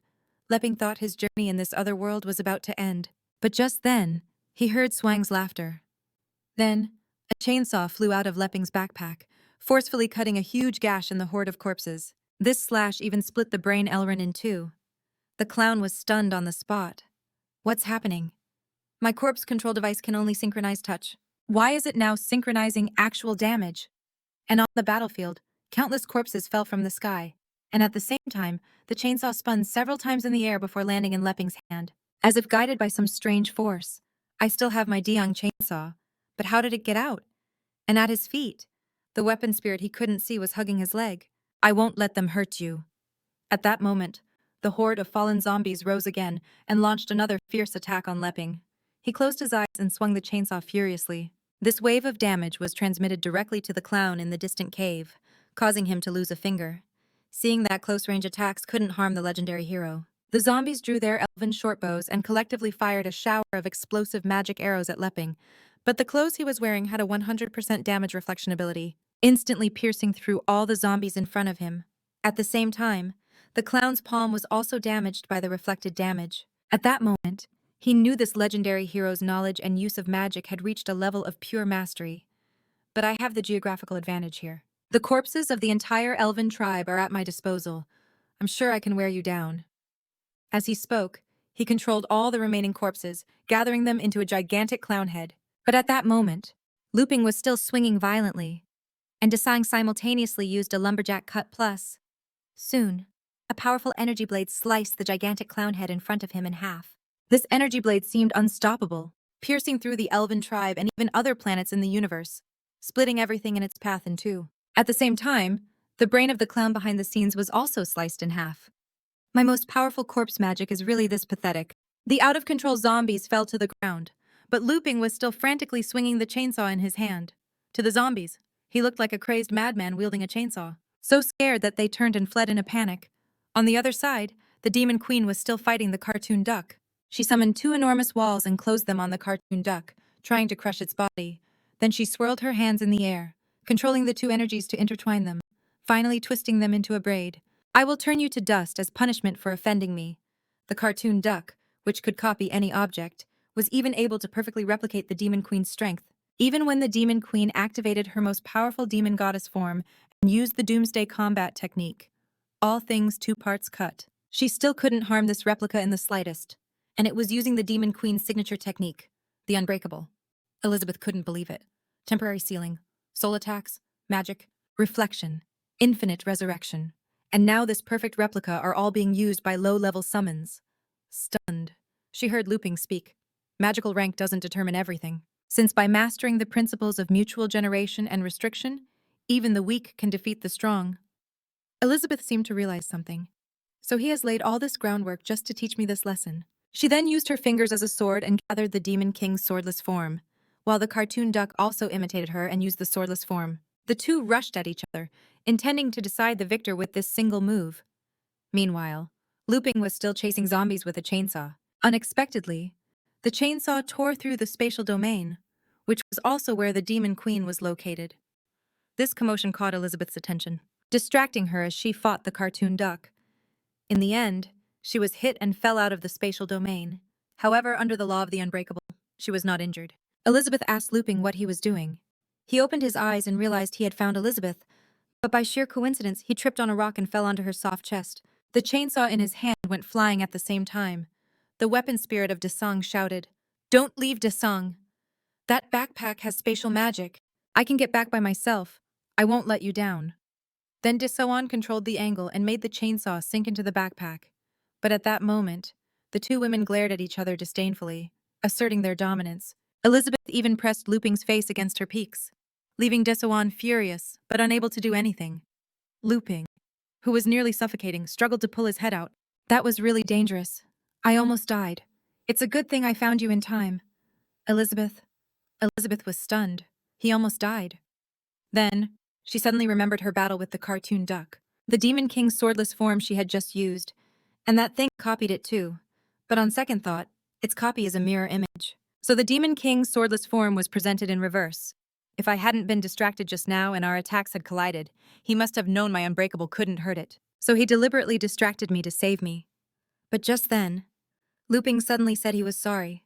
And the scenario Elizabeth imagined was this. "Because of my misjudgment, I created such a dangerous situation. I won't do it again." But the reality was that Luping felt helpless without Elizabeth's protection and would never leave her again. Elizabeth furiously pulled him towards her. "What do you mean I don't need you to hold back? Bring on any other tests you have for me." The proximity made Luping's face blush instantly. "Elizabeth, what are you talking about?" Elizabeth's heart was also pounding hard. She thought, this guy is trying to train me to be a worthy partner. But at the same time, he's concerned about my dignity. You don't have to beat around the bush anymore. I know exactly what you're thinking. However, this ambiguous moment was interrupted by a squawk. In front of them was a monster that looked exactly like Elizabeth, except for its duck bill. Luping was a bit stunned. "Is this a duck, Elizabeth?" Elizabeth shed her demon goddess form, saying she no longer had any interest in fighting. "You can clean up your own mess." However, before Luping could understand what was happening, Elizabeth pushed him forward. Seeing Luping, the cartoon duck actively activated its replication ability, shedding the Demon Queen's demonic form and trying to copy his form. Luping, who had never seen such a monster, was stunned. Soon the cartoon duck's body gradually took on Luping's silhouette. And Elizabeth saw it too. "So you decisively gave up my strongest form and copied him directly. Indirectly admitting that I'm not as good as you. I admit it. But I just want to see how you deal with this kind of special technique that can defeat the strong." But at that moment, Luping was already paralyzed on the spot. "Elizabeth, you saw it." However, just as the cartoon duck was about to complete its replication of the hero, the magical power inside its body clashed violently, preventing it from forming and causing it to melt into a puddle, finally reverting to its original form of 4 deuces. The 4 dim cards returned to Luping's hand, instantly shedding their tainted color and turning golden yellow again. Luping then realized that these were the cards he had given to Uncle Chief. He then showed the cards to Elizabeth and said, "Do you see it clearly?" Now, Elizabeth misunderstood these words. "You see it clearly now. In the face of absolute power, so-called special techniques that can defeat the strong are useless." After her misunderstanding, she became enraged again. "I'm already a 7-star demon and I still can't catch up to him. He acts indifferent and carefree all day long. I thought I had him figured out, but every time he gets serious, I feel like he's just playing with me and I feel ridiculous." At that moment, Luping said, "Elizabeth, why don't you use your magic to teleport us to the sacred tree?" Hearing this, Elizabeth cast a magic circle and the two of them quickly blurred in the center of the circle and on the other side of the forest. After the great battle, it had already turned into a barren land. Next to Siggy's mutilated body were a few cards that had returned to their original form. Between the upper and lower halves of his body was a wound 3 or 4 meters wide. At that moment, an angelic silhouette suddenly appeared in the sky and the bodies of Annie and Gigi slowly rose towards it. Then, a cross descended upon the angel's head, restoring life to the two of them. This angel was the doll Raphael that Luping had personally sewn and gifted to Annie. Meanwhile, Elizabeth's forced teleportation array had also arrived by their side. Raphael smiled. Since my master and the others have arrived, I will leave soon. The four of them arrived at the sacred tree through the teleportation device. As soon as Luping landed, he saw Gigi and Annie passed out on the ground. Elizabeth, what happened to them? But Elizabeth had no time to deal with them. I'm going to take out the mastermind. A huge claw grabbed the trunk of the sacred tree and tore it out by the roots. But when the roots were torn out, what appeared was a disgusting black tumor. At that moment, Luping was stunned. He had never seen such a disgusting tree root. Soon, the clown's cave connected underground was also forcibly torn out by the demonic claw. She finally knew that the elven race had undergone a great change in the last 500 years, and even her former subordinate, Taviga, had become food for the sacred tree. Just then, Luping noticed that Uncle Chief and his daughter, Yilifu, were wrapped in the dense roots of the tree. He took 2 steps forward, but was unexpectedly whipped by one of the large tree roots, which then shot directly towards the demon Queen Elizabeth behind him. But Elizabeth just glared at it angrily, and the tree root instantly exploded, the blast extending towards the sacred tree, until a large hole was blown in its roots, and then it stopped. Meanwhile, countless tree roots pierced half of the clown's body, providing it with nourishment, destroying all the plant defenses of the elf tribe and subduing the scattered cartoon summons. And finally, completely severing my corpse magic. All my plans have been thwarted by you one by one. How pathetic. But at least we've met. I just didn't expect that the first one to find you would be me, the one who hates you the most. Hearing the clown's tone, Luping thought the two knew each other. Of course. Elizabeth tried hard to remember but had no recollection. The clown took off his costume and sneered. Of course, because I put on this clown suit to erase my own existence. Now you should remember me, right? It turned out that decades ago, Malfoy had separated a part of his own cells and then cultivated these cells into another version of himself. This clone perfectly inherited his corpse magic, and he taught it how to apply and control the dark arts, allowing him to substitute himself to invade and infiltrate the elf tribe. But the only drawback to this perfect clone was that it couldn't be mass-produced, since one of the materials was the original's personality. If too much was separated, the original would no longer be the original. So the clown's personality was exactly the humility that Malfoy wanted to abandon. After discarding this personality, Malfoy no longer doubted that he was unworthy of the Demon Queen. When the clone clown saw the Demon Queen in the incubator, an electrical signal to attack was generated in its body, ignoring the original's command. He directly extended a skeletal arm and attacked the Demon Queen's clone, but Malfoy just said lightly, "You cannot cross," and the clown clone was immediately pressed to the ground, unable to move.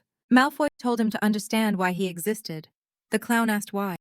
Malfoy said he was just a tool to help the original achieve his goals. It was thanks to these words from the original that the clown, after decades of infiltration, finally realized, I'm not a tool. I am my own person. I am accumulating my own power. One day I will replace the original and live by my own will. However, Luping wasn't listening to this moving story at all. The only thing he could think about was the fear of being caught in the crossfire of Elizabeth's enemies. Elizabeth sighed. The elven tribe no longer has any suitable candidates for you to cultivate as your own force, since your seed planting plan has failed. Luping thought she was talking about farming. Now I don't have time to think about such insignificant things, but you must solve this problem yourself. Elizabeth. Elizabeth remembered what he had said before leaving. So you had this plan from the beginning.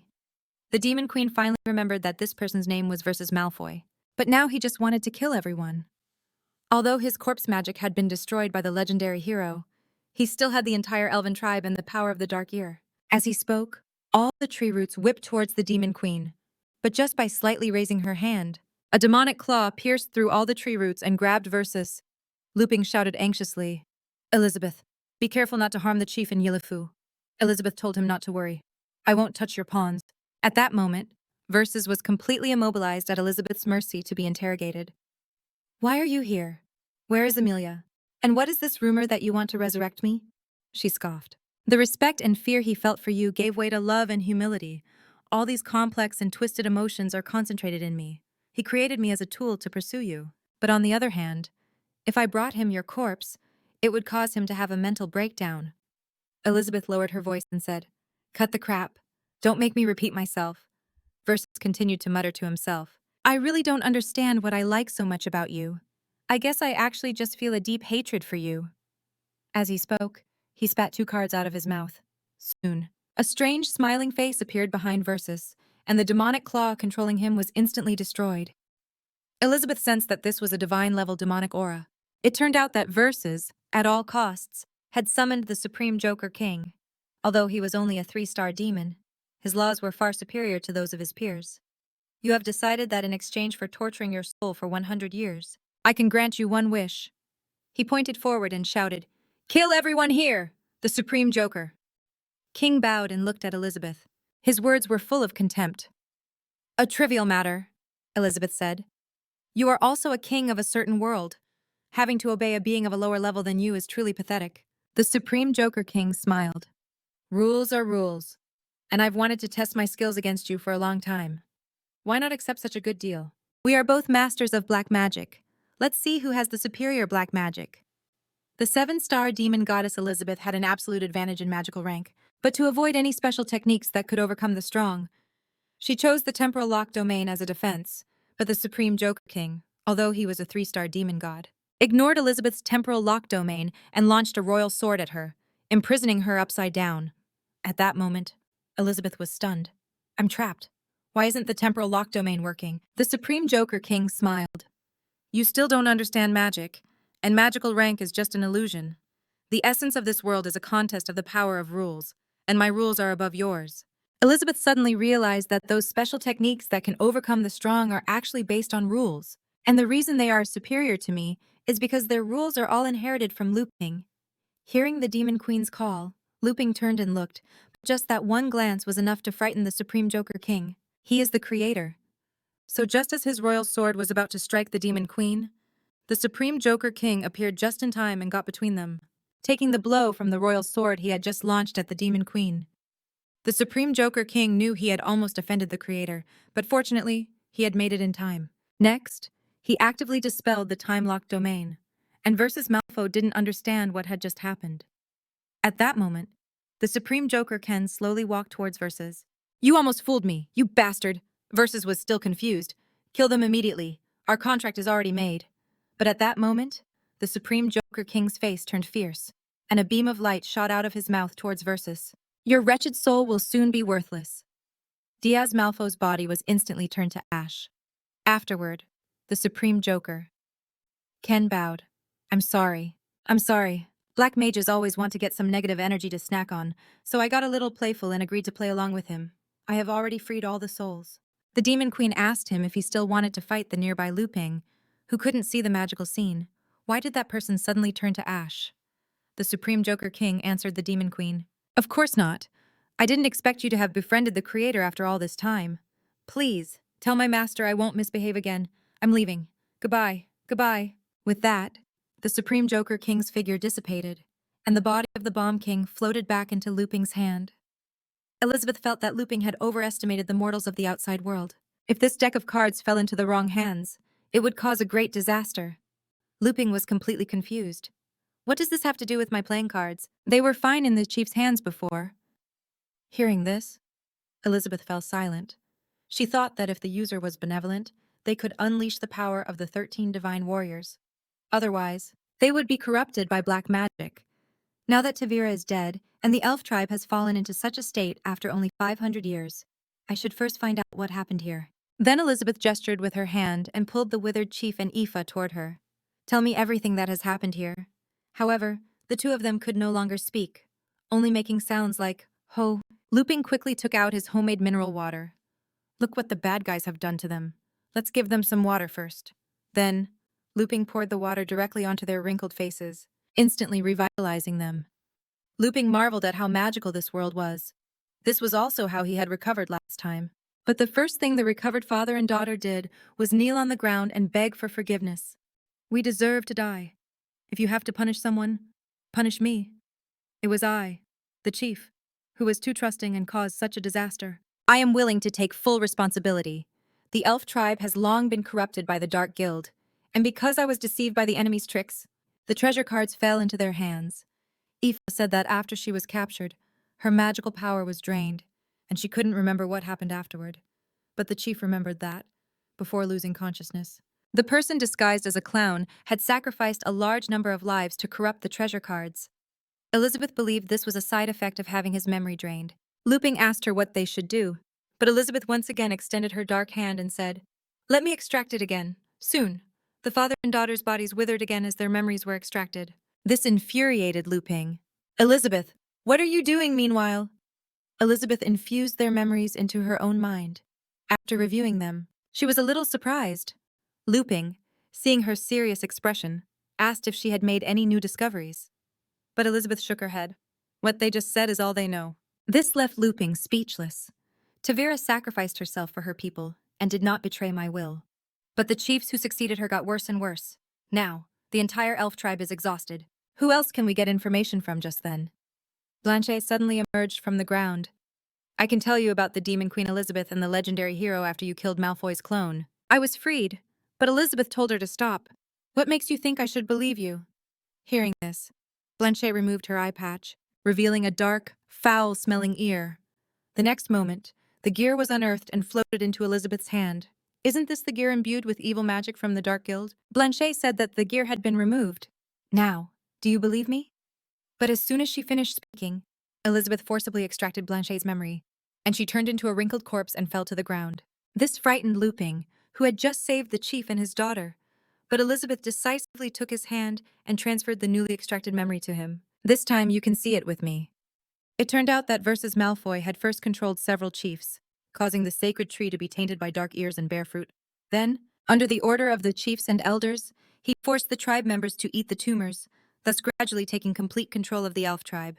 As the great general of the tribe, Blanche had immediately gone to destroy the sacred tree, but was injured by the tainted sacred tree. Then, Malfoy took the opportunity to plant magic in her eye, which caused a dark ear to grow on her and allowed him to control her. From then on, she became one of the accomplices who captured tribe members and handed them over every month. Over time, the elf tribe fell completely under Malfoy's control. Later, Blanchett encountered the Demon Queen. To avoid being captured alive, she opened her wrist guard and activated the mark on her hand, choosing to take her own life. However, after the Demon Queen and the others left, the cartoonish four-of-a-kind bomb archer used a high-level healing spell on her, bringing the recently deceased Blanche back to life. After learning the whole truth, they woke everyone up and gathered together. But at that moment, the Demon Queen was still filled with anger and unable to forgive. The reason for her rage was that Luping had shared his favorite snacks and the four of them were slurping on jelly, enjoying the sensation of their magic ranks increasing. At that moment, Blanche returned the four-of-a-kind bomb to the chief. "I originally wanted to use my body to secretly rescue you as well, but now that's no longer necessary. You can speak with her face to face." Jilifu spoke to the cards, the four-of-a-kind bomb, and the divine archer. "What do you mean by speak face to face?" As soon as he finished speaking, the illusion of an elven woman suddenly appeared. Her appearance was about 70 to 80% similar to Yaifus, the four-of-a-kind bomb. The divine archer was actually Yaifus's mother, and the moment she appeared, she pulled the father and daughter into another dimension. An elven woman turned around and smiled faintly at the chief. At that moment, tears instantly welled up in the chief's eyes.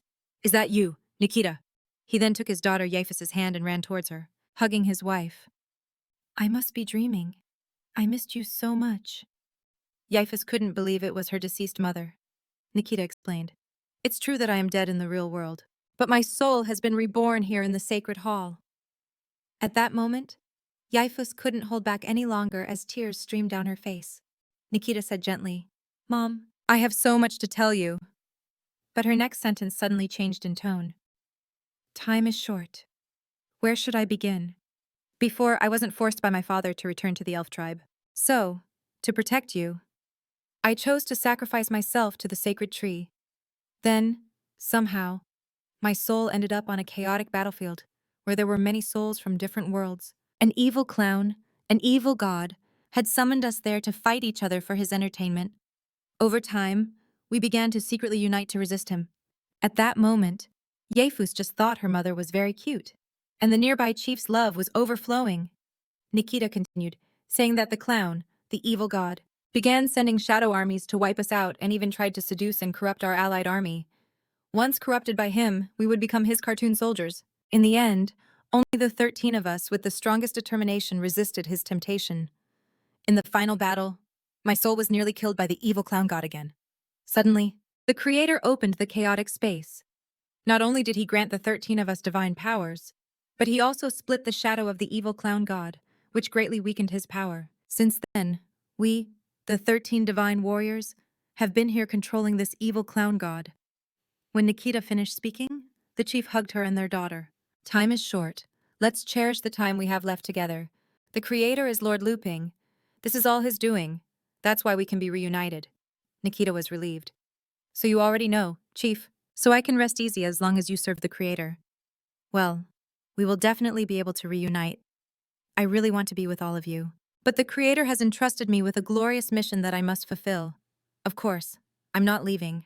I will continue to protect you from within the cards. Seeing their loved ones slowly fade away, the two of them rushed to ask how they could meet again. However, Nikita only left a single sentence. Believe in Luping and you shall have eternal life. With that, she returned to her form as one of the 13 divine warriors standing on the steps of the four-of-a-kind bomb. As the magical power slowly dissipated, the two souls withdrew from the other dimension, then clenched their fists and swore loyalty to Luping. From now on, my daughter and I will be Lord Luping's most loyal dogs. Elizabeth was shocked. Cultivating forces in another dimension and then imprisoning them in a tool to be summoned at will. How did you even come up with that? However, Luping couldn't see anything and didn't understand what she was talking about. Yi, who was nearby, was curious why everyone had eaten the jelly, but the chief and his daughter had received a greater magical boost. Aang guessed it might be because they had fought the Dark Guild previously. Yi was worried. I'm still the one with the highest magic rank, but this gap will soon be closed. I'm afraid I've already disappointed the hero, and my performance this time was terrible. And Grand General Blanchet was lucky to meet the hero and the Demon Queen, hoping they would intervene and save the elf tribe. But the Demon Queen Elizabeth flatly refused. Luping thought she must have some method, like some kind of resurrection magic. Elizabeth explained that her resurrection limit was 10 people at a time, which was meaningless against such a large number. Besides, the tribesmen's corpses were still tainted by the power of the Black Ear. If their bodies weren't purified, they would surely become a hidden threat to the Dark Guild in the future. Besides, the elves depended on the sacred tree to survive, and the tree's magical power would eventually be depleted. Its withering was just a matter of time. Now that the sacred tree was destroyed, there was no point in resurrecting them. After hearing Elizabeth's explanation, Luping had an idea. If the tree was gone, they just had to plant a new one. As the saying goes, it takes 10 years to grow a tree and 100 years to raise a person. Now, as long as we plant the seeds, there's still hope for the future. Based on my experience, these roots are completely rotten. There's no point in trying to save them, but the soil conditions here seem pretty good, not too different from back home. But if we use seeds from elsewhere, they'll take too long to sprout and grow into trees. Elizabeth thought she must have misheard. He's trying to plant a new elven sacred tree. Blanche found it unbelievable as well. The sacred tree was born when the first chieftain, Lady Tavira, sacrificed herself to bring about its advent. It can't be replicated. Just then, Luping thought of a way to grow a tree faster than planting a seed. However, when he turned to ask for help, the four of them instantly appeared before him, raising their hands in unison. Your orders? Hero. Luping said he didn't need that many people, just Miss Gigi. Hearing that she was needed, Gigi felt honored. What can I do for you? Hero Luping said. That branch I brought from home? You still have it, right, Miss Gigi? Can you give it to me? Hearing this, Gigi's expression changed. She knew the hero was taking back the weapon he had given her, and she was very reluctant. She took out the branch, Luping said. I don't think this broken branch is of much use to you, Miss Gigi, so I'll be taking it back. Is that okay? However, Gigi misinterpreted his words. Gigi, your performance this time has been very disappointing. I'm taking back the divine wooden sword I gave you. You should reflect on your actions. Gigi trembled all over. I will follow the hero's instructions. After Luping turned and walked toward the sacred tree, she couldn't help but punch the grass in dejection and said to everyone, I have been a disgrace. Please, let me be a cautionary example to you all. The chieftain couldn't help but tremble as well. Mr. Luping is so strict. Even someone as strong as Sword Saint Yilafu tried to console Gigi, admitting his own performance was worse than hers. Annie also fell into a spiral of self-blame. Brother Luping gives me magic fruit every month. If I can't draw out Raphael's full power, he'll be completely disappointed in me too.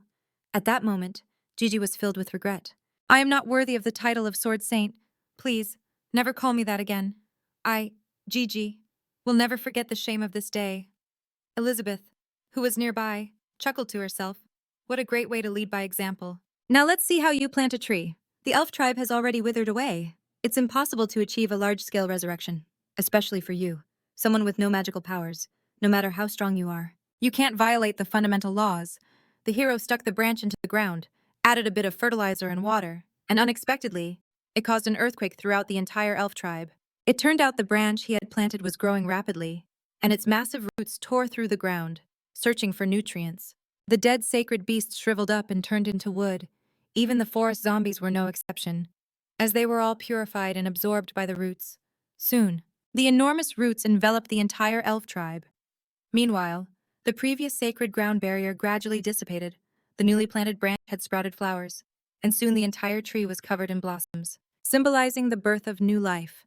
Soon, one after another, newly formed bodies fell from the flowers, and in no time, the entire forest was filled with them. They were all the members of the tribe who had been slain, and even the sacred beasts and fallen mounts had their bodies restored. Blanche felt an enormous amount of magical power flooding every corner of the elven tribe, resurrecting all the dead creatures. And this sacred tree has only just taken root. When it's fully grown, its blessing upon our elven race will far surpass that of the first sacred tree. At that moment, Luping was wondering why the branch he had just planted grew so fast, until he found a reasonable explanation. An orange grown in the south is sweet, but grown in the north, it becomes a bitter orange. It must be because the elven tribe's land here is rich in magical elements. The cuttings are growing so fast. He even marveled at how incredible magic was in this world, completely unaware of his own terrifying creative power. The Demon Queen was deeply shocked. If she were to use black magic for resurrection, she would have to expend 10 times her own life force. Although this life force could be recovered with some rest, was still limiting its performance. But the hero had achieved a large-scale resurrection at no cost. How had he done it? The buds allow wandering souls to attach, and the root system absorbs and reconstructs matter. I can guess the basic principle, but the difficult part is the final step of injecting the soul into the body. This is no longer something that can be explained by magic. It's because of the well water and the homemade fertilizer. I normally enjoy these external things rich in magic, and although they are of a very high level, they are far from being able to create life. If the external things are not the key, then the key is the hand of God. There are no laws, so it is the law of creation. After finally understanding Luping's principle, Elizabeth dropped to her knees in disappointment. I understand now. The same things, the same actions. He can do them, but no one else, including me, can. It's no wonder the Supreme King Hooker called him the creator. At that moment, Elizabeth's dream of defeating Luping was shattered, because the gap between them wasn't small at all. Just then, the chief sensed the strange atmosphere and asked his daughter if she felt the immense magical power. She said she could feel a large number of elves being born. Hearing this, she stopped struggling, realizing the branch in her hand was a waste of a precious item. The hero was right to take it back. Amy then said that even with her crimson demon eyes, she could no longer see through her big brother Luping. Luping looked around, observing the change in the scenery, and said he'd done all he could to help. The rest was up to them. Meanwhile, the Demon Queen was crouched on the ground, deeply dejected. Blanchette, looking a little scared and uncertain, asked the hero again what he meant. Luping smiled. The tree will need someone to care for it from now on, so I'm leaving it to you. Blanche was filled with guilt. Only the tribal chief was qualified to care for the sacred tree. She had hunted her own people while under control, so she wasn't worthy of such a position. But she soon thought of a tribe member who was. It was her mother, Yelufus, who saved me, and she also carries the blood of the previous chiefs, so I recommend her to be the new chief of the elven race. Upon hearing this, the chief looked at his daughter in surprise, and Jilifu was completely stunned. At first, she was afraid she couldn't handle it and tried to refuse. But her father, the chief, stopped her. As the current chief, I will do everything I can to help. Jilifu, please, be at ease. Then he whispered to his daughter, remember what your mother said? We will do our utmost to carry out whatever Sir Luping arranges. Upon hearing this, Blanche stepped forward to pledge her loyalty. I will fulfill my duties as the great general and help you manage the elf tribe. Good. Then the three of them glanced at Luping, determined to satisfy the hero. Annie realized this was a redistribution of power. From now on, the Card Guild and the elf tribe would protect the southern part of the hero continent. Afterward, Luping walked over to the Demon Queen. Elizabeth, it was time to go home, but she was dejected and didn't react, not even when he poked her. Just then, C came forward. Hero, please wait. I have a question I'd like to ask you about the true meaning of Tai Chi swordplay. Ever since I started practicing Tai Chi swordplay, I feel my understanding of swordsmanship has become vague, and my magical power often clashes violently inside me. What am I doing wrong? Please give me some guidance. However, Luping said he'd already forgotten most of it. If Miss C wants to ask about swordsmanship, I suggest you go to the Holy Sword Guild to exchange knowledge and study there. That last sentence made C unconsciously take half a step back, and the three people beside her were also stunned. Since he was asking the Sword Saint herself to go back to the Holy Sword Guild to learn swordsmanship, this was like rubbing salt in the wound. C trembled, because every sword art in the Holy Sword Guild had been personally taught by her. She asked Luping reluctantly, "Is my swordsmanship really that bad?" Luping replied, "That's not really what I mean. The only thing I remember most clearly about Tai Chi swordplay is the final, swordless form." He then thought to himself, "I don't have magic, so I can't summon that kind of magical sword energy. So I guess it's probably something like this." With that, Luping flicked his finger forward. However, with just that simple motion, C's soul was knocked out of her body and sent flying into another dimension. In this new space, mountaintops floated in the air, and carved below them were two characters, Kung. Just then, C found herself standing on a sword, flying through the air. She eventually landed in the main hall of Kunun Mountain. In the center of the hall sat an old man, waving a whisk in his hand. Several Kunun disciples immediately drew their swords on C. In less than 3 rounds, she was defeated. After that, C changed her clothes and practiced swordsmanship with the Kunun disciples every day. But she always lost. An unknown amount of time passed, but eventually, the old man served her a cup of tea. After drinking half of it, C seemed to vaguely grasp the concept of nothingness in Tai Chi swordplay. So she began practicing the Tai Chi sword forms with her blade once more. But the uncomfortable sensation of her magic clashing returned, causing her to cough up blood. So C tried closing her eyes, forgetting herself, and merging with nature. Merging with Tai Chi, spring passed and autumn arrived. An unknown number of years went by. By this point, C's hair had turned gray, and she was sweeping fallen leaves in the courtyard with a broom. Now, when she faced the disciples running and playing around, she could easily handle all of them. When the old man came to speak with Ji again, she had already forgotten that she had come here to learn the way of Tai Chi. But because of this, the old man thought it was time for her to return. As soon as he finished speaking, Ji's appearance reverted to her original state. "Thank you for your enlightenment, Master. Please allow me to ask for your great name one last time, so that I may always honor you in my heart." The old man simply chuckled. "That is not important," sang Sam San Feng. "I wonder who will come here next." After completing her training, she broke through 3 ranks in a row, reaching the level of a 4-star Demon King. For others, the whole process was just the blink of an eye. To be able to break through 3 ranks at the Demon King level, perhaps in the hero's eyes, there was no difference between the Demon King rank and the Magic Warrior rank. Afterwards, Ji bowed deeply to Leping. "Thank you for your guidance, hero.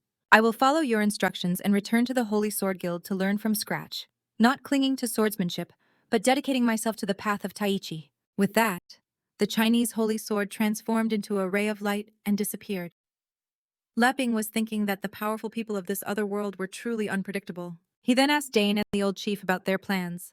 "Do you want to use Elizabeth's teleport?" The father and daughter said they wanted to stay in the elf tribe for a while to get used to the environment, and then move the vehicle guild's headquarters nearby for easier management, and decided to go to a certain place and declined Leping's offer, knowing that everyone had their own plans.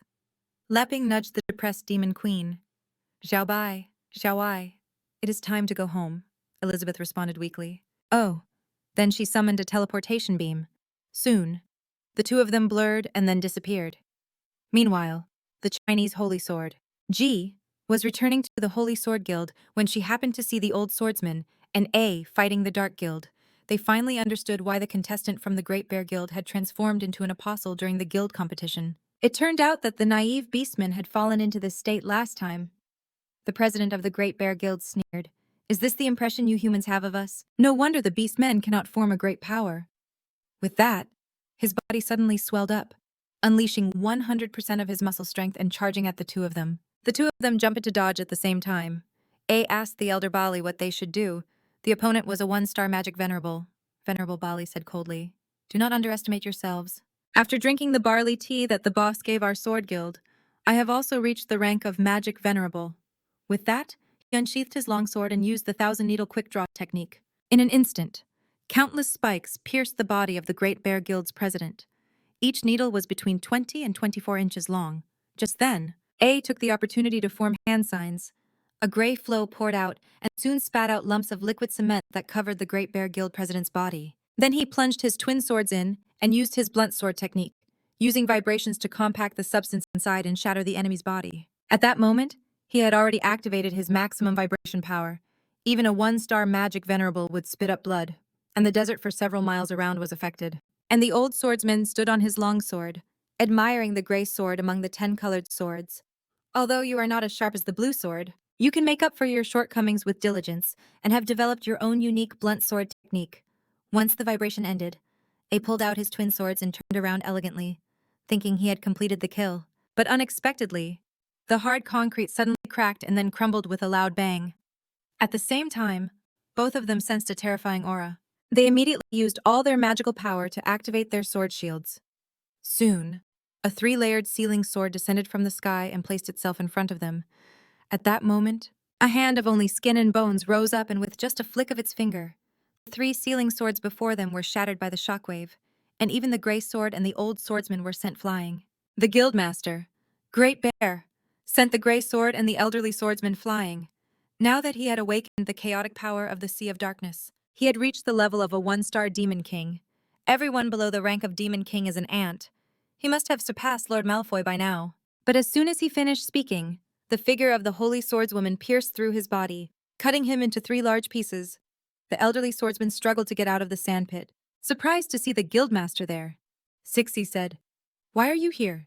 Didn't I tell you to watch over the guild's main base?" Bali bowed his head and replied, "I was originally going to investigate a small country in the south, but 2 outsiders clearly tricked me. As for the guild, they've already turned the tables and repelled the Dark Guild. The 10 colored swords have also gone to various parts of the demon realm to gather information." He didn't want to digress, so he decided they should return to the guild's main base. First, Bali could help him gather everyone, as he had an important announcement to make. Meanwhile, in a goblin cave in the demon realm, the Green Sword, one of the 10 colored swords, was leading a team to search their territory. Travis had agreed to join them to repay a favor to the Sword Guild, while the Ticket Scalper had accepted this bounty mission to earn money, since there had been very few competitions lately. At that moment, a girl asked, "Are those goblins irrational barbarians? They're so scary." The Green Sword glanced at the girl's proud bust. "I'll protect you." But just then, the red gem on the girl's staff reacted suddenly and violently. At the same time, at the end of the cave, green dots filled the entire passageway. Blue Sword immediately drew a cactus-shaped longsword and led everyone into a life-or-death battle against the goblins. A few minutes later, Travis leaned against the wall in frustration. "These barbaric goblins don't even know magic." Before he could finish, an iron bar struck him on the head and finished him off. By then, the blue sword was already dead, and the ox head had also been decapitated. Only a tied-up girl was left, squirming. Such a perfect body made the goblin chief's mouth water with greed. "Woman, brothers, it's time to reproduce." Hearing this, the girl burst into tears. But the goblins just desperately tore at her clothes. However, a few minutes later, the goblin chief's essence was gradually depleted. The girl licked her fingers. "It's so much more fun with a little plot. Even the most irrational barbarians are as obedient as dogs before me. It's so boring." She then transferred the power the Dark Ear had just absorbed into her body, and Rootpod's level instantly rose to 5-star Magic Master. She said, "You've seen everything you wanted to see." Then a purple worm emerged, and a pair of hands opened the worm's mouth, and finally, a person crawled out from inside. Tage said, "If you want the power of the Dark Ear, you don't have to hide your identity and hunt down the seed that Malfoy planted.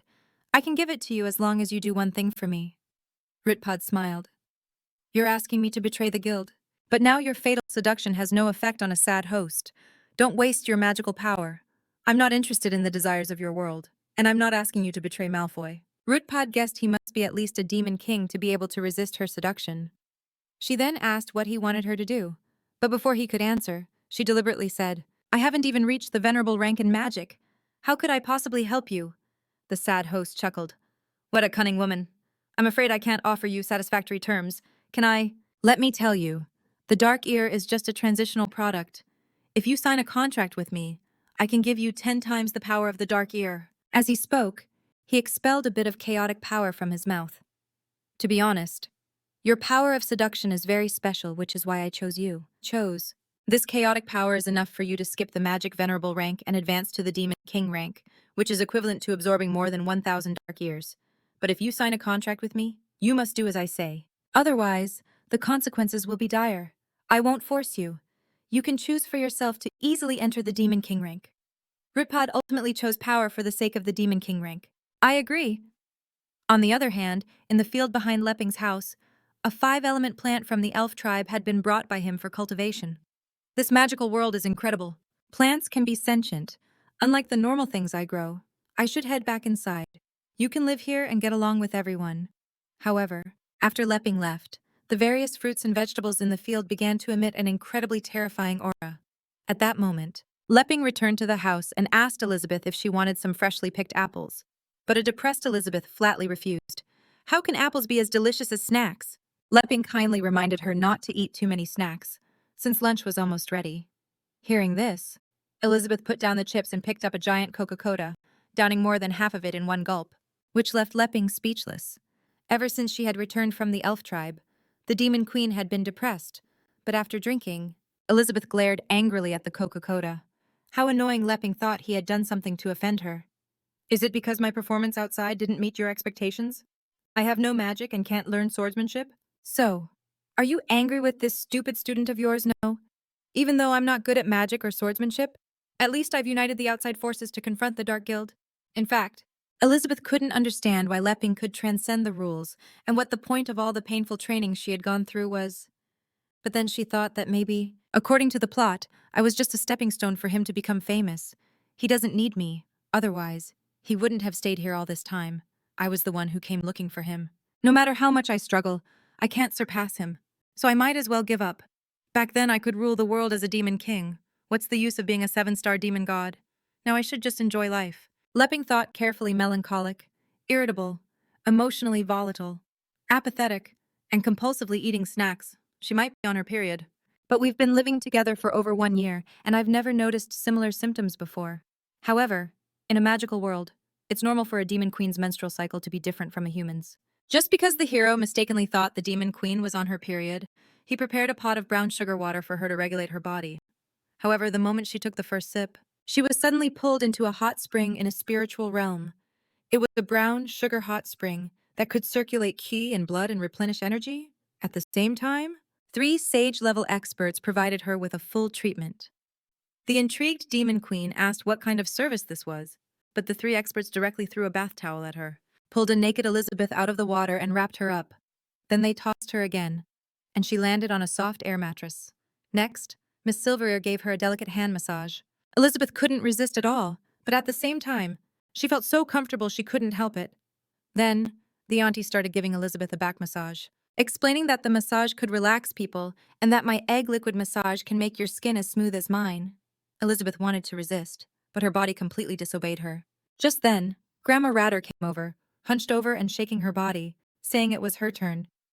The egg auntie was surprised that Grandma Ratter was acting so quickly. She's probably not completely relaxed yet, but that's okay. This girl has a pretty good foundation. She should be able to handle it. Elizabeth thought it was just a massage.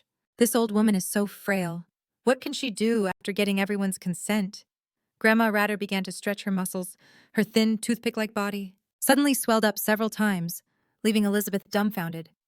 At that moment, Grandma Ratter grabbed one of her calves and then used the middle finger knuckle technique to crazily massage the sole of Elizabeth's foot, causing her to let out some soft moans.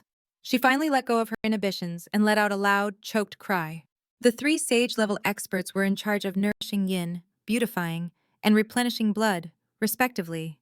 Their levels were far above the demon god rank. Soon, a brilliant light shone, and Elizabeth returned to reality from the spiritual realm. At the same time, she was promoted from a 7-star demon goddess to an 8-star one. Leping asked Elizabeth how she was feeling. Are you feeling warmer and more comfortable? Of course. Elizabeth's cheeks were slightly flushed, and she was still savoring the feeling, seeing no reaction from her. Leping asked again if the taste was too different and hard to accept, but Elizabeth misunderstood his words. Oh. With just a little of my domain power, I can make you advance, but you still won't be able to catch up to me. Our difference is just that big. You can't accept it, but there's nothing you can do. Elizabeth's mood, which had just become normal, instantly became depressed again. The rules have come, and there's nothing I can do. Eating anything is meaningless. All I'm destined to do is hear the word rules. Luping thought. So she's still on her period. The dietary therapy isn't working, so he took the initiative to go out. Elizabeth, I'm going out to practice with Alpha. Is that okay? Elizabeth lay on the sofa and answered weakly. But when Luping got to the wood chopping area, he found that Alpha was gone. He's been spending a lot of time with Wang Kai lately. He must have gone out for a walk. Meanwhile, Alpha was covering his ears and patrolling with Wang Kai. Lately, he had been hearing strange noises that were actually sound waves from the system. Wang Kai said, "How come I don't hear anything? You're just looking for an excuse to slack off again, aren't you?" Alpha explained that lately. There was a ringing in his ears that kept him from sleeping. But just then, Hong Kai suddenly sounded the alarm, saying there was a suspicious noise 3 kilometers away. At that moment, Rutpad was controlling a few goblins to chase her while she pretended to be a victim, planning to use this to sneak into the secluded residence of the hero and the Demon Queen. The reason was that her contract with Satos was to kill the Demon Queen Elizabeth, but she knew she couldn't do it on her own. She believed that with her seductive ability to overcome the strong, she could control the hero into killing the Demon Queen. But just then, a missile was launched, and a mushroom cloud erupted from the ground behind her. Rutpad looked back and saw that the 2 goblins had been blown to pieces. They were barbarian goblins who had been granted dark hearing and had reached the venerable magic level. What kind of attack was that in just an instant? However, when she turned back, she shuddered. About 7 different modern weapons were aimed at her head. Hankai said, "Who are you? What is your purpose here?" Rutpad trembled all over. She knew that if she said the wrong thing, she would be killed without a trace. At that moment, Alpha said, "Hankai, are you scaring this young lady? It's obvious. She's just a poor girl being chased by monsters. I am the right hand of the legendary hero, the great and true Alpha, the holy sword." Hankai told him to shut up. "I need to analyze this suspicious person first. Don't reveal too much information about the master." He then extended a mechanical arm and scanned Rutpad. But Rutpad had a secret contract with Satos and didn't want to be discovered. She decided to strike first and used a fatal seduction on Alpha and Hankai, causing them to fall into a deep illusion. In the sea of Alpha's consciousness, he was the most powerful weapon in the hands of the legendary hero and the best companion to accompany the hero on his expeditions to the south and north. They chatted together, practiced swordsmanship together, and even slew evil dragons together. Even the one known as the most powerful demon queen in the world could only die at the hands of the holy sword. "Alpha, you guided me when I was lost and led me when I was confused. Thank you, my good partner." Alpha threw his head back and laughed. "Don't mention it. This is what a bond is, my good partner." On the other side, Hankai also fell into an illusion. That day, he and his master were running through the grass, and he was playing fetch with his master. He was his master's most beloved pet. The master even refused to be intimate with the demon queen, just to be with Hankai every day. And in reality, Hankai's weapon had fallen. Rutpad thought she had succeeded. "As long as desire exists, it's impossible to resist my seduction, no matter how powerful you are." However, at that moment, Hankai activated his antivirus program. In just 3 seconds, he completed the scan and even updated his system's vulnerability patch. Then, Hankai once again raised his various weapons and ammunition and aimed them at Rutpad's head. "Who are you? Why did you invade my system? Although you are not a threat, since your intentions are unclear, it's better to eliminate you." At that moment, Rutpad was stunned. Her demon king-level seduction technique, which could overcome the strong, had been broken. According to legends, Elizabeth was only a demon king-level being. How could she be on the verge of death before even seeing her? But just then, Luping approached. Upon seeing his master, Hankai immediately became obedient. He retracted all his weapons and, trotting over to greet him, Luping smiled. "I heard a noise around here, so it was you, Rutpad." She assumed this guy was the legendary hero. As long as he was a man, it would be easy. The hero saves the damsel. The plot always worked. "Let me fulfill your male fantasies." However, on Luping's end, no one paid any attention to her. Alpha was still lost in his illusion. Luping thought Alpha was possessed and gave him a huge slap. As expected, a slap from the hero could break the seduction spell. "You scared me. I thought you'd gone crazy. You haven't been resting well." "I'm fine lately. Don't put too much pressure on yourself. Let's go back to chopping wood." Even after they had left, Rutpad was still pretending to be unconscious on the ground, but he didn't even see her and turned to go home. The girl had to speak up. "Can you help me?" Only then did Luping realize there was another girl behind him. He then helped the strange girl back to his house. which immediately alerted the demon queen who was lying on the sofa. Luping asked, "Miss Rutpad, are you still feeling unwell?" Rutpad panted and said, "I'm still a little dizzy. I'll be fine after I rest." Luping could only help her to the sofa. Elizabeth, who was nearby, took a few steps back. Luping told Rutpad to rest first while he went to get a cup of tea. At that moment, Elizabeth was giving off a murderous aura and glaring angrily at the sword and the dog. Alpha was so scared he lost his nerve. And Honkai, who was on his head, was trembling. The next instant, Elizabeth's flying kick shattered Honkai's screen. Alpha, who had returned to his original form just in time, narrowly dodged the attack. Honkai was sent flying out of the house and tumbled several times. "Lady Elizabeth, you've misunderstood." But just then, Elizabeth once again grabbed his dog head. "Are you picking people up again? Don't you take my words seriously." Rutbad witnessed this scene. She is the legendary demon queen Elizabeth, and for some reason, because of my arrival, she and that treasure are having a conflict. Next, as long as I completely capture that so-called hero, Luping, I can use him to kill her and fulfill my agreement with the sorrowful worm. With this in mind, she cast a fatal seduction on Luping and shot flashes of evil energy at him, but they were instantly repelled. Rutbad couldn't believe it. Damn it. What went wrong? Why can't I affect him at all? However, when Luping handed her the barley tea, Rutbad once again cast her fatal seduction, thinking that no man could possibly resist. But Luping mistakenly thought she wasn't feeling well. "Why are your eyes twitching like that?" Rutbad's mouth twitched uncontrollably.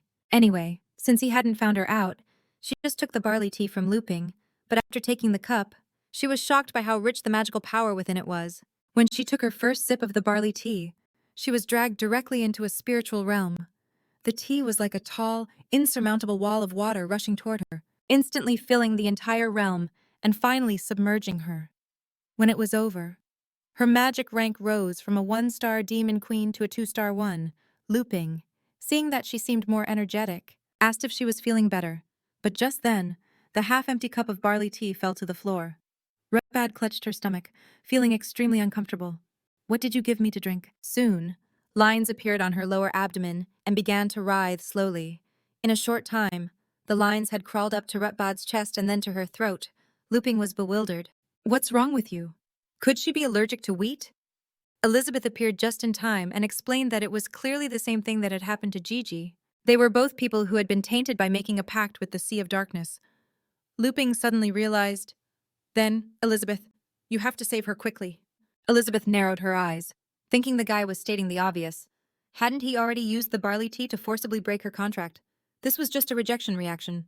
You think I don't know that? He's just looking for a chance to brag about the greatness of his creator. As expected, a purple object slowly emerged from Rutbad's mouth. After a moment of gestating, she finally spat out all the filth. Luping recognized it. It was the same kind of magic bug he had encountered before. The sorrowful worm was surprised. "This time I was hidden so well. How did you find me?" "Elizabeth, I swear I will hate you forever. I will curse you with my chaotic power." Before it could finish, the robot vacuum sucked it up again. "Cleaning in progress. Please be careful." The Demon Queen asked her what her real purpose was for coming here. Rutbad never expected the contract to be broken, and the development of events had surpassed her expectations. She explained that she had been forced, but how could Elizabeth possibly believe her lies? She immediately dragged the woman into her own spiritual realm. The ground was covered in corpses and wreckage, and the air was permeated with the smell of blood. At that moment, Rutbad trembled all over. Isn't she a demon queen too? Why do I feel like a mere commoner in front of her? Fortunately, Luping pushed Elizabeth away and simultaneously dispelled her spiritual realm. She's been in a bad mood lately. Let me ask. Don't be nervous. You just said you were forced. Do you have any connection to the Dark Guild? Just tell us calmly. Rutbad never expected this foolish hero would be so easy to trick. She nodded quickly and then pressed her soft peaks against his leg. Even though they were getting seriously squished, it was the Dark Guild and that sorrowful worm from the Sea of Darkness who conspired to force me to do things for them. I didn't want to do bad things, so I ran away in secret. I never expected they would plant something so evil inside me. Mr. Luping, please save me. Luping nodded, let her go first, and said they would discuss it later. A few minutes later, Rutbad had changed her clothes, but it was too small and squeezed her tightly. Elizabeth explained that it was her outfit. Rutbad smiled and said she would just borrow it for a while. Don't be so stingy, Elizabeth then retorted. I don't care what your purpose is. I'm giving you until tomorrow to leave. This is my last act of mercy. Otherwise, I will annihilate you on the spot, Retbad replied. To be honest, Demon Queen, I was originally sent to assassinate you, but after Mr. Luping purified me, I have completely changed.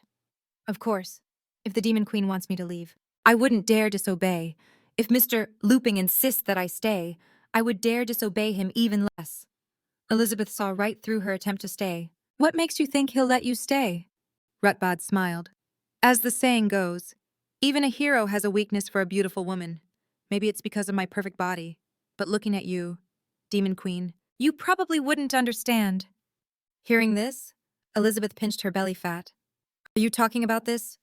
She snapped her fingers and activated a negative attribute magic conversion. Soon, all the excess fat was instantly converted into magical power, restoring Elizabeth to a perfect body.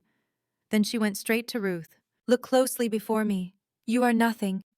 Then Elizabeth used her terrifying assets to push forward. But this time she met her match and was pushed back by Ruth's even more exaggerated peaks. The Demon Queen's chest, once proud and terrifying, had now met its rival. At that moment, Leping heard Elizabeth scream and pushed the door open, and Ruth, upon seeing the hero enter, actively grabbed Elizabeth's hand and then slapped herself with it, deliberately pretending to be the victim in front of the hero. Elizabeth, if I did something wrong, I can change. Leping looked at the Demon Queen in surprise. Sir Leping, don't blame my sister, Elizabeth. Even though you saw me being punished, it must be my fault. The hero told Ruth not to cry, believing it must be a misunderstanding. He then looked at Elizabeth with suspicion. Ruth began to smile to herself, thinking that as long as she kept admitting she was wrong, the hero would definitely take her side and she would fall into the trap of self-justification. But Elizabeth didn't play by the rules. There's no misunderstanding. I hit her. Is there a problem? Ruth tried to ask for help. Sir Leping, please say something fair. However, after careful thought, Leping decisively gave a thumbs up. Well done. I believe you must have your own reasons. Miss Ruth, you also know Elizabeth. She's the Demon Queen, so her magical power is naturally unfathomable. She probably saw that there was still some evil residue inside you, so please cooperate. He then told Elizabeth to keep hitting her, and with that, he left. Seeing that her plan had failed, Ruth hurriedly apologized to the Demon Queen, but Elizabeth didn't even pay her any attention. Do you think I see you as a threat? Don't flatter yourself. With that, she left the living room. At night, Wandy was still trying to repair her broken body. Meanwhile, Ruth had finished dinner at the hero's house. Her magic rank had also increased from a 2-star to a 3-star Demon King. Leping asked if she wanted another plate of braised pork rice. Although Ruth really wanted more, she knew her body couldn't handle it and decisively refused Leping's offer. But Elizabeth was different. Her appetite was even bigger than a pig in a sty. Ruth was surprised that she could eat such nutritious food as if it were a normal meal. There might be a level higher than the Demon King rank in this world. No wonder Elizabeth was willing to give up the world to stay here.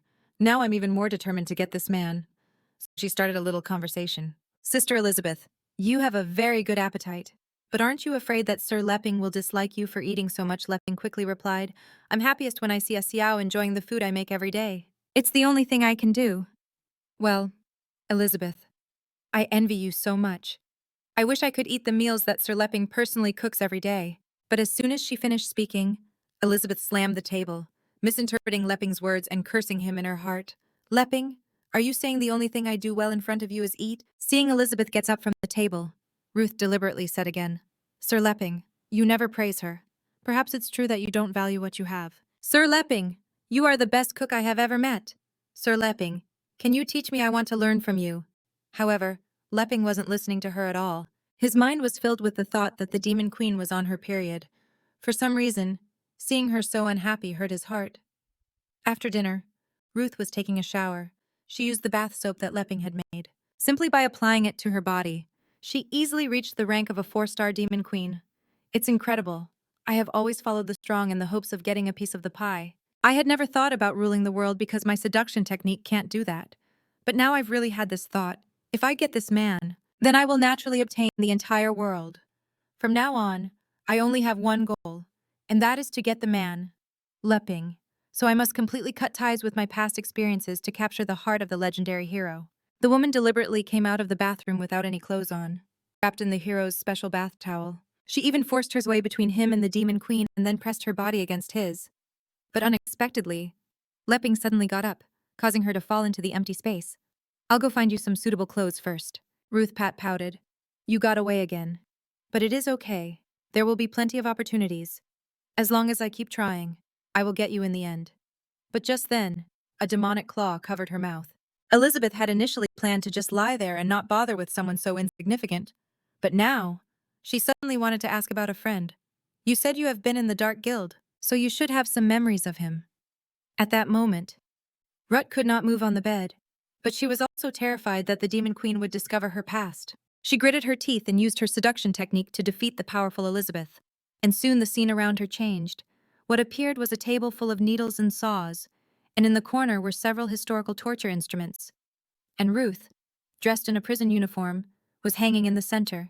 At the same time, the clicking of high heels could be heard from outside the door. Ruth was completely confused. Why is it like this? You should have fallen into my trap, Elizabeth said. I deliberately fell into your trap, but I also dragged you in with me, Ruth asked. What do you want, Mr. Luping will be out soon. Aren't you afraid Mr. Luping will see you doing this to me? Elizabeth just chuckled. I've adjusted your illusion. 1 hour in here is equivalent to 10 seconds outside. During this time, everything will feel real, and you'll forget everything when it's over. Ruth smirked. You're going to all this trouble just to threaten me into leaving Mr. Luping? Then I'll tell you straight. But as soon as she finished speaking, Elizabeth's whip had already struck Ruth's body. You're overthinking it. What I want to know is Amelia's whereabouts. As she spoke, the whip was like a dragon roaming over Ruth's body. Each lash seemed to draw a piercing sound in the air. Dark Hill hasn't been completely eliminated, but Amelia has disappeared. And looking at you, a mere wretch who has reached the rank of a demon king, she must have been captured by you. Ruth endured the pain, refusing to reveal any information. Seeing this, Elizabeth increased the speed of her whip. Resistance will be punished severely. You can continue to be stubborn. Amidst the whistling of the whip, Ruth cowered. Although her body was covered in bloody marks, she kept pretending she knew nothing. Please, Demon Queen, let me go. Although Elizabeth couldn't get any useful information, she felt a great satisfaction in her heart. It might be because I'm jealous of him. Luping. At that moment, Luping's voice came from behind Elizabeth. What are you doing? Help me, young master. See how this outfit looks on you. Since Elizabeth was in an illusion at that moment, she imagined Luping looking magnificent. But in reality, Luping was just holding a piece of clothing and asking if it was big enough. A flustered Elizabeth felt so embarrassed that she ran off, leaving a disheveled Ruth on the sofa panting. Please, let me go. I can't take it anymore. The succubus had fallen into her own illusion and had been whipped by the Demon Queen for 49 hours, and all the sensations of the illusion were realistic. Once it was over, she automatically forgot the entire process, but the fear still lingered in her mind. I've reached the rank of a 4-star Demon King. I'm no less than the Dark Guild or the Holy Swordsman Guild. But why? Why am I like an insect being played with by a child in front of them? Unable to resist, I can't just give up like this if I want to advance. But as soon as she finished speaking, she saw a dark shadow standing outside the window. That dark shadow was Elizabeth. She made a gesture that meant, I'll be watching you. This scared Ruth so much that she hid under the covers. But Elizabeth was still misunderstanding the situation. Luping saved this woman just to force me to declare my position, right? But you'd better remember your promise not to let anyone sleep in your bed. After we send this woman away tomorrow, I'll have a good talk with you. Morning came quickly. As soon as Luping left his room, he saw Ruth cleaning the floor. Miss Ruth, you don't have to be so formal. We have a robot vacuum. Please, get up. You're a guest. He then said to Elizabeth, You should stop her too. Elizabeth snorted. It's not like I forced her to do it. What does it have to do with me? Ruth, feeling uncomfortable under the Demon Queen's gaze, had found something to do to show her submission. I made the floor very dirty yesterday. This is what I should do. Luping quickly helped her up. Don't be so formal. After I wash up, I'll make you breakfast. But just then, Elizabeth became enraged, threw the red date and goji berry tea she was holding onto the table, and pushed Ruth away from Luping. It's just cleaning the floor. Why are you so worried I'll clean it for you? But Luping didn't let go of her. Elizabeth angrily asked him why. Luping thought she was on her period and told her that because of the rules, she had to let it go. And Elizabeth thought he was referring to the rules of power and reluctantly let it go. Luping thought to himself, Do you think I haven't noticed? Elizabeth took the initiative to serve him the red date and goji berry tea that she had specially prepared for him that morning. Your time of the month must not be over yet. You must have a stomach ache, right? As for cleaning the floor, it was probably just An abnormal, impulsive behavior caused by emotional fluctuations. How could I let you touch cold water? At that moment, Ruth joked, Mr. Luping is also a bit hard on Sister Elizabeth. Elizabeth told her not to talk nonsense. I'm giving you until today to leave. This is my final act of mercy. Otherwise, I will annihilate you on the spot. Ruth didn't dare say anything else, thinking, Mr. Luping is truly a treasure, but the dragon guarding him is something I can never defeat. I should be content with what I have. Meanwhile, Luping had already prepared breakfast. Today's breakfast was spam and egg noodles. Come on, you eat too. Ruth Pat cautiously asked Elizabeth, May I eat? Elizabeth glared at her angrily and said, Hurry up and eat, and then leave. Hearing this, Ruth Pat could only lower her head and eat. But this bowl of noodles had little effect on her, a 4-star demon queen. Miss Ruth Pat was leaving that day, just as Lu Ping had mentioned. Elizabeth was annoyed. You feel bad that she's leaving, don't you? Just a moment ago. Upon learning that Ruth Pat was leaving, Lu Ping had planned to contact Uncle Chief and Miss Gigi to help her find a place to stay. Only then did Ruth Pat realize that other people had been there. It was no wonder the Card Guild had suddenly become so famous, and that the disappearance of the Sword Saint was also related to that place. Elizabeth told Lu Ping not to worry. She had already decided where she would go. Ruth Pat didn't dare disobey the Demon Queen's words, and in her heart, she planned to go out and create her own force. She then slowly chewed the meat and took small sips when she ate the egg. This sound annoyed Elizabeth, and she accidentally poured too much vinegar into her noodles. Lu Ping kindly reminded her. Elizabeth, do you like eating vinegar? Elizabeth thought he was referring to jealousy and love and instantly blushed. Lu Ping then asked if she wasn't afraid of the sourness. Only then did Elizabeth belatedly look at her noodles and realize that half the bowl was filled with the vinegar she had just poured. But out of pride, she forced herself to eat the noodles. Lu Ping, seeing her body tremble, asked how she was feeling. Elizabeth gave a thumbs up, indicating it was delicious. But in reality, under the strong, sour taste, her tongue felt like it was on fire, and the intense stimulation rose to her cheeks with so much sourness that she couldn't help it even if she wanted to. Soon, her thoughts exploded like a lit bomb in a series of flashbacks that went through her mind, from the first day she met Lu Ping to all their experiences over the last 500 years. At that moment, Elizabeth cried. So we've already been through so much, from fated adversaries to a late encounter, and finally, we became friends. Going out to see the world together, playing the game of ruling the world by turns, both intentional and unintentional guidance and contact, everything has been leading in that direction. But I recently discovered that you are the creator whom I can never reach.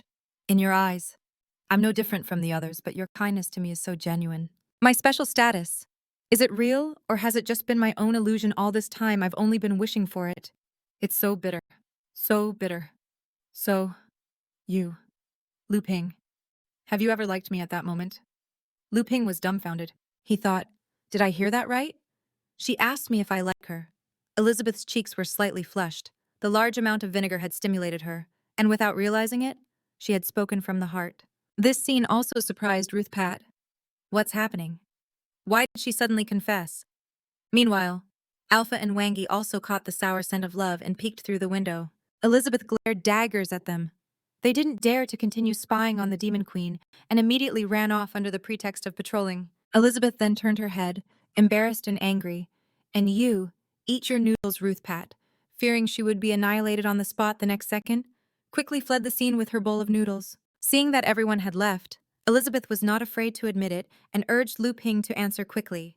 However, Lu Ping played dumb. Are you saying you like spam and egg noodles? I'll fry you 2 more sausages. Elizabeth told him not to try to fool her. My meaning is very clear. Answer me quickly. Today you must give me a clear answer. At that moment, his heart was pounding, as if it was going to burst out of his chest. Just then, Lu Ping's mind went blank. Inexperienced as he was in love, he panicked and even had more than 10 different personalities arguing in his mind. At the same time, he was afraid that Elizabeth didn't feel anything for him. In the end, they reached a consensus. It was a matter of life and death, and he had to say what he felt in his heart. But at that moment, Lu Ping was still stammering. Elizabeth couldn't wait any longer and urged him again for an answer. Do you like me or not? Soon, a series of memories appeared in Lu Ping's mind. I like it when you get angry from time to time. Elizabeth, I like that you always look forward to the dishes I make. I like it when you take me to see the world, and I also like how you always protect me in times of danger. But I'm just a servant, at most, a friend. And you are the powerful demon queen. How could I dare not knowing what to answer? he suddenly brought up the topic of pudding. Why don't we talk after you finish eating? Actually, in the year and a half we've been together, I have been very happy. If it weren't for your arrival, maybe I would still be living in a world created by myself. When you finish eating, you will naturally get my answer. Elizabeth was secretly overjoyed. I understand what you mean. You're too embarrassed to say it directly because of your status as a creator. So you're using my favorite pudding as a substitute for your answer and cleverly thrown the question back at me. If I eat this melon pudding, it means I'm accepting your love, since you made the first move, so I'll reluctantly accept it. But when she reached out to grab the pudding, Luping suddenly pulled it back. Never mind. Elizabeth looked at Luping in a panic. What do you mean? He explained that it was because of the rules. But with just that one phrase, a scene of a dominant CEO confessing his love inexplicably popped into Elizabeth's mind. Why do you still refuse to confess your feelings to me? And the Luping in her fantasy was wearing a suit and even gave Elizabeth a powerful wall slam. The rules don't decide whether I like you. However, I, the chairman of the Liu Group, am the one who sets the rules. Do you understand? As he spoke, he even playfully lifted her chin. Elizabeth shook her head and immediately snapped back to her senses, cursing his ridiculous rules. Luping said that in his previous world, the rules were set up that way. In fact, he had simply assumed that the Demon Queen was on her period. Hearing this, Elizabeth shed a tear of frustration, misunderstanding Luping's meaning. So I'm no different from anyone else. Your feelings for me are also based solely on your mood. Then, disappointed, she opened a portal and vanished before his eyes. Luping guessed she must have realized his feelings for her, which is why she had teleported away, as expected. I, who have no experience in love, can't understand a girl's thoughts. But was my behavior really that obvious? I've been deliberately keeping a safe distance in my daily life. The Demon Queen's failed confession led her to run away from home, which in turn gave the succubus a chance to get close to the hero. So you two love-struck fools? This is a blessing. I can see victory again. Then she unbuttoned her clothes. Oh, Mr. Luping, since Sister Elizabeth is gone, can I try that dessert? Hearing this, he immediately took the pudding away and refused her. Ruth put on a pitiful face again. Didn't you say Sister Elizabeth can't eat it? He explained that, although it was a bit embarrassing, it was a promise he had made to her.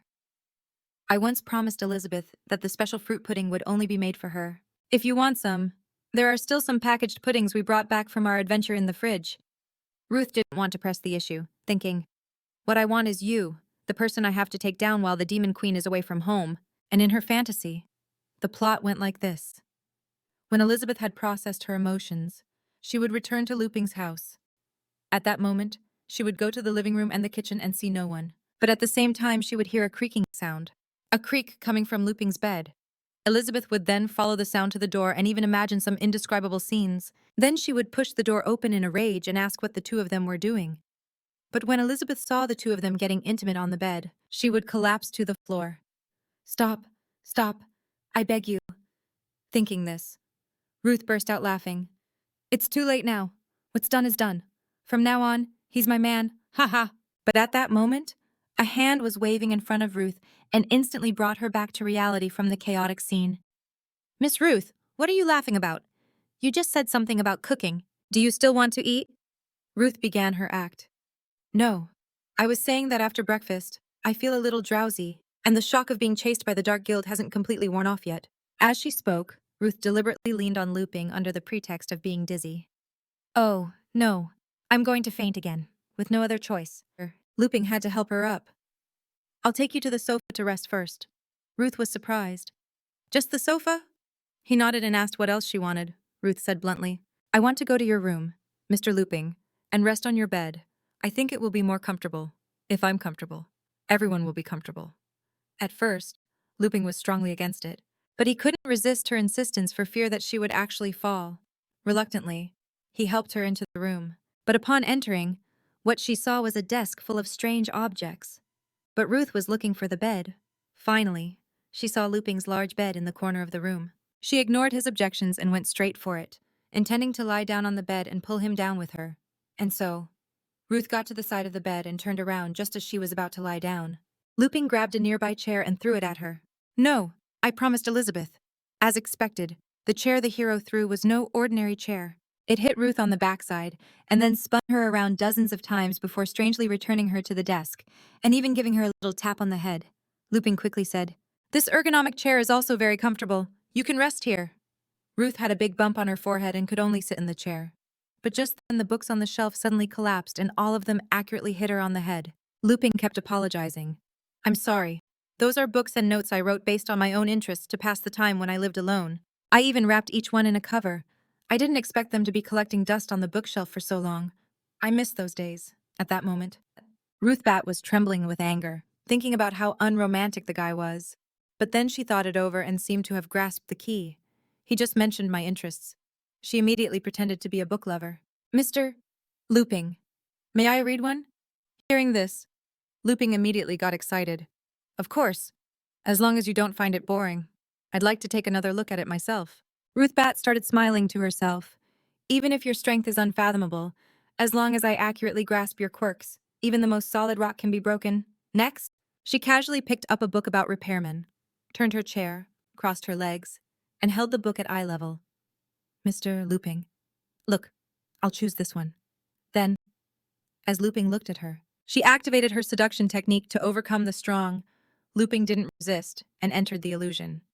In the illusion, Luping rang the doorbell, and Ruth Bat, dressed in a sexy nightgown, opened the door for him. It turned out that Luping's role in the illusion was that of a repairman who had been professionally fixing faucets for 500 years, Ruth Bat said. The shower in my bathroom suddenly stopped working. Could you take a look at it, master? And then she turned on the shower faucet. Look, it just suddenly stopped working like this. I can't even take a shower. Luping quickly checked the pipes. It's a minor problem. I can fix it right away. He then tightened a screw on the pipe with a wrench. At the same time, the shower head and a ceiling sprinkler sprayed water all over his body. He quickly closed the valve and then said goodbye. Dear customer, the service is complete. But Ruth Bat struck a seductive pose. Leaving already? I have the ultimate temptation right here. Don't you want to take a look? Luping looked ahead and was instantly stunned. It really was the ultimate temptation. He then looked forward with a dazed expression. Can I really look? Ruth Bat nodded. Not just look. You can touch it however you like. But as soon as she finished speaking, Luping walked past Ruth Bat and admired the repair tools hanging on the wall. Isn't this the light wheel? The 3000 series electric drill? The motor is so powerful? Ruth Bat was instantly stunned. Why did something so irrelevant suddenly appear at that moment? Luping took the book from her and explained. This is a collection I made when I first arrived here to motivate myself to collect all the tools. Now, looking back, not only have I collected them all, but I've also upgraded them over several generations. Time really flies. Ruth Bat was furious. So the so-called ultimate temptation was just these strange things. Let's try again. This time I won't be so direct. I'll subtly implant my seduction into his interests. Then Ruth Bat picked up a nearby book about health and used her seduction technique. Soon, the two were caught up in another illusion. This time, Ruth Bat played a patient who had come for a medical checkup, and Luping, as a doctor at the wellness center, asked her where she felt unwell. Ruth Bat said, I feel very tired. Can you examine me? After taking her pulse, Luping gave a serious answer. Your pulse is weak and irregular, and you have fever in the 5 centers. This is a sign of kidney yin deficiency, accumulation of impurities, and excessive indulgence. That was exactly what Ruth Bat wanted. Excessive indulgence. So, why don't you treat me? Maybe after I'm satisfied. But before she could finish, something was placed in front of her. It was medicine. Luping had already prepared it for her. Boil 3 bowls of water down to 1 and drink it once a day. You will recover naturally, Ruth Bat said. Take medicine. I'm afraid I can't stand the taste of this Chinese medicine. Doctor, don't you have other treatments like massages? Luping asked if she wanted a bone-setting massage. This is even more stimulating than taking Chinese medicine. If you're really sure, then you can unbutton your clothes. Ruth Bat unbuttoned her clothes one by one. Unbuttoning is stimulating, so I'd like that very much. Seeing her continue to unbutton, Luping quickly told her to stop, that just unbuttoning her collar was enough. Ruth Bat thought she had succeeded. Then I'll leave the rest of the buttons to you. I didn't know you were such a pervert. However, as soon as she finished speaking, Luping twisted her neck with his bare hands. Then he pressed his 2 thumbs on Ruth Bat's spine, and the sound of her joints cracking sent a wave of extreme pleasure through her, making her moan. Just then, Luping held Ruth Bat's face in his hands. The next part, if you can bear it, will cleanse all the filth from your body. Luping's foot suddenly stomped down, and a loud crack was heard. The final move was finally complete. Do you feel lighter now? Ruth Bat felt very good and stimulated. In an instant, her entire body felt much lighter. Her voluptuous and seductive body went limp as Luping held her head in his hands. Her soul was shattered by the fear from the illusion, which scared her so much that she woke up from her own illusion, finding herself clutching her neck. Luping explained that the bone-setting techniques in the book were all professional. You shouldn't try to imitate them or you'll get hurt. Ruth Barr felt helpless, thinking her seduction technique had been useless all along. Instead, she had fallen into the world of his books. Her magic rank had even dropped to a 3-star demon king. Now that my breakthrough has failed, he saw it coming from the beginning. He did it on purpose. He revealed his interests as a warning for me not to overestimate my abilities. Because I was greedy. In the end, I have to return everything I got. But the legendary hero has arranged everything for me to take. How can I give up this once-in-a-lifetime opportunity? I'll try one more time. And if I succeed soon... Ruth re-entered the world of Link's books, this time playing the role of a teacher. Link, you must be tired after studying for so long. Let me check your work. But he refused without turning his head. There's no need. Teacher, I've already finished my homework and now I'm making my own problems. Ruth swayed her hips and approached him. Let me see. However, what she saw was a series of geometry problems, sets that she couldn't understand. She thought, what kind of magic array is this? So ancient and mysterious. Just by looking at it, I can already feel an invisible pressure. If I could master it, maybe I could glimpse the truth of the world. But it's too difficult. At that moment, Link muttered, these can be easily solved with middle school knowledge. Will this be comprehensive enough? Ruth wanted to change the subject. Link, don't push yourself too hard. It's okay to relax a little. But as soon as she finished speaking, his phone suddenly rang and the profile picture on the phone was the Demon Queen. He picked up the phone and said, Goodbye, Ruth. My girlfriend is calling me. I'm leaving. Ruth scolded him like a teacher. How dare you bring your phone to school and you're in a relationship? But Link said, Come on, this is all fake. We've already graduated. We only dream about these things when we're stressed. I'll recite the entire table of derivatives and integrals for you. Then, he recited a series of formulas. But Ruth felt a strong headache after hearing them, as if they were some kind of spell. Stop, my head hurts. Ruth found it strange. Although these spells were stressful, they shouldn't have caused her so much damage. This painful sensation was as if the sadness from the bottom of her heart had been torn out. At that moment, the legendary hero and the Demon Queen held hands, symbolizing the purest and most original love, and they walked away as Ruth cried out in prayer. But just then, the sound of a wooden fish being struck was suddenly heard. This clear and melodious sound instantly woke the grieving Ruth. Link took the campus journal from her hand and gave her the wooden fish. Please, keep this for me, and don't read this book again. It's a bit embarrassing, although it's a compilation of geometry problems. The way I wrote it, it turned into a pure campus love story. I'm sorry. Ruth's eyes grew moist. Mr. Link, you said pure love, so it was pure love. No wonder the sadness at the bottom of my heart couldn't be suppressed and came gushing out. It was that memory that was rekindled again.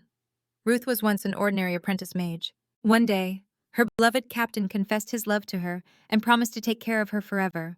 Unfortunately, everything changed after she gave herself to him. Didn't you say you would take care of me? Why are you forcing me to sleep with your guild president? The scumbag grabbed her by the hair and cursed her. If you don't make that old man happy, I won't get a spot on the high-level dungeon team. How am I supposed to take care of you if I can't earn money? At that moment, she awakened her seduction ability, instantly draining the scumbag's vitality and killing him. But from then on, Ruth stopped believing in love. She wandered the continent of heroes, seducing men and absorbing their magical energy to make a living.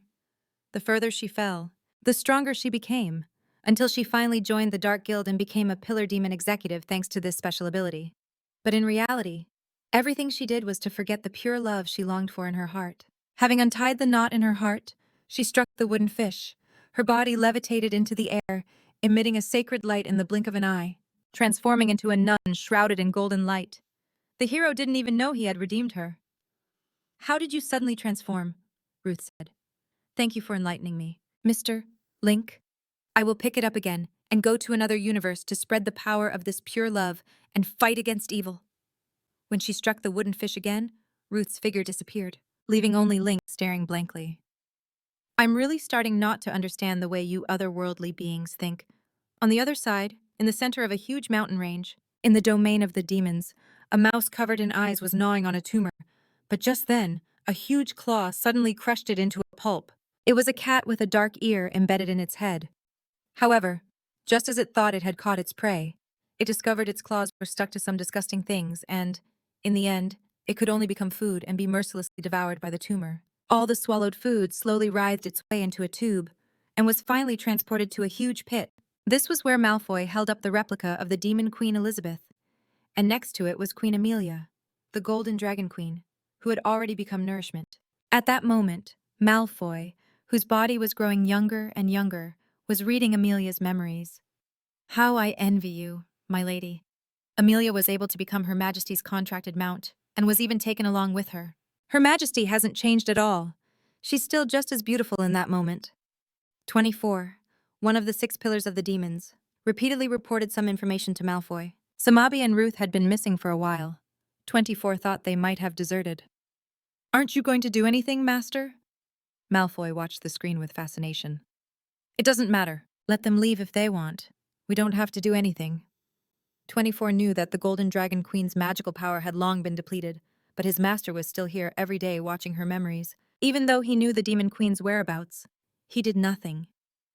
Master, your clone in the elf tribe has also lost contact. There are rumors outside that the elf tribe has been taken over by that card guild, but Malfoy remained indifferent. It's nothing. I've finally caught the attention of Her Majesty Elizabeth. No, otherwise she wouldn't have sent Amelia to kill me. 24 fell into silent thought. Is it because the guild has disappeared, and the forces he built with so much effort are gradually being lost, that my master has lost his spirit? But just then, the entire underground cave shook violently. Malfoy immediately turned off the video, sensing that this pressure was very powerful and familiar. The nearby 24 also felt it. Master, it's her. She's back. But Malfoy was worried about his appearance. Of course, I know. But in my current state, just a moment ago, the Demon Queen, after her failed confession, had teleported to the demon realm, muttering her dissatisfaction with Ipani's rules. In your eyes, the creator, your feelings for me are nothing more than cold rules. At that moment, a tear fell from her eye and landed on the dry ground. Unexpectedly, the tear, which contained rich magical power, brought the lifeless demon realm back to life, and in an instant, it was covered in lush green grass. But Elizabeth hugged her knees and sobbed. It was my own delusion to think that I'm still sad. It's so embarrassing. How have I become so fragile? I can live perfectly fine without anyone. On the contrary, losing an opponent of my caliber is your greatest loss. I'll never go back unless you personally beg me. But just then, she inadvertently sensed Amelia's aura. It's clear she's here, in the demon realm. Why hasn't she completed the mission I assigned her? However, with this in mind, Elizabeth transformed into a ray of red light and disappeared over the horizon. At the same time, in a certain part of the demon realm, a large number of magical beasts controlled by the Dark Ear were groaning. But at that moment, a ray of light suddenly shone from above, ripping all the Dark Ears from their bodies. Elizabeth charged forward, finally stopping in front of a cave. Above her head were the Dark Ears she had removed along the way. With a firm grip, she crushed all the Dark Ears into dust that scattered with the wind. This filthy magic is everywhere. I'd better clean it up, even though I should be an observer and not interfere. Halfway through the sentence, she suddenly came to her senses. Elizabeth, you're not playing his game anymore. Do whatever you want. Get to it. Then she arrived at the tomb-like cave and said, Amelia, why are you hiding here? If you've accepted that filthy magic in search of power, then I'm very disappointed in you. She got no response. Elizabeth shouted, Amelia! However, at that moment, Amelia's magical power had long been depleted, and she had turned into a dead dragon egg. Elizabeth sensed that something was wrong. Amelia has an absolute servitude contract with me. It's impossible for her to ignore my orders. No, Amelia has reached the rank of Demon King, and as a golden dragon, her talent is unparalleled. Even against an opponent of the same rank, she can undoubtedly retreat safely. So Elizabeth raised her hand, and a huge demonic claw searched the cave below, finally unearthing Amelia, who was in an incubator. Elizabeth wanted to crush the incubator with the demonic claw, but the next second, the incubator spat out the dragon egg that Amelia had transformed into. Elizabeth recited a spell that only she knew over the dragon egg, and then touched it with her hand. Soon, the eggshell disintegrated, revealing Amelia's face. After all, the eggshell had peeled away. A lifeless figure appeared before her eyes. Elizabeth muttered with a hint of self-blame. I underestimated the dark beings. Her life had already withered, and her magical power was completely depleted, leaving only a shell behind. Then she kissed Amelia's forehead, giving her 1,000 years of life. Soon, Flashes of red light surrounded Amelia and finally entered her body. Amelia slowly opened her eyes. Seeing that she was awake, Elizabeth asked her, "What happened? Explain it to me clearly." But all she got was a strange greeting from Amelia. "Who are you?" Just because the soul and memories of her contracted golden dragon were stolen, the demon queen directly activated the gaze of the demon god, with her strength as an 8-star demon goddess, spied on the entire continent of heroes just to find Malfoy and eliminate him completely. It was On who sensed Demon Queen Elizabeth at the same time. The Sword Guild also sensed the powerful magical surveillance. But Gigi recognized the magical power. "Don't worry. It's someone I know." On the other side, the chief of the elf tribe and the others also felt it. "It's the Demon Queen. She's checking if we've been taking care of the sacred tree." And Assad had sensed they had been discovered and planned to return to the Sea of Darkness to avoid her for a while. It's almost time for the showdown. And Wanchi and Alpha, who were on patrol, didn't dare to get involved in Elizabeth's affairs, thinking they would just collect their protection money and go home. As for Luping, he was in the kitchen cooking. "After being separated for so long, I can't stop crying." Finally, in a corner of the continent, a hero-like figure spoke to the system. "This is a provocation. Let's fight now." Soon, Elizabeth withdrew her surveillance magic. Although she hadn't found Malfoy's location, she had heard Luping's words. "He just said he hasn't stopped crying since we separated. You stubborn guy, I've caught you this time." After a few seconds of secret excitement, she suddenly came to her senses. "No, this isn't the time to think about that." She touched Amelia's face and then hugged her. "Don't worry, Amelia. I'll help you get your memory back." On the other hand, Malfoy had already moved the Demon Queen's replica to the Demon King's training ground. 24. One of the 6 pillars of the demons. He was very confused. "Why have we teleported here?" Malfoy explained. "I have created a protective field here with a magical property opposite to Her Majesty's, so Her Majesty can't find me." But 24 still didn't understand why Demon Queen Elizabeth wasn't the target he had always dreamed of. "Master." But Malfoy sighed repeatedly. "Precisely because Her Majesty is so important, I must be in my best condition to see her, and now is not the time." 24 asked, "Is there anything 24 can do for you?" Master Malfoy said he didn't need anything. "Now it's a matter of patience. Whoever can hold out until the end will win. When 2 fight, a third benefits. The mantis stalks." The cicada, unaware of the oriole behind it. "I have already waited so many years. The only thing I have now is time." With that, Malfoy turned the video on again. Foy, repeatedly reliving the various experiences of Amelia and Demon Queen Elizabeth from Amelia's memory. Each time he would blush and watch it over and over again. "Now I can watch Amelia's memories to ease my longing for Her Majesty. I'm so happy." 24 was lost in thought. "That's what he says. But how can we just wait if those people from the ST Sword Guild keep getting stronger? It will undoubtedly affect the Master's plan. Before that, 24 must do something." Meanwhile, Luping was in the kitchen cutting onions. The reason he was crying was because the onions were irritating his nerve endings. Luping sighed. She couldn't eat the pudding. Making her favorite onion soup with garlic bread should make her happy. "It's my affection for Elizabeth. So obvious now that she has found out. We won't even be friends anymore." Time passed quickly, and it was already 7 in the evening. Of course, Elizabeth still hadn't returned, leaving Luping alone at the dining table, sighing. But just then, the door suddenly opened. Luping thought it was Elizabeth and turned his head excitedly, but all he saw was Alpha and Wanchi. "Ah, is that you, Alpha? Have you seen Elizabeth outside?" Alpha hadn't seen her and went straight to the refrigerator for a big chicken leg. Luping lowered his head and muttered, "Could it be that Elizabeth really—" At that moment, a hand suddenly grabbed some food, and Elizabeth's voice was heard. Hearing this, Luping was stunned. "It's Elizabeth. You're finally back," Elizabeth replied. "Do you have a problem with that?" But in her heart, she thought that seductive woman no longer existed, so she wasn't ashamed to come back. Luping, to contain his joy, said, "I thought you were angry about this morning and wouldn't come back." Elizabeth said she was that tolerant, and thought to herself, "I saw you secretly crying because I left, so I'll give you a chance to win me back." Hearing this, Luping nodded and fell silent. The drama that had just unfolded made the atmosphere between them awkward.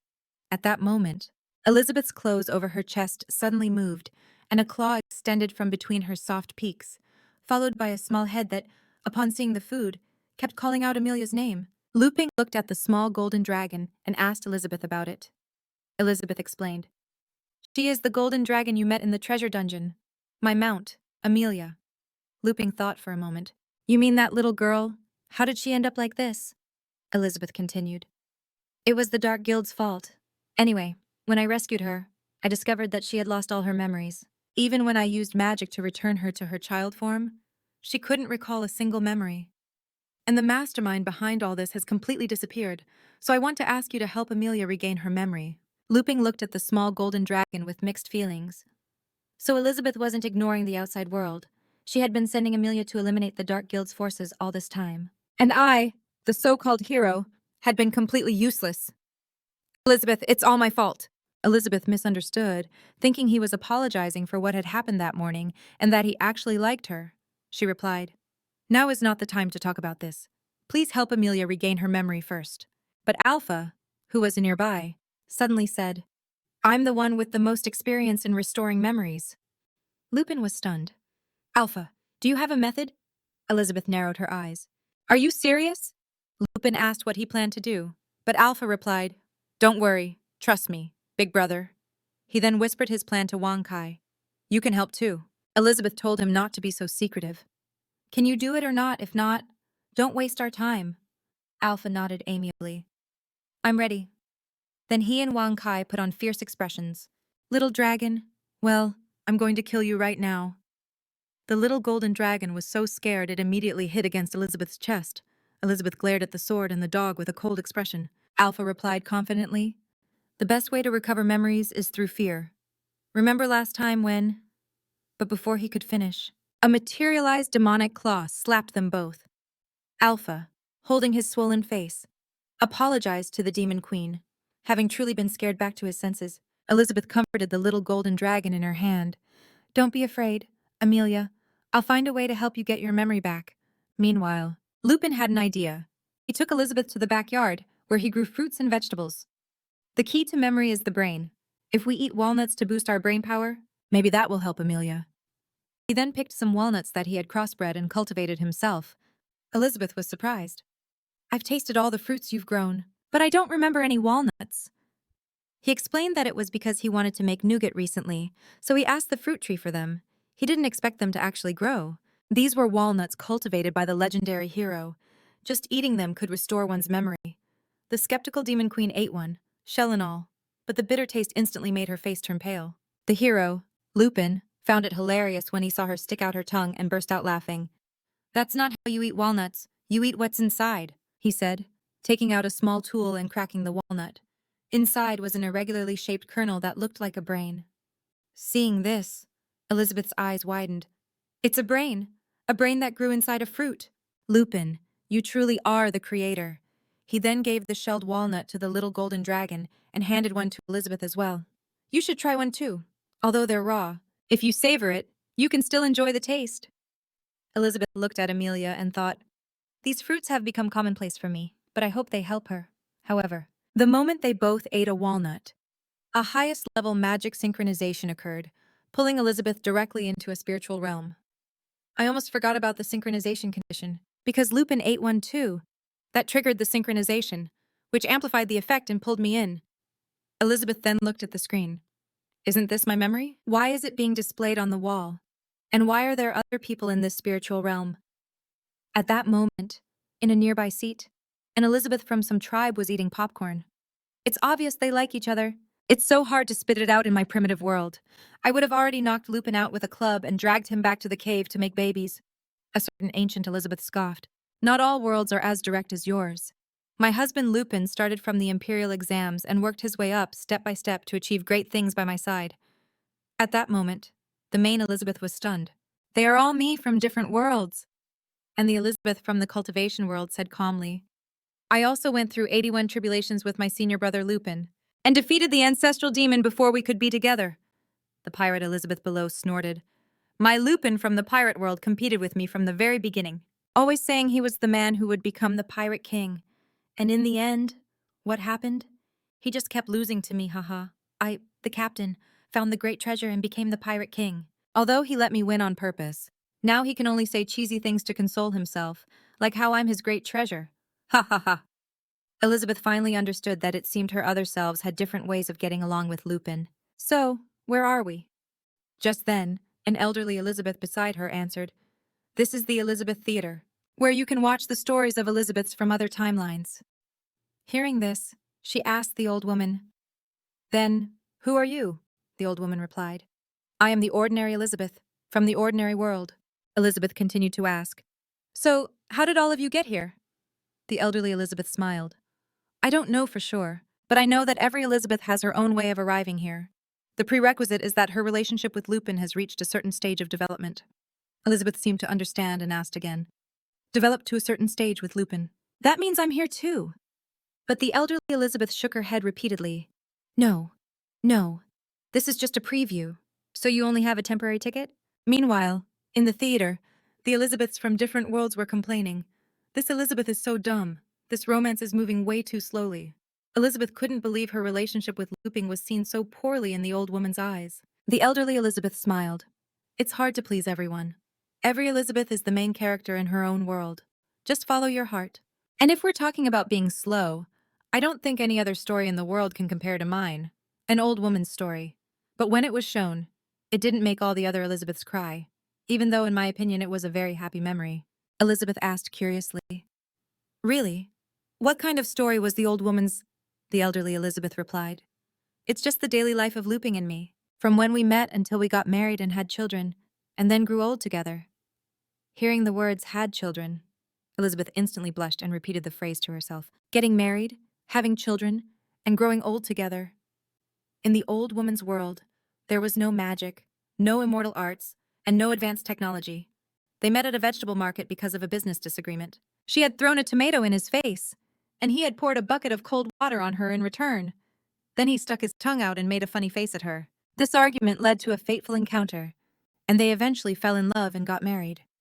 After getting married, they lived happily and later had a son. Decades passed, and their son grew up and had to leave for a distant place to study. After seeing their son off, the two of them walked hand in hand under the golden glow of the setting sun. Although time had carved wrinkles on their faces, their tightly clasped hands spoke of eternal love and companionship. Her parents passed away, and her son grew up. In the end, the person who always remained by her side was Luping. Life is short. It passes in the blink of an eye. Meanwhile, Luping's inner monologue appeared on the big screen in the theater. "Of course I like you. Elizabeth, I wish you could be my girlfriend. Elizabeth, please, come back to me." After reading the inner monologue, Elizabeth finally knew that he had loved her from the very beginning. This special broadcast made all the Elizabeths from different worlds in the theater start cheering. But the cheers lasted for less than 3 seconds before the clip ended.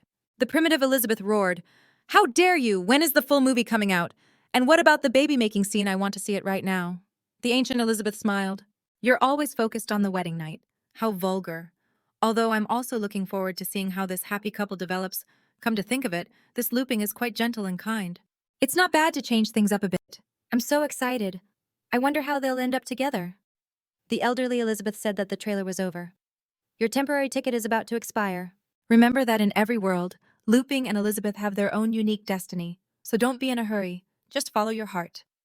Elizabeth wanted to ask more about the meaning of a unique destiny, but in the blink of an eye, she was back in reality. At that moment, the little golden dragon was clutching her head and trembling all over, looking very uncomfortable. Seeing this, Luping also grew concerned. Elizabeth went to check on Amelia. She seemed to be in a lot of pain. Could it be a nut allergy? Elizabeth's face filled with disappointment as she used a powerful healing spell on the little golden dragon. But the spell had no effect. The little golden dragon just kept clutching her head and crying. "Wah!" Luping started to blame himself. "What's happening? This is all my fault." Elizabeth nodded. Indeed, he had overestimated Amelia. Luping thought it really was a nut allergy. "So, do you have a solution, Elizabeth?" She shook her head, lost in thought, feeling helpless. Although Luping had helped Amelia reopen her memory bank, Elizabeth didn't have the ability to retrieve the lost memories and fill them in. So the empty memories were like a hole in Amelia's brain. Furthermore, she had searched all over the world and couldn't find the brain's location. Luping looked at the little golden dragon with a face full of guilt. "I'm sorry, Amelia." But at that moment, Amelia's pupils filled with the image of Luping. A sense of domination, like a tidal wave, washed over her mind. Meanwhile, over with Malfoy. The memory screen went dark. The original memory file has suddenly been recovered. The master has found this place. Impossible. The little golden dragon, remembering the fear of being dominated by Luping, flew towards the demon queen with a cry. Master, save Amelia! The impact directly deformed Demon Queen Elizabeth's large chest, and the little dragon was knocked unconscious. Elizabeth guessed that Luping had used his power to forcibly recover Amelia's memory. In the past, he had no interest in personally interfering in such low-level matters. Now, for her sake, he had made an exception again. Luping thought he had scared Amelia, and quickly apologized to Elizabeth. Elizabeth said she could handle the situation. He would just let her rest for a while in a contractual space. Then he stared intently at Luping. Luping scratched his head, feeling a bit nervous. The scene remained silent for 1 whole minute before Luping finally broke the awkward silence. The night sky is quite clear tonight, isn't it, Elizabeth? Elizabeth nodded, her cheeks slightly flushed. Alpha, who was watching the show, finally snorted. When I tried, I just ended up scaring her. It was so low-class and boring, but when Big Brother Luping does it, it's amazing. Wangi glanced at him. Of course. Wow. How can you even compare yourself to the master? But just then, a system notification echoed in Alpha's sea of consciousness. He clutched his head and writhed on the ground from the splitting pain. It's noise. It hurts. My head is about to split open. Seeing this, Wangi quickly opened a mechanism and put a pair of noise-canceling headphones on Alpha. He soon stopped struggling and fell peacefully asleep. Honkai didn't know what was wrong with him. His own signal receiver wasn't picking up any noise. I'd better take you back to the workshop for a detailed inspection. Meanwhile, on Elizabeth's side, she turned around and said goodbye to Luping. If there's nothing else, I'm leaving now. Although she said that, she stood there for a few seconds, not hearing a response from him. She finally took a step and left. As she walked, Elizabeth cursed inwardly. Luping, aren't you going to come after me? The other versions of you from other worlds are so proactive. At that moment, Luping's mind was once again filled with various voices. Maybe if I make it clear, there will be no turning back. But this time, he didn't want to regret it for the rest of his life. Elizabeth sighed as she walked. I have to be the one to take the first step. That won't do. The Elizabeth and Luping of each world have their own unique destiny. I must follow my heart, keeping this in mind. Elizabeth decisively summoned a teleportation array, but at that moment, Luping couldn't help but speak up. Wait, Elizabeth, didn't you ask if I liked you? She blushed slightly and turned her head in surprise. He admitted he wasn't worthy of the Demon Queen, but he still spoke unconsciously. We've been living together for over a year. I also clearly recognize the difference between us. If it were possible, I'd really like to live a simple life with you like this. But these words made Elizabeth very unhappy. You have to emphasize that you're the creator condescending to live a simple life with me, Luping continued. I'm a bit of a homebody. I have no dating experience and don't know how to make girls happy. And because of my status, I don't dare to express any of my thoughts. I didn't expect you to find me out. But since you've asked, I can't help it. I want to tell you that, Elizabeth, I like you. However, as soon as he finished speaking, she couldn't help but throw herself into his arms. She had been waiting for this moment for a long time. Then, the two of them slowly floated into the air, and under the bright moonlight, their figures intertwined in a romantic scene. Elizabeth said gently, I'm just following my heart.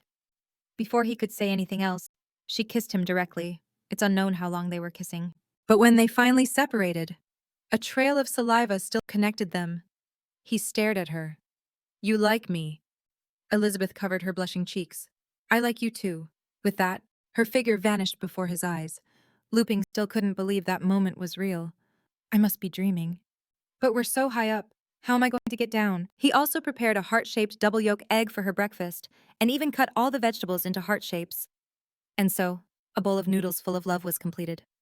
When he brought the noodles to Elizabeth, she felt that besides the rich magical power, there was also a mysterious sensation she had never experienced before. She asked him why today's breakfast was a little different. He didn't answer directly.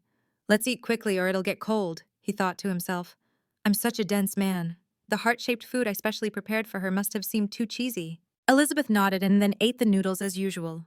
Unexpectedly, after the first bite, she felt herself enveloped by a warm, magical power. It's love. Luping had imbued the breakfast with his deep love. Seeing her stunned expression, he thought he had messed up the seasoning, so he also twirled up a small piece of noodle and ate it. But by chance, as they were eating, he and Elizabeth ended up eating the same noodle strand. They unconsciously drew closer to each other until their lips were less than 3 centimeters apart. But at the critical moment, the door suddenly burst open. It was Alpha, wearing noise-canceling headphones. Big brother, good morning. Do you have any orders for me today? But as soon as he finished speaking, a materialized fist flew towards him, instantly sending Alpha flying 10,000 miles away. Finally, the demonic claw also thoughtfully closed the door. In fact, this demonic claw was materialized by Elizabeth. She cursed that damn Alpha for ruining their moment. And Luping, with no dating experience, didn't know how to proceed after breakfast. Why don't we watch some TV? Elizabeth lowered her head shyly and replied softly, Okay. Then the two of them sat on the sofa, and although they were a little apart, Leo's hand slowly inched closer. He had just managed to get close to her hand when she suddenly pulled it away. At that moment, Leo was sweating nervously, feeling like he'd been caught doing something wrong and had failed. A simple gesture like pulling her hand away was enough to fill him with all sorts of doubts. We're in a relationship now, right? But Elizabeth is the demon queen. She's just messing with me. What if I'm just being delusional? But everything that happened last night was real. Just as he was wrestling with his thoughts, Elizabeth suddenly grabbed his hand. It was a first for both of them, but she was the one who took the initiative. She noticed he was a little restless and asked if something was wrong. Leo's doubts vanished. He just smiled and shook his head. Then Elizabeth deliberately leaned against him, and the softness of her chest unconsciously pressed against the back of his hand. In that instant, his breathing quickened and his face turned beet red. Elizabeth got straight to the point.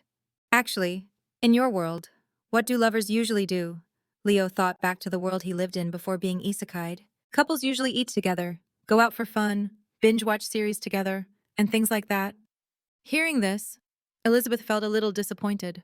Isn't that what we've been doing this whole time? Leo scratched his head, feeling a bit helpless. I guess so. Elizabeth pressed on. So, think of something that only couples can do. Can you do it with me? He seemed to have thought of something exciting. It depends on how far along the relationship is. Normally, at the beginning, it's just like this, holding hands. Elizabeth just stared at him blankly. Just at the beginning. That's not enough. I want to go further. He got a little nervous. Further. Probably like what we did last night. Elizabeth recalled the passionate kiss from the night before and instantly blushed.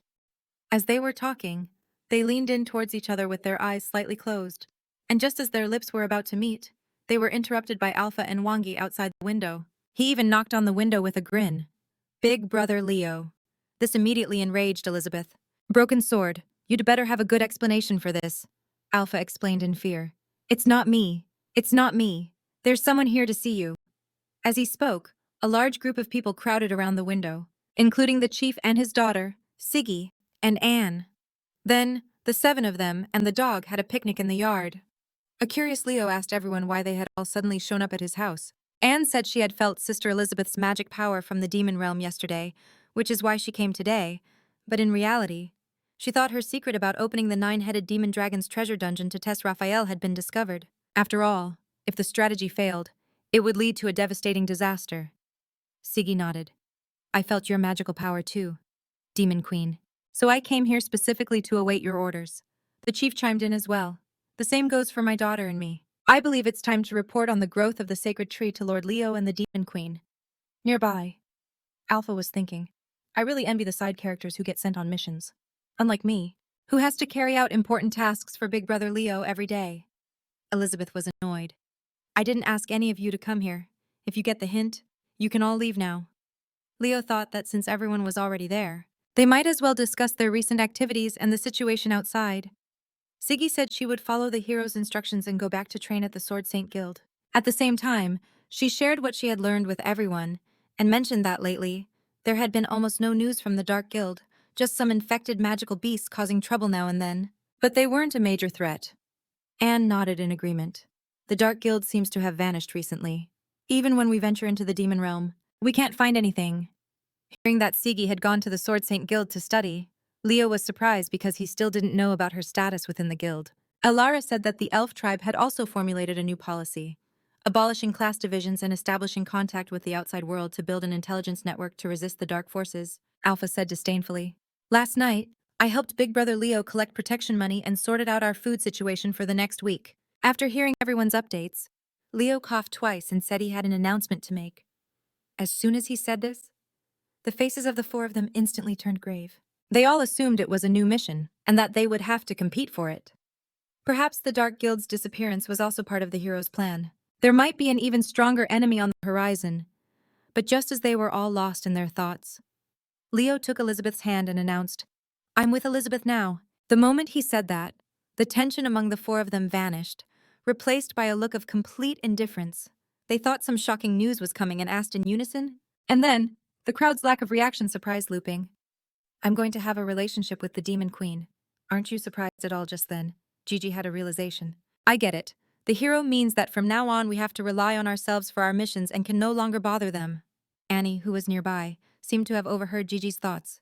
In fact, from the treasure dungeon to the experience with the elf tribe, without Brother Luping and Sister Elizabeth, I don't know how many times I would have died. I was trained hard to become a force that protects the peace of the hero's continent.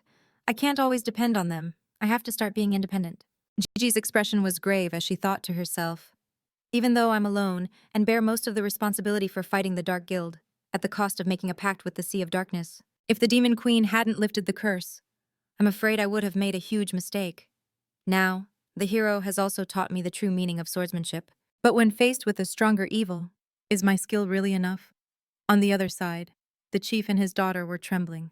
The treasure maps fell into the hands of the Dark Guild and nearly destroyed the entire world. If it hadn't been for the timely arrival of Mr. Luping and the others, the consequences would have been unimaginable. Now there's a new and powerful mission. And Mr. Luping and the Demon Queen have made it clear they won't participate. Do my daughter and I really stand a chance? Luping smiled and ate a cookie, saying that there was indeed something he wanted to ask everyone, but his words were misinterpreted by the crowd. But if it's too difficult for you, then just forget it. Hearing this, the crowd bowed their heads in shame. The hero has seen through our cowardice. Mr. Luping's words are a warning to us. This is so embarrassing. Without Mr. Luping's generosity, my daughter and I would just be a couple of nobodies. So we have to do it, even if we can't. While they were lost in thought, Luping looked at Elizabeth and said, "I'm planning to go on a trip with Elizabeth." "Yes." Gigi looked at the two great figures with a stunned expression and boldly asked, "Where are you two going?" Luping continued, "To the kingdom of Aristotle, just to persuade them to join the alliance against the Dark Guild. I'll have truly fulfilled my duty as a hero to world peace and can finally live my own life," the legendary hero thought to himself. "This is the only small thing I can do. I hope the plan goes well." But Elizabeth soon had a realization. Luping is moving forward with his plan to support his four heavenly kings of the East, South, West, and North. But she thought, living my own life refers to the two of us. It took me a long time to realize. I was blinded by my desire to win and misunderstood that he was just playing with these ignorant mortals to prove his strength to me. But in fact, ever since he first embarked on his adventure, he had already planned our future. So she agreed. "Since it's the last place, I'll go myself. If they don't submit, I'll destroy their entire country." Luping told her not to be so impulsive. "Let me handle this. I promised you that this time I would be the one to restore order and peace to this world." He thought to himself that even though he'd have to leverage Elizabeth's reputation at the end of the plan, if he resorted to violence now, it would all be meaningless. Now, Elizabeth was completely obedient to him. She shyly lowered her head and replied, "I'll listen to you." At that moment, Annie suddenly spoke up. "Brother Luping, Sister Elizabeth, please allow me to make a request. Please take me with you on this trip to the kingdom of Aristotle. I can control my demonic crimson eyes now. I can definitely help." Gigi, who was nearby, wasn't about to be left out. "I know the best way to get into the kingdom of Aristotle." Annie cursed inwardly. Miss Gigi may have retired as president, but she can still use her network. At the same time, the chief and his daughter also raised their hands. "And us, the chief promised to procure even the most difficult items. The elf tribe is being managed by General Blanchet, who is taking care of the sacred tree. There's no problem at all." Luping quickly tried to reassure everyone. "What I'm asking you to do is a misunderstanding. It has nothing to do with the kingdom of Aristotle." Elizabeth also scolded them. "What do you mean you want to join? Let's be clear. Whoever ruins my mood will have to face the consequences." Luping said, "Why don't you go home and wait for me?" "Elizabeth, I'll talk to the chief and the others about the rest." Elizabeth didn't ask any more questions. "I'm not interested in their affairs anyway." With that, her figure vanished. Luping then gestured for everyone to come closer. "What I want to ask you is..." Everyone immediately understood and moved closer to him. "What's so mysterious? Please tell us, Mr. Luping." But Luping just whispered a question. "Do you guys know where there are any hot springs?" Gigi said the elf tribe had healing hot springs and that they could heat them up with fire magic. But Luping said he'd already been to the elf tribe and was afraid Elizabeth wouldn't be interested. Besides, He wanted a natural hot spring and thought of a place he knew, where hot springs often bubbled up from the ground near the volcano in the demon domain. With a little development, it could become a natural hot spring resort. Luping was both surprised and happy. That's right. That's the kind of place. Can you help me clean it up and create a hot spring area? I want to surprise Elizabeth. However, Siggy fell silent, thinking, isn't that volcanic area near the Demon King's ruins? Is the hero implying something? The chief heard the word clean up and thought the hero wanted them to deal with a new evil. Then he asked the sword saint, Veteran Siggy, we will also fully participate. Jin nodded. If we all work together, we'll naturally be more confident. In fact, it was the first month of Luping and Elizabeth's relationship, and he was planning to celebrate with a trip to a hot spring. Jin's expression was grave. Please rest assured, hero, we will succeed. After watching the legendary hero wave goodbye, everyone finally breathed a sigh of relief. The chief said that in 1 month, evil will descend near the volcano of death in the demon domain. And the hero and the demon queen have made it clear they will not intervene. We can only rely on ourselves.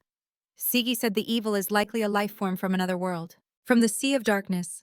I will share the detailed information with everyone after I've organized it. Annie also belatedly realized it was no wonder. When I was training in the demon domain, my crimson demonic eyes always sensed a mysterious power stirring. Aoife said that fortunately, we still have 1 month to prepare. I'm going to reach the rank of Demon King during this time. Alpha was still gloating. You all heard that, right? Big Brother Luping is only taking me this time. But before he could finish, everyone was sent away by a teleportation beam. In fact, this beam was used by Elizabeth. After forcefully sending everyone away, she took Luping to the room. Finally, no one is bothering us. He asked her what was wrong. Elizabeth replied, Of course, it's to continue what we didn't finish a moment ago. Something only lovers can do. And so, 1 week later, the two of them, along with a sword and a dog, set off on their trip to the hot springs. But at that moment, Luping was pale and thin, as if he was about to run out of ammo. The reason was that for the past week, every time he washed the dishes, Elizabeth would suddenly appear and ask him to hold her. Or when he was sawing wood with Swang, Elizabeth would open a portal and fall from the sky into his arms. And when Luping was showering, Elizabeth would take off all her clothes and join him. What's more, when Luping was fast asleep, a human-shaped silhouette would suddenly appear under the covers. It was Elizabeth, who had crawled out from under the sheets to be held, and she said that from now on, she wanted to sleep with him every night. So Luping couldn't rest, and after a week he was already haggard. But fortunately, he created a kind of energy pill just in time. However, Alpha had never seen anything like it. What is this? Luping explained it to him. It's a pill I made with the herbs from the yard, based on the secret Chinese medicine recipes on the bookshelf. After Luping chewed and swallowed the energy pill, a powerful energy surged from his body, instantly rejuvenating him and restoring his strength. The man is back to his old self. Alpha was surprised. That's incredible. Can I try one? At that moment, Elizabeth's level had already reached a 1-star challenge. She marveled at how Luping's secrets were endless, just by being a little more intimate with him. I have surpassed the demon god rank and entered the sage rank. Once I've increased my strength by a few more stars, I'll create the strongest child with Luping, with this in mind. Elizabeth also began to laugh to herself. Alpha broke out in a cold sweat. She's so neurotic. Since that night, they've become more and more alike, Wan Kai reminded him. Be careful what you say. It's rare for the master to take me out. Don't do anything stupid and ruin his mood. At that moment, Siggy suddenly greeted the group. Lord Luping, Lady Xiaobai. The two immediately looked over and saw they had already reached the Dwarf Kingdom so quickly. So Luping and the others followed Gigi on a detour through the Dwarf Kingdom before heading to the volcano in the Demon Domain. The hero, the Demon Queen, and the others had arrived in the Dwarf Kingdom. He marveled at how the dwarves were truly a skilled forging race. The streets were filled with shops making weapons and equipment, but Alpha was not impressed. I think it's all just reputation. There isn't a single weapon on the whole street that can compare to me. The Demon Queen, who was nearby, was confused. Can someone explain to me why we had to come to the Dwarf Kingdom first? Saint Gigi explained that the Dwarf Kingdom was the only place that had trade relations with the Kingdom of Aristotle. So, if we had the Dwarf King's recommendation, we might be able to enter the Aristotle Kingdom peacefully without a fight. But Bran said, Lady Gigi, he said you must have a way to help our Dwarf Kingdom forge S-rank weapons again. Although I also know that Mr. Luping has the ability to forge treasure cards, S-rank weapons are not that simple. The celestial ore has already been depleted. If you don't have absolute confidence, I suggest you don't disturb my father's temper. Luping quickly understood. Celestial ore. What is that? Brian continued to explain. The celestial ore fell onto the continent of heroes from space with a meteorite 2,000 years ago. The powerful impact at that moment changed the landscape here and also formed the sacred mountain that protects our dwarven kingdom. My father is now secluded in the deepest mine of the Sacred Hammer Peak, conducting research. Meanwhile, inside the Sacred Hammer Peak, the dwarven king, Merdinger, was forging a weapon. This was his 10,997th attempt. The blank had reached a level where he planned to use the hardest tungsten iron for the final polishing step. After polishing, he used a microscope to observe it. At 20 times magnification, the blade was still sharp and flat, but at 100 times magnification, nicks of varying degrees could be seen. Such crude craftsmanship could not forge an S-rank weapon. Erdinger was so angry that he broke the blade on the spot. Absolutely not. The foundations of the Dwarven Kingdom's forging must not be destroyed in my hands. At that moment, his son Brian entered with a group of people. Erdinger flew into a rage. This is so annoying. Didn't I say I wouldn't see anyone while I was in seclusion? Brian said weakly. But this time they were recommended by Lady Gigi, from the Sword Guild, before he could finish. Erdinger continued cursing. Annoying brat, you dare talk back to me, I don't care who you are. Get out. Don't disturb my forging. Hearing this, C stepped forward to explain. Your Majesty, for the sake of the many years of cooperation between our two guilds, please listen to me. This might help you find a new way to forge S-rank weapons. Brian tried to persuade his lady, Gigi, we can still leave now. But as soon as he finished speaking, Erdinger had already stomped on the ground and then, with the help of his old rank flying boots, he leapt into the air and positioned himself in front of C and the others with his enormous physique. I am the strongest blacksmith in the world. Erdinger, are you telling me that someone else can solve a problem that I can't? Gigi nodded her head. I believe they can do it. Brian's voice, who was nearby, was already trembling. Please, calm down. Erdinger proudly flexed his fists. This is a great insult to me. All of you should prepare to face the wrath of my iron fists. However, at that moment, a familiar voice was suddenly heard. When the cat's away, the mice will play for a long time. I don't see Erdinger. The moment he saw the demon Queen Elizabeth, Erdinger's descending fists suddenly stopped. Instead, he bowed like a subject before his monarch. This made Gigi and Brian, who were in front, break out in a cold sweat. At that moment, Erdinger's voice trembled. I have been a fool for not recognizing your Majesty's arrival. 500 years have passed. I thought... Elizabeth said you thought I was dead, right? And so you were all looking forward to becoming kings. Hearing this, Luping was surprised. The Dwarven King is your subject. Erdinger felt helpless. I deserve to die, but please listen to my explanation. Your Majesty, I too was forced to do it. It turned out that after 500 years of the Demon Queen's disappearance, the world had become increasingly chaotic. The leader of the Dwarven tribe, in order to preserve his people, had no choice but to return to the sacred Hammer Peak and establish the Dwarven Kingdom. And the Sword Saint, Gigi, no longer hid the truth and revealed that Luping was the legendary hero. Elizabeth, who was nearby, continued to interrogate Erdinger and the others. Tell me, Erdinger responded respectfully. Versus Malfoy, there's no need to say more. He was the one who established the Dark Guild and caused chaos in this world. He has been capturing people of different races for his life magic experiments. Many of our Dwarven tribe members have been his victims. Lord Hamuji. Hamuji has been looking for you, Your Majesty. During that time, he also met a human woman and had a son, but he was later targeted by the Dark Guild and is currently missing. As for Mugir, he is in a much worse situation. He was betrayed and besieged by all the tribal chiefs. This event is also considered the beginning of the decline of the Beastman race. As after Mugir's death, the tribal chiefs got what they wanted and divided his territory among themselves. But it also intensified the internal conflicts of the Beastman race, plunging them into endless infighting. To this day, the Beastman race can no longer unite as a single force. As for Tavira, the Elven race, I only know that she sacrificed her life to bless all her people. I don't know anything else. Finally, there is the destination you wish to go to. This time, Your Majesty Elizabeth, the Kingdom of Aristotle, was originally a human settlement led by High Priest Bar, but later that boy, Aristotle, used the power of science to fight against the Dark Guild and made a great contribution. Later generations named the place the Kingdom of Aristotle in his memory, but human lives are very short. After his death, it's unknown how many leaders have changed, and that place has become more and more closed off. But for the past 100 years they have continued to trade ores with the Dwarf Kingdom. Hearing this, Elizabeth cursed angrily. You band of fools. Knowing the Dark Guild was growing, why didn't you join forces to resist it instead? You all went your separate ways. forgetting racial conflicts and world peace. Have you all forgotten my order? Tamar Damer's voice trembled. I'm sorry. At first everyone followed their principles, Your Majesty. But over time there were always those with selfish ambitions who overstepped. I too was forced by circumstances. Luping, who was nearby, also hurried to comfort Elizabeth. Don't blame them. It's like a study hall without a teacher. There will always be unruly people who start making noise and bothering others. Elizabeth's expression changed in a second.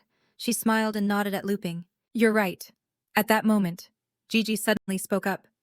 Hero, I humbly ask you to help the Dwarf Kingdom and solve the problem of no longer being able to forge Ultra S-rank weapons. But Brian sighed repeatedly.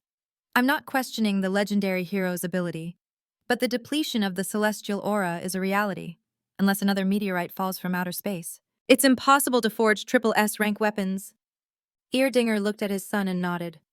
I've been secluded here and have conducted over 10,000 experiments without the celestial ore. At best, I can replicate ultra-rank weapons, not even reaching the lowest S-rank, Luping thought to himself, as expected of the dwarves from this other world.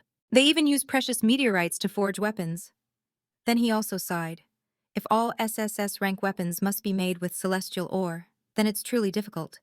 But Dinger said that the celestial ore is not a raw material, but a special whetstone.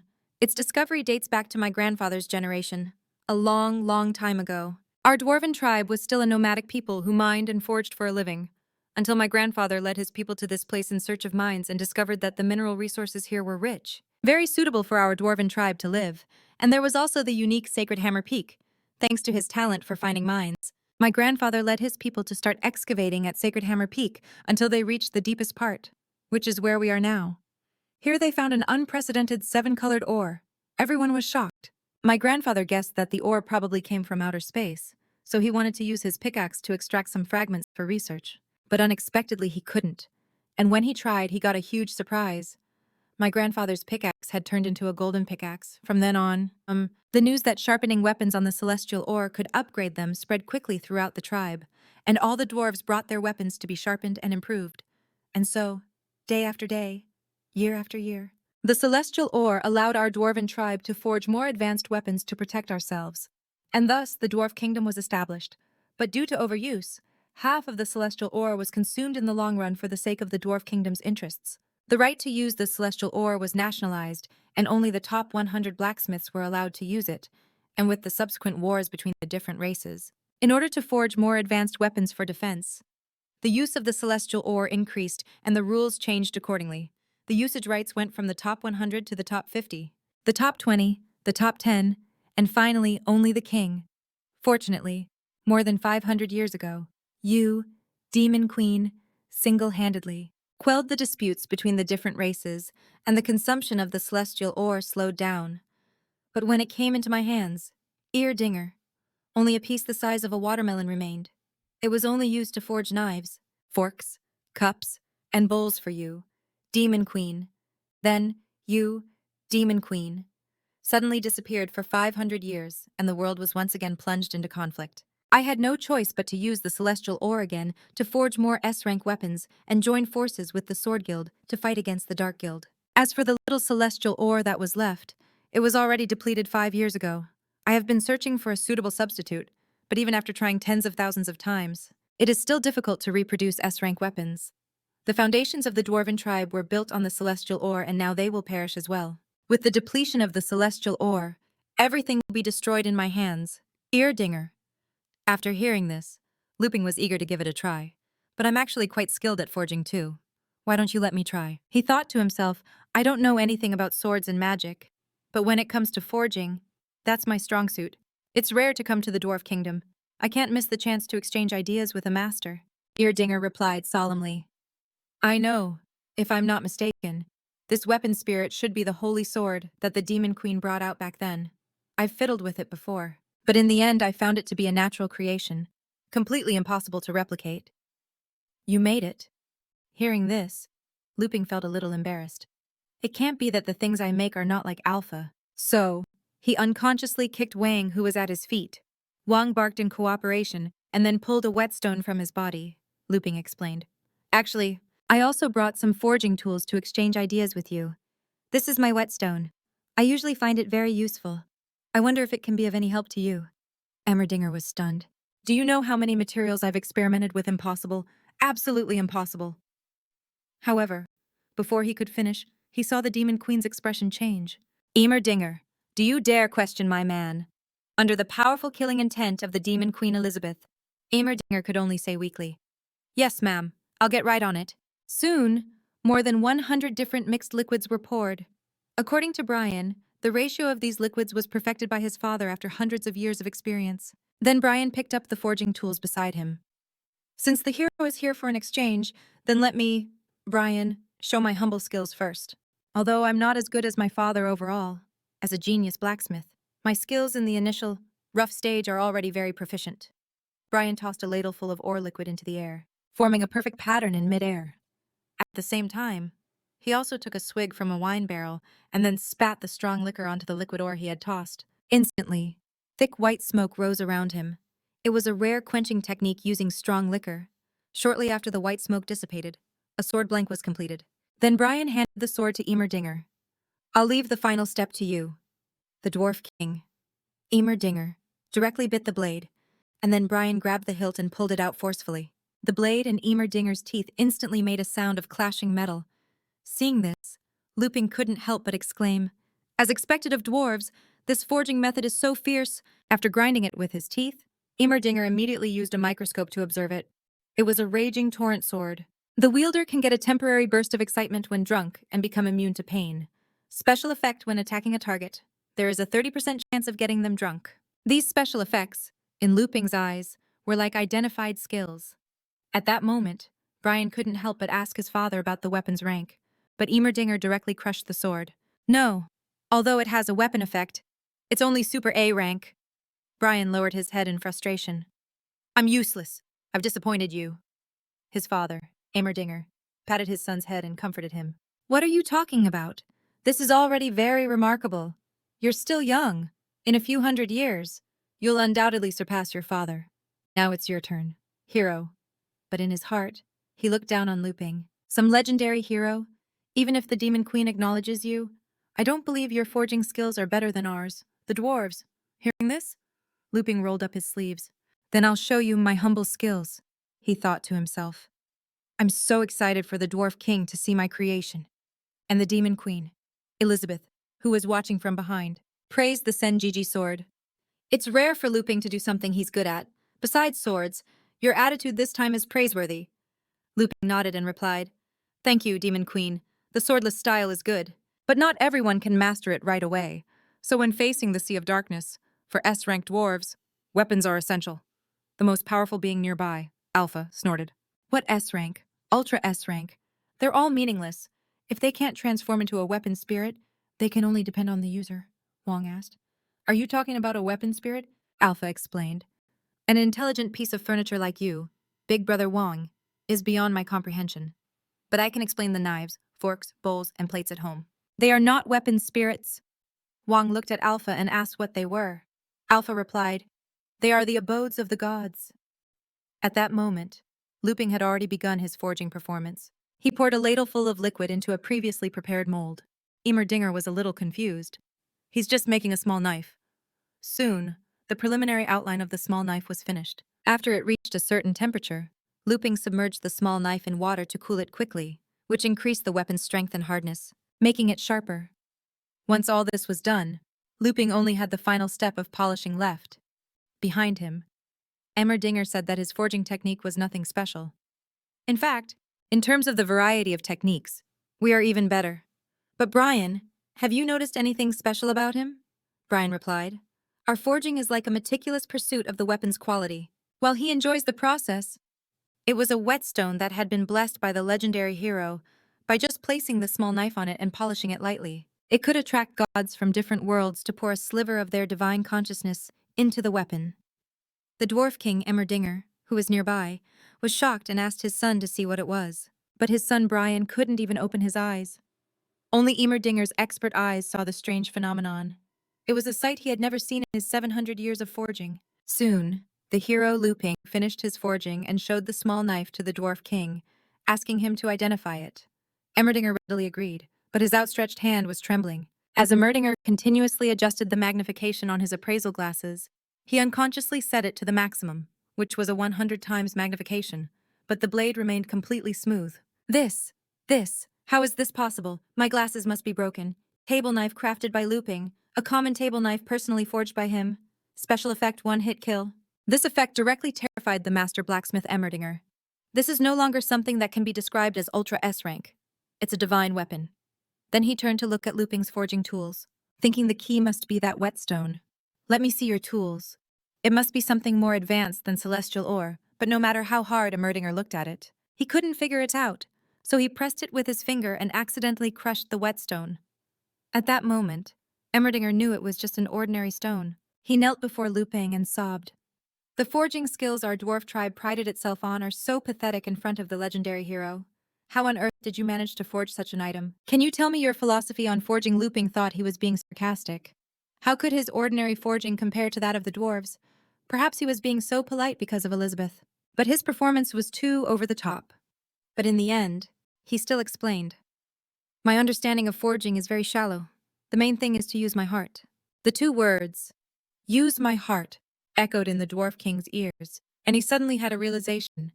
Meanwhile, the demon queen behind them chuckled. Teaching a man to fish is better than giving him a fish. Using a simple truth to bring out the true meaning of the rule of power. That's just like you. Luping. After they exchanged forging techniques, the dwarf king led everyone to a set of train tracks. This train transports ore directly to the kingdom of Aristotle. As transport officers, you will also have permission to enter the main city, but the train journey will take about 2 days. Why don't you just teleport there? Hero Luping explained that time isn't important. What's important is that I hope the kingdom of Aristotle can feel our goodwill. This made Cece, who was nearby, break out in a cold sweat. I hope the kingdom of Aristotle doesn't refuse a toast only to be forced to drink a penalty. Don't say I didn't warn you. The hero is always like this. At that moment, Ryan reminded them that there had been more bandits on the road lately and that several carts had been robbed. Please be careful, hero and demon queen. Of course. Elizabeth was more worried about what they would eat for dinner. Luping smiled and said he had brought all the ingredients. Whatever you want to eat, I'll make it, Elizabeth replied. Whatever you make, I'll eat. The pair's flirting left Brian speechless. My reminder seems a bit redundant. And Emmerdinger held the table knife with both hands and confirmed. Hero, are you really going to grant such a precious item to our dwarf kingdom? Luping thought that being the demon queen's boyfriend really boosted his prestige. Even the dwarf king had to admire him. Then he waved his hand and said, Don't be so polite. Just take it and use it. Upon receiving the hero's gift, Emmerdinger was so moved that he immediately knelt with this knife. From now on, the forging of our dwarf kingdom will undoubtedly reach a new level. At the same time, he also ordered his son Brian to kneel quickly. Brian looked at his father, a bit stunned, and then prostrated himself before the legendary hero along with him. Hero, you are the eternal forging god of our dwarf kingdom. While they were bowing, Alpha and Wandy had already boarded the train. Big brother Luping. The train is about to leave, Elizabeth said to Luping. Then let's go. The sooner we finish, the sooner we can go home.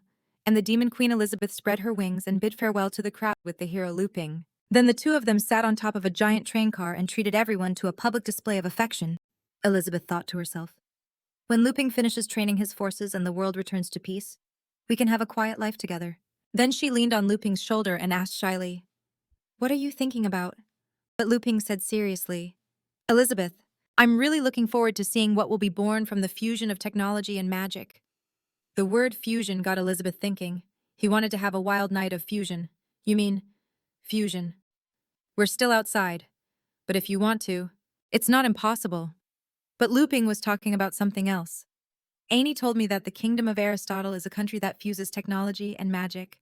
I've wanted to go to the kingdom of Aristotle for a long time, and now that I've heard that, I finally have the chance to do so. Elizabeth felt as if a bucket of cold water had been dumped on her head, and her expression instantly darkened. So, that's not what he was thinking at all. Hearing this, Luping took Elizabeth's small hand. Of course, but I want to tell you that on our 1-month anniversary, Elizabeth was impatient to know. I want to hear it now, Luping said. I plan to do it officially when this adventure is over. But before he could finish, one after another, several cannonballs suddenly flew out, creating one crater after another in the mountains and rocks near the gigantic ore cart, and the ore transport train also suffered some minor damage, but it could still operate normally. Elizabeth soon spotted a group of bandits, each of them piloting a small, high-tech aircraft. As long as we're here, Don't even think about transporting a single stone to the kingdom of Aristotle. With that, they fired another round of cannonballs at the train. Elizabeth reached out, instantly stopping all the cannonballs in midair and making them explode. Luping told Elizabeth not to be so harsh and to leave a few of them alive. I have something to ask them. And if we arrest these bandits who often rob the kingdom of Aristotle, then they will feel our sincerity even more. Elizabeth told him not to worry. But if they were related to the Dark Guild, then it would be a different story. Amelia will wake up one day, and that will be the time I completely eradicate the Dark Guild. But just then, Alpha rushed forward. Luping asked them what was wrong. Alpha said breathlessly, "Please, leave this small matter to me." Luping thought he wasn't trustworthy. "Are you sure?" Alpha replied. "It's time for the true holy sword, Alpha, to shine." The bandit said, "This escort isn't from the dwarf tribe. They've finally hired bounty hunters so we can kill them now, right?" But just then, the leader Perseus, who was in the back, suddenly said, "They're able to destroy my special cannonballs with magic. These people are not to be underestimated. Ignore them. We'll focus all our fire on destroying the front of the train and then retreat." Receiving the leader's order, all the bandits flew towards the front of the train. Luping saw their intention as well. "They're trying to destroy the front of the train." But Alpha's eyes sharpened. "It's a piece of cake. Leave it to me." The flying fish bandits had surrounded the front of the cart, preparing to wreak havoc. Fortunately, the holy sword Alpha had requested the fight, and his hands transformed into blades, intercepting all the cannonballs. At that moment, Alpha finally recovered that feeling. The golden legend, the noble holy sword, the rare divine weapon that decides the fate of a critical battle. There are no monsters from Luping's house here. I am now the existence below 3 people and above 10,000, so let me take out some of my frustration on these weaklings. At that moment, the leader Perseus saw that he was a weapon spirit, but the celestial dwarf kingdom had long since been depleted. How could they develop such a high-level divine weapon for Aristotle? He had to have it. He then gave the order for all the flying fish bandits to initiate tactic number 2. The cannons on the small aircraft fired a thick smoke that enveloped Alpha. The smoke was initially gaseous, but after a few seconds, it suddenly solidified. Only then did Alpha realize that it was a solidifying aerosol and that he was firmly trapped inside. Soon, the hardened smoke fell like a meteor, creating a huge crater in the ground. The bandits thought they had succeeded. That's it. The leader's invention is still the best. Ha ha. On the cart, Luping was a little worried. Oh no, Alpha's in trouble. Elizabeth, who was nearby, told him not to worry. Although he's usually a bit foolish, don't forget that he's also a holy sword. He can handle these kinds of situations. Hearing this, Luping breathed a sigh of relief, since Elizabeth had said so. Then, Elizabeth asked Luping if he had something to say. He smiled and said he wanted to wait for their 1-month anniversary. Just as they were talking, a few bursts of sword energy erupted from the solidified smoke. At the same time, Alpha returned to his sword form and broke through the smoke, soaring into the sky. Seeing this, the leader Picus gave another order, instructing all members of the Flying Fish Gang to disperse. However, it was too late. A series of afterimages tore through the void, and all the small aircraft were destroyed by the sword energy. Then, Alpha reappeared in his weapon spirit form. Who dares to look down on me now? The bandits who had lost their aircraft opened their parachutes, while the leader Picus calmly praised Alpha's high magic rank. He then took a Gatling gun from the wrecked aircraft and installed it on his mechanical arm. After connecting it, he immediately fired wildly at Alpha, proving that in the face of scientific magic, rank isn't everything. At that moment, Alpha's hands transformed into blades to block all the bullets, if it weren't for Big Brother Luping's orders to keep you alive. But before he could finish his thought, he discovered that all the bullets the opponent had fired were now stuck in his hand blades. As more and more bullets were fired, Alpha was now completely covered, and seeing that the time was right, Picus jumped into the air. All matter in this world has its strengths and weaknesses. As long as you see the essence of things and make good use of the rules, the weak can overcome the strong. You, weapon spirit, are nothing more than an intelligent metal body with slightly higher magical power and better material. The alloy bullets I crafted from stored magic and magnetic ore are specifically designed to counter beings like you. With that, he delivered a steam punch to the Holy Sword Alpha. After that punch, he discovered that all his mechanical fingers were bent. The ore carts have been intercepted by me for 2 consecutive months, and today there was no reaction. They've suddenly hired such a powerful helper. It's not logical at all. What's happening in the royal city? What is that bastard minister plotting? It seems we have very little information. But no matter what, as long as we cut off their access to resources, We can certainly stop him. With this in mind, Pythias opened his mechanical arm again and fired a pressure cannon at the cart with 100% of his power. However, the moment it was fired, the muzzle of the cannon was suddenly twisted and shattered by something. Pythias had never been so terrified, because he recognized it as powerful spatial magic, and the one who made the move was the demon queen Elizabeth. "You've played around long enough," she said, twisting his fingers and turning the leader, Pythias's mechanical body, into a pretzel. The hero Luping quickly reprimanded Elizabeth. "We haven't resolved their internal problems yet." Only then did Elizabeth drop the subject. "So you realized from the start, meanwhile, after Pythias's mechanical exterior was shattered. It revealed the human girl inside." Elizabeth then used a magic orb to envelop and extract her. The girl was petite and was desperately pounding on the magic shield. "Let me out, you dogs of the royal city. I won't let you get away with this, even if I die." Luping looked at the girl, a bit stunned. "The exterior is a humanoid armor. There's actually a girl inside." Elizabeth smiled. "The interrogation is all yours." Luping nodded. He truly had many questions about this advanced technology. At that moment, the Flying Fish bandits, who were underground, began shouting wildly, "Release our leader. We'll trade our lives for hers. We have to save our leader." The heavy-set man said, "If we're going to trade lives, then trade mine. Without our leader, I would have died a long time ago." The thin man said, "Fatty, as if I'm any different, I'm the squad leader." But as soon as he finished speaking, several of them were suddenly struck by a powerful electric current and were paralyzed on the spot. In a few seconds, they all collapsed, a faint electric current still crackling around them. Then, one Kai extended a mechanical arm from his back and leaned over the huge nearby pit, picking up the holy sword Alpha, which was covered in magnets. Finally, Wandy took out a demagnetizing rod made by Luping, and after a series of quick operations, he finally rescued Alpha. "Alpha, your combat experience is too low. Take your time. You still have a long way to go." However, the demagnetizing rod had also broken Alpha's noise-canceling headphones. The system detected a vulnerability and immediately reconnected to Alpha. And on the other side, in the kingdom of Aristotle, the royal city was suddenly struck by a series of lightning bolts, destroying all the high-tech robots in the city. However, the one emitting the strong electric current was 24, one of the 6 pillars of the demons of darkness. "You took our dark ears, but you refused to submit." "Nothing is free," a portly man said with disdain. "Please, understand that was a gift from your dark guild to our kingdom of Aristotle. It's already a great honor that I am willing to accept and study it. I'm also very interested in your magical lightning body. Why don't you let me study you as well?" As he lowered his scepter, a team of steel guards slowly emerged from the gate. They all raised their cannons and fired at 24. Unexpectedly, 24 suddenly transformed into a bolt of lightning and shot through the team of steel guards. Every steel guard he touched exploded. "You've switched to high-voltage resistant material. But against absolute voltage, you're still just a conductor." In a short time, all the mechanical life forms within the royal city had exploded. "Is that all you've got? You dare to oppose our dark guild. You're overestimating yourselves." But the scattered parts of the steel guards suddenly merged and reassembled into an even larger steel protection machine. 24 looked at the scrap metal with disdain. "You dare to reassemble, I'll blow you to pieces as many times as you want." But the human minister said, "I have been studying how to use electrical magic to power machines instead of steam magic, but the conversion rate is too low. And you, this energy body that can release electrical magic infinitely, can you help me solve this problem?"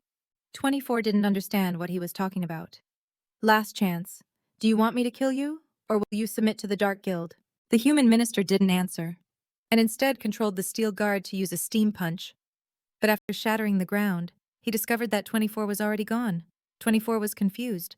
The strength of the kingdom of Aristotle is only this much. Why has my master hesitated so long to conquer it? No matter.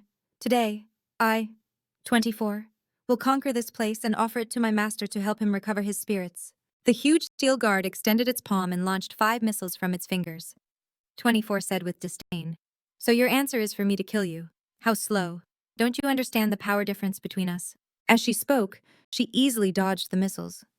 At that moment, the human minister's face turned extremely ugly, and he muttered, "It's coming." 24 unleashed her full power, and soon a bolt of lightning, as furious as a god's wrath, tore through the sky and struck the steel guard. And even the human minister controlling the machine was also affected. Seeing the steel guard stop dead in its tracks with its body crackling with lightning, 24 said with satisfaction, "From this day forward, the kingdom of Aristotle is officially under the control of the Dark Guild." But at that moment, The human minister smiled secretly. The result is just as I expected. The steel guard suddenly started moving again, and its feet stomped on the ground with a force several times stronger than before and, at lightning speed, it lunged at 24.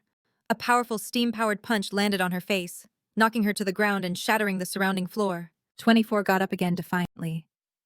Why did I use my full power just now? It should have been blown to pieces, and I clearly saw its attack, but my body seemed to be a step slower. The fingers it fired were just a distraction. Its true purpose was to prepare this to disperse my electricity. The human minister said, lightning magic shouldn't have such a power ratio. I'm very curious to know your true form. As the steel guard fired its cannons, 24 took the full impact of the damage. At the same time, the shell covering her body was shattered on the spot. The human minister said, don't think your dark guild is the only one hiding in the shadows. Elul is behind this, and it's not yet clear who will lead whom. But as soon as he finished speaking, he discovered that an electric current had suddenly appeared in the air, flowing upstream from the depths of space and destroying all the rock and soil above. The human minister was stunned. Didn't I just break it? How has the energy increased? 24's voice was venomous. Actually, you broke the decoy my master made for me. Ah. As her screams echoed, countless powerful lightning foxes struck every corner of the royal city. At the same time, 24 also revealed her true form. I've changed my mind. I don't want you to submit now. I want the kingdom of Aristotle to disappear completely from the continent of heroes. The human minister was not surprised, but rather pleased. So you're the legendary lightning fairy. No wonder. But didn't fairies disappear hundreds of years ago? To think the Dark Guild has secretly recruited one? My ambition is no less than that of your dark guilds. The lightning fairy gently lowered her hand and at the same time shouted, Immortal lightning! Then a bolt of lightning fell from the sky and with a crash struck the steel guard. The lightning fairy looked at the charred human minister on the ground and sneered. Even the greatest ambition must be accompanied by corresponding strength. Any obstacle that stands in my master's way, I will completely eliminate. At that moment, a spider-like claw extended from the human minister's body. Then, the charred head and lower body separated and launched themselves at the lightning fairy, a bolt that will not be extinguished until the target is dead. What irrational magic have you achieved to reach the rank of Demon King, right? But I don't see you using the power of the Dark Ear as would be expected of a lightning fairy. Good thing. I'm no longer a living being. Or rather, I'm no longer that kind of living being. You know. Although the lightning fairy was bound, she was still disdainful. How annoying. You know. You're still fighting despite my magic rank. The human minister's claws gripped tighter. Of course, I know. But in the kingdom of Aristotle we have a saying in the face of science. Magic rank isn't everything, said the fairy. Then, let me teach you another saying in the face of absolute strength. Magic rank is everything. The human minister laughed senselessly. I've already connected your body to the earth, unless you can electrify the entire continent of heroes. But as soon as he finished speaking, he saw the lightning fairy release an even stronger aura, and her magic rank also rose to a 5-star demon king. But at that moment, a whisper from Satoshi echoed in her ear. Who do I look like to you? This voice made the lightning fairy remember her master, versus Malfoy. It turned out that 400 years ago, the hero was repairing Honkai, who had been shattered by the demon queen. But the electrical current generated during the repair leaked through the walls of the house and into the sky, by chance falling in a certain area of the Dark Guild, striking the ground. That single spark of electricity had given birth to a lightning fairy. The first to discover her was a 2-star magic master mountain boar that was looking for food while eating some unknown plants nearby. It bit into the nearby rock and earth without looking. And so a magic master level mountain boar was electrocuted on the spot. And the lightning fairy once again fell from the mountain boar's mouth, weak. Thinking she would die, she unexpectedly saw a human with glasses appear before her. Versus Malfoy picked up the lightning fairy and, feeling the powerful electric current in her body, he immediately activated his most powerful undead magic to block it. He muttered to himself that no matter how difficult it was, he would never give up on the lightning. She, with her eyelids half open, faintly heard his words and, with a heart full of gratitude, fainted right after. The lightning fairy was placed in Malfoy's incubator and this time it was his 4th trial. He flicked a switch, and endless magical beasts with lightning magic let out agonizing screams. The electrical current they generated was sent as power to the incubator, and the lightning fairy inside absorbed all the energy from the magical beasts and was saved by Malfoy from the brink of death so that he could replicate the Demon Queen's most perfect test subject. He had gone to great lengths to save the dying lightning fairy, This was because she was a rare wielder of infinite magic on the continent. After absorbing a large number of monsters with lightning attributes, she had also surpassed her limit, and from then on, could generate her own electrical current without relying on a supply. The Lightning Fairy was very grateful to Malfoy. "Thank you. You saved me." But as she spoke, the electrical current from her body accidentally surged and instantly struck Malfoy, leaving him rigid and causing him to let out an agonizing scream. The Lightning Fairy wanted to approach and comfort him, but her hand stopped midway. Malfoy could guess that this fairy's magic rank was at least at the venerable level and was still increasing rapidly. The Lightning Fairy knew that just by getting close, her target would be paralyzed by electricity, so she whispered that she would leave immediately. But when Malfoy heard the Lightning Fairy was leaving, he ignored the potent electrical current and embraced her directly. "I need you if I can't even overcome this small difficulty." "Then I'll never be worthy." The Lightning Fairy didn't understand. "What do you mean, worthy? Let me go. I can't control the electrical current in my body. If you keep this up, you'll be electrocuted."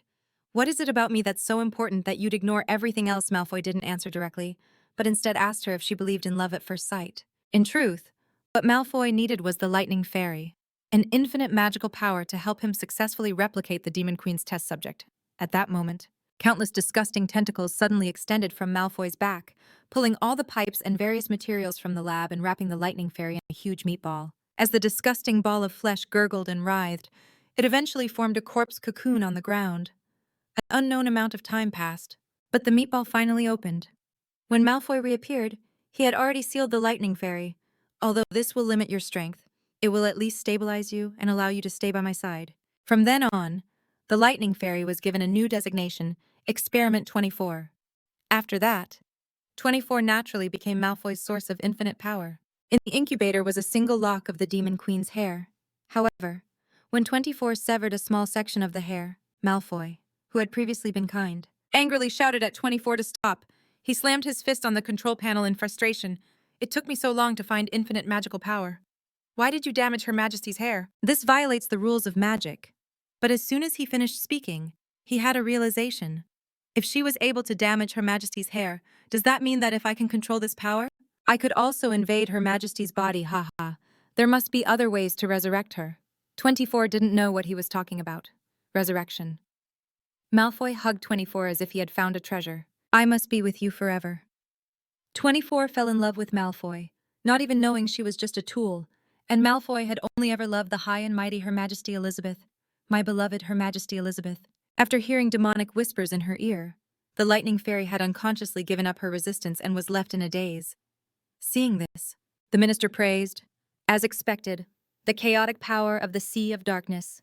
"Even a fairy has been mentally compromised." The sorrowful serpent told him to stop spouting nonsense. "Hurry up and bring her back." The minister smiled. "Look how anxious you all are. I promised you, and I'll definitely do it." But Sorrow was still skeptical. "You haven't even captured that girl yet." "Are you sure you can produce 10,000 years' worth in 1 month?" the minister said. "With this Lightning Fairy, the energy problem is completely solved. I no longer need that girl's blueprints." "What's gone is gone. What's scattered is scattered. The Dark Guild is meeting its end. Luckily, you still have me. Soon you will be able to descend into our world." It turned out that ever since the sorrowful serpent had been sealed by Demon Queen Elizabeth, it had backed 3 people. And unexpectedly, the one who could finally help it was the one it had thought the least of. Initially, the minister, who was just ahead, struck the ground with his mechanical limbs, and a massive mechanical pod instantly rose from the center of the formation, filling the area with a large amount of steam. The minister opened the pod's door and urged the sorrowful serpent to hurry and get inside, and a sorrowful voice continued to whisper in the Lightning Fairy's ear. "Are you willing to give everything for me?" At that moment, the Lightning Fairy was like a puppet that had lost its own will, and without hesitation, she flew towards the rusty capsule door.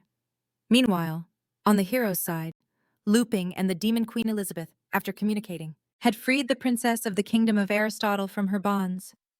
"Are you sure you're not bounty hunters hired by the kingdom?" Luping explained. "Just like we initially thought you were members of the Dark Guild. It was all a misunderstanding. We can sit down and talk it over. What's going on? Why did the princess of the kingdom of Aristotle attack the kingdoms or the carriages?" The princess said, "It's simple. Because I want to cut off their resource supply and make the entire kingdom of Aristotle collapse, thereby freeing everyone. And who are you? What is your purpose here?" Luping thought they were fighting for power in the kingdom.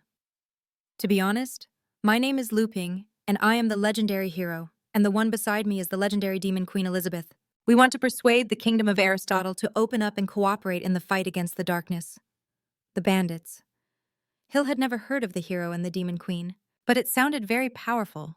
The princess, of course, knew nothing about the hero's alliance.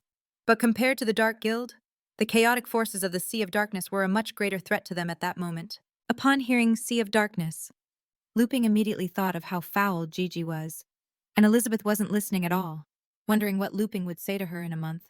Luping continued to ask Princess Pisces, "Can you tell me in detail what happened?" The princess lowered her head and spoke faintly about the past. "It all started when I was a child. Back then, although the kingdom of Aristotle had also entered a state of isolation, it was still." However, she had only spoken a few sentences of her story when Elizabeth interrupted her. Everyone was stunned, thinking they had said something wrong, but Elizabeth raised her index finger and cast a memory extraction spell.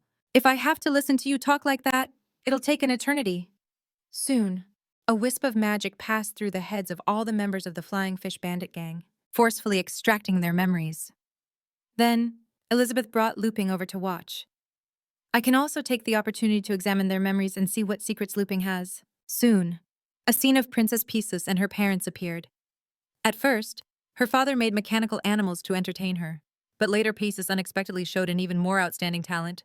At a young age, she could create a mechanical rabbit and, by just injecting it with an unknown liquid, she could bring the originally lifeless mechanical rabbit to life.